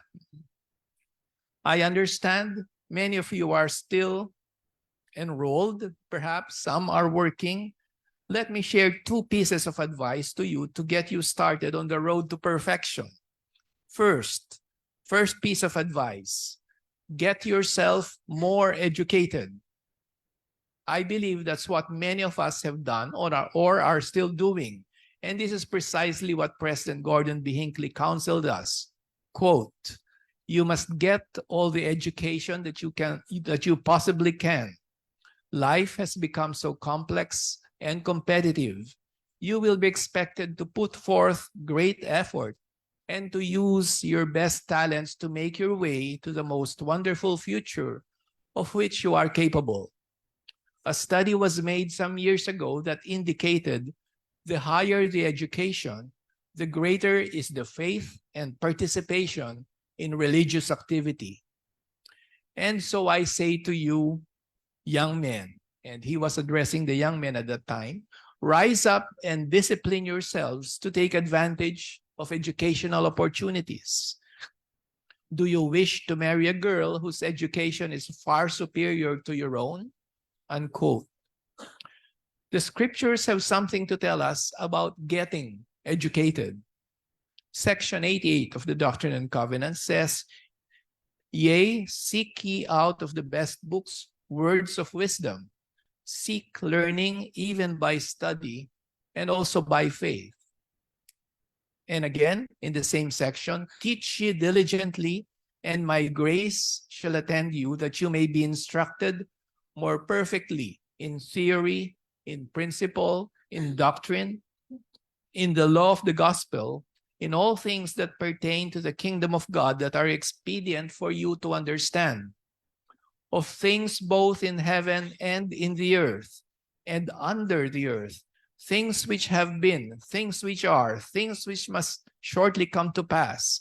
Things which are at home, things which are abroad, the wars and perplexities of nations, and the judgments which are on the land, and the knowledge also of countries and of kingdoms. By acquiring knowledge in various fields, you not only open opportunities for yourselves, but you also acquire a well-rounded perspective on issues that may affect you in the future. A second piece of advice, think ahead. You need to imagine your temporal future. What are your goals? Do you want to have your own business? Do you plan on being an executive of an established company? Do you want to be a data scientist, perhaps an AI specialist, or an agripreneur, perhaps, as we had heard early this afternoon? By imagining your own family's future, you can start preparing today what you need to do tomorrow to reach your goal. If you feel that you're doing what you're doing today will not contribute to the kind of future you imagine yourself to be in, by all means, change course. At your age, probably, time is still on your side because you're still young, with many opportunities before you. Your BYU education will certainly be useful, and it is best to align it to your goals. I think this is probably why President Nelson, in one of his recent conference messages, talked about how not to be myopic. Of course, he may have meant that from a spiritual perspective, but I'd like to think that even in temporal matters, we need to think long-term. As Stephen Covey, a renowned author on management, would say, begin with the end in mind. Virtue number 3, my last virtue. Have faith in the Lord. There are so many scriptural references to faith, but I think the most popular one is found in 1 Nephi, chapter 3, verse 7. All of us are familiar with that. That the Lord giveth no commandments unto the children of men, save he shall prepare a way for them, that they may accomplish the thing which he commanded them. Allow me to share just 2 personal experiences in San Miguel. When I was a young, fresh graduate, employed in a prestigious department in San Miguel, I had a boss, a high flyer, who was an officer in San Miguel. He was a good and aggressive boss who was also fond of drinking San Miguel beer. Perhaps you know that San Miguel was originally a beer company until it diversified into food and other industries. Anyway, going back to my story. Whenever there was a celebration party, my boss required everyone to drink with him. On one such occasion, he offered to give me a bottle of pale Pilsen. I assume you know what that is. He knew my religion and our beliefs and practices, but he insisted that I drink with all the others in our department. I politely refused, of course, and I could sense that he was somewhat angry at my refusal. On another occasion, the same thing happened, and I likewise kindly declined his offer. I felt at that point that my career in the department was over. On a third occasion, he again required everyone to drink. But this time, he announced to the group, I propose a toast to our successes, and everyone is required to drink, except Manny, that's me, for fear that I might not go to heaven. From that time on, he never asked me to drink beer and respected me for my beliefs. Sometimes we just need to stand firm with our standards to gain the respect of others. Faith in the Lord with the will to obey his commandments will help us in difficult circumstances.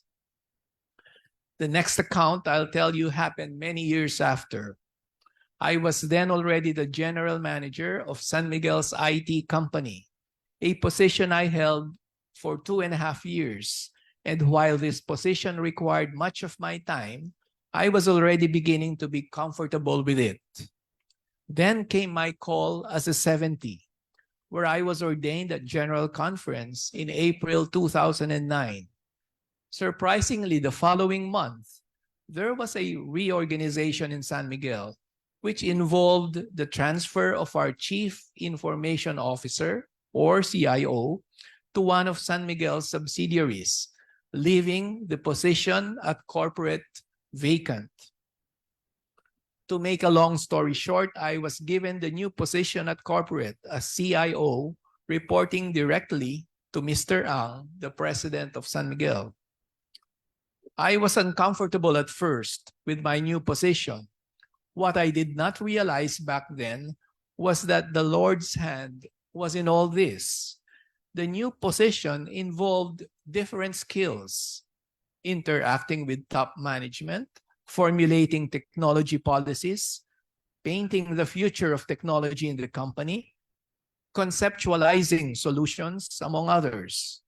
It was more strategic in nature, and as such, it did not require the usual day-to-day monitoring of computer systems, projects, and people. As I got immersed in the new job, I learned that I did not have to work for 10 or 12 hours a day, as I did in my previous position. I did not have to work on weekends. I realized that the day-to-day pressure has been diminished. I then knew that the Lord has provided me a way to accomplish the requirements of my new calling as a 70. I realized that I had more time to prepare for stake and district conferences, coordinating council meetings, and other assignments. I realized I could take an extended leave to attend General Conference in Salt Lake. Brothers and sisters, the Lord has indeed prepared a way by which I could accomplish the assignment He has given me. For the next 11 years, I would work in that position, which I enjoyed very much till the day of my retirement in 2020. These two experiences have taught me that the Lord knows our situation, and oftentimes we just need to be faithful in keeping our covenants, and He will handle any complications that may come in the way towards achieving our goals. When we are faced with situations beyond our control, I believe the Lord takes over. Brothers and sisters, these three Christ-like virtues I shared with you are not all. Honesty, striving to be perfect, and faith in Jesus Christ are just three of many virtues that can provide direction and establish us in our careers, whether you're employed or self-employed. It is my hope that as you build your future, you will continue to look to the Savior as our ultimate guide in all that you do, more than any human expert or advisor, no matter how learned. Thank you very much, brothers and sisters, for staying this long, for staying up to this portion of the conference. And I would like to thank you for your enthusiasm and for your desire to improve yourselves. The fact that you are here means that you are along that path, and I'm thankful for that. May you be successful in your individual efforts, and may you always have that burning desire to improve yourselves in whatever position or status you are in today. Thank you very much. Good evening to everyone.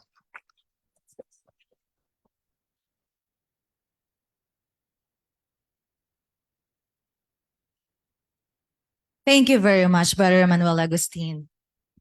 We did learn a lot today, James, and it's only day one.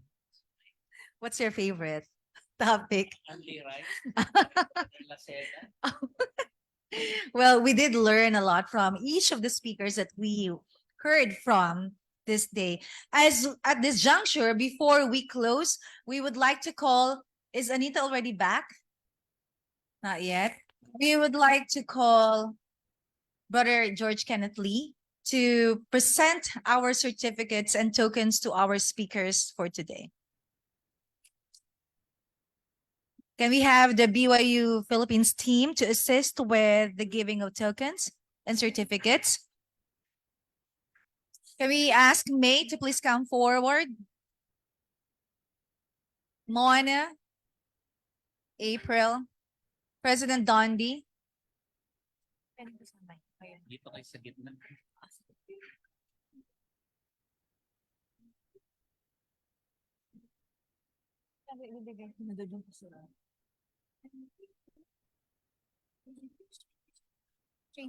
Speakers.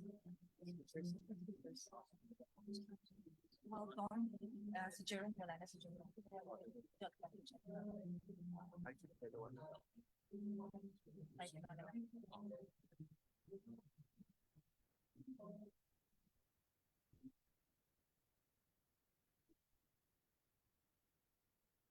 So as we wait for the tokens and certificates, we would like to announce that tomorrow we will start at exactly 8 a.m. So please plan to come here early.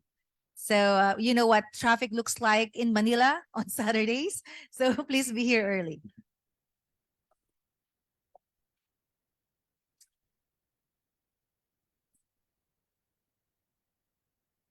As we present the plaque of appreciation, may we share with you what's in it.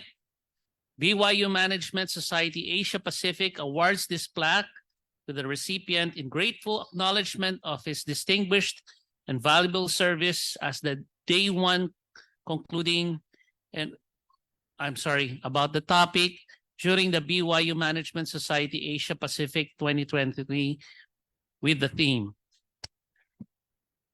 Presenting this plaque of appreciation, we'd like to present this first to Brother Manuel Agustin for the topic of Christ-like virtues in a corporate setting.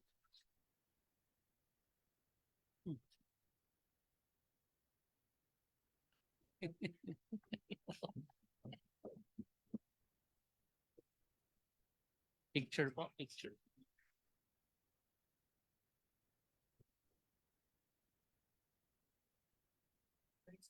Ay, okay. Oh, yeah.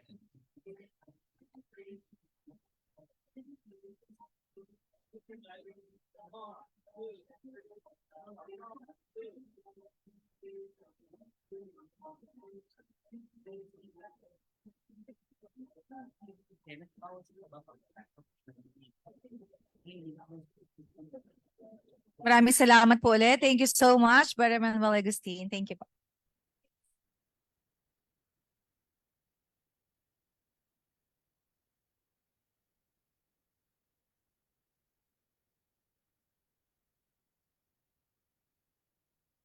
I'd also like to present a plaque of appreciation to Brother Dondi Reliora for his message to us this afternoon.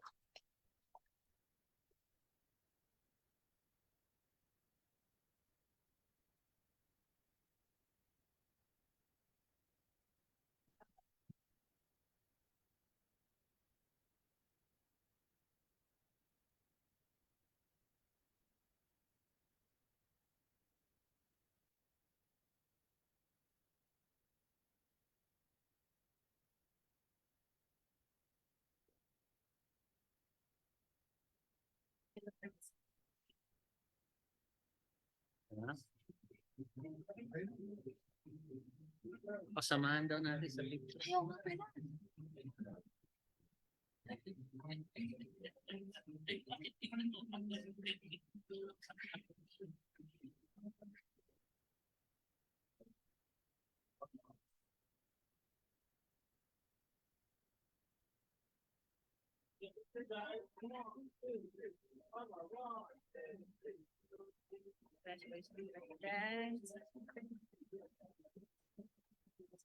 Next, we would like to invite on stage Brother Philip Tan for conducting managing risk in starting your business venture, the Act Now model.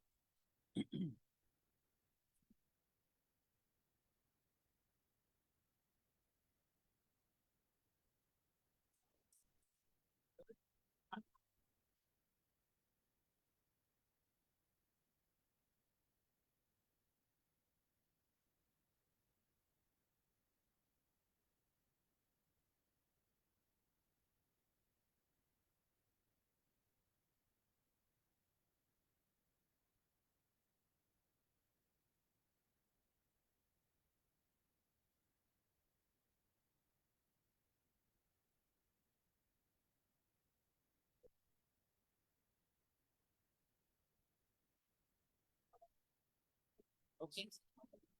Another round of applause to all the speakers. The rest will be handed tomorrow in our day 2 event. Ladies and gentlemen, brothers and sisters, we extend our sincerest gratitude to all of you who came here as we open the BYU Management Society Asia Pacific Regional Conference here in the Philippines. We'd like to mention once again our major sponsors. You have at the table over there, we have the doTERRA Philippines. How about a big round of applause? They have prepared special gift packs to our finalists, as you can see over there. You don't want to see because you will be We will envy them. Yes, you will definitely be jealous about the things they're going to give our finalists. But thank you so much. Of course, Chet Harmer, BYU Provo, BYU Management Society. We have Art of Faith. We have Brother June Merdea. and the rest of the sponsors that we will be still having tomorrow. Okay, so now we have more surprises coming tomorrow. So make sure to be here early in your business attire to interact with other participants and visit the booths that we have prepared for you. Once again, we would like to thank all of you. As we close this, we would like to ask Brother Val Hapson to give us the closing prayer and the blessing of the food. So we have dinner prepared for everyone. If you can go down to the second floor, once you go down the stairs, on your first right, the first room on your right would be the place where you can have your dinner. Brother Hapson. We'll have Sister Hapson instead. We will have Sister Gina Hapson to give the prayer. Thank you.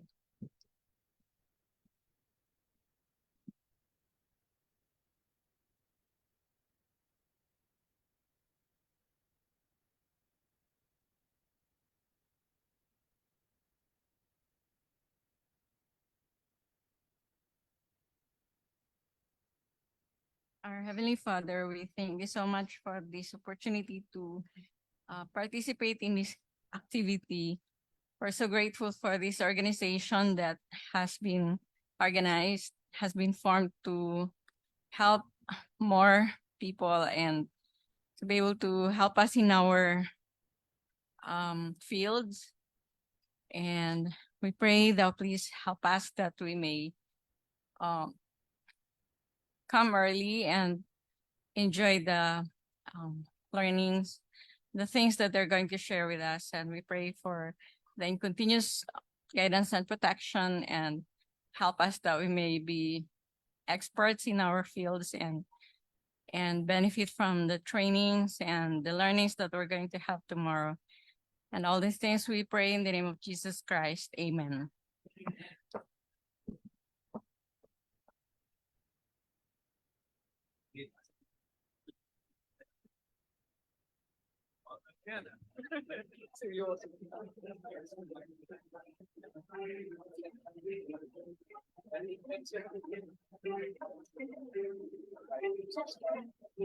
Please proceed to room 209 for registered participants.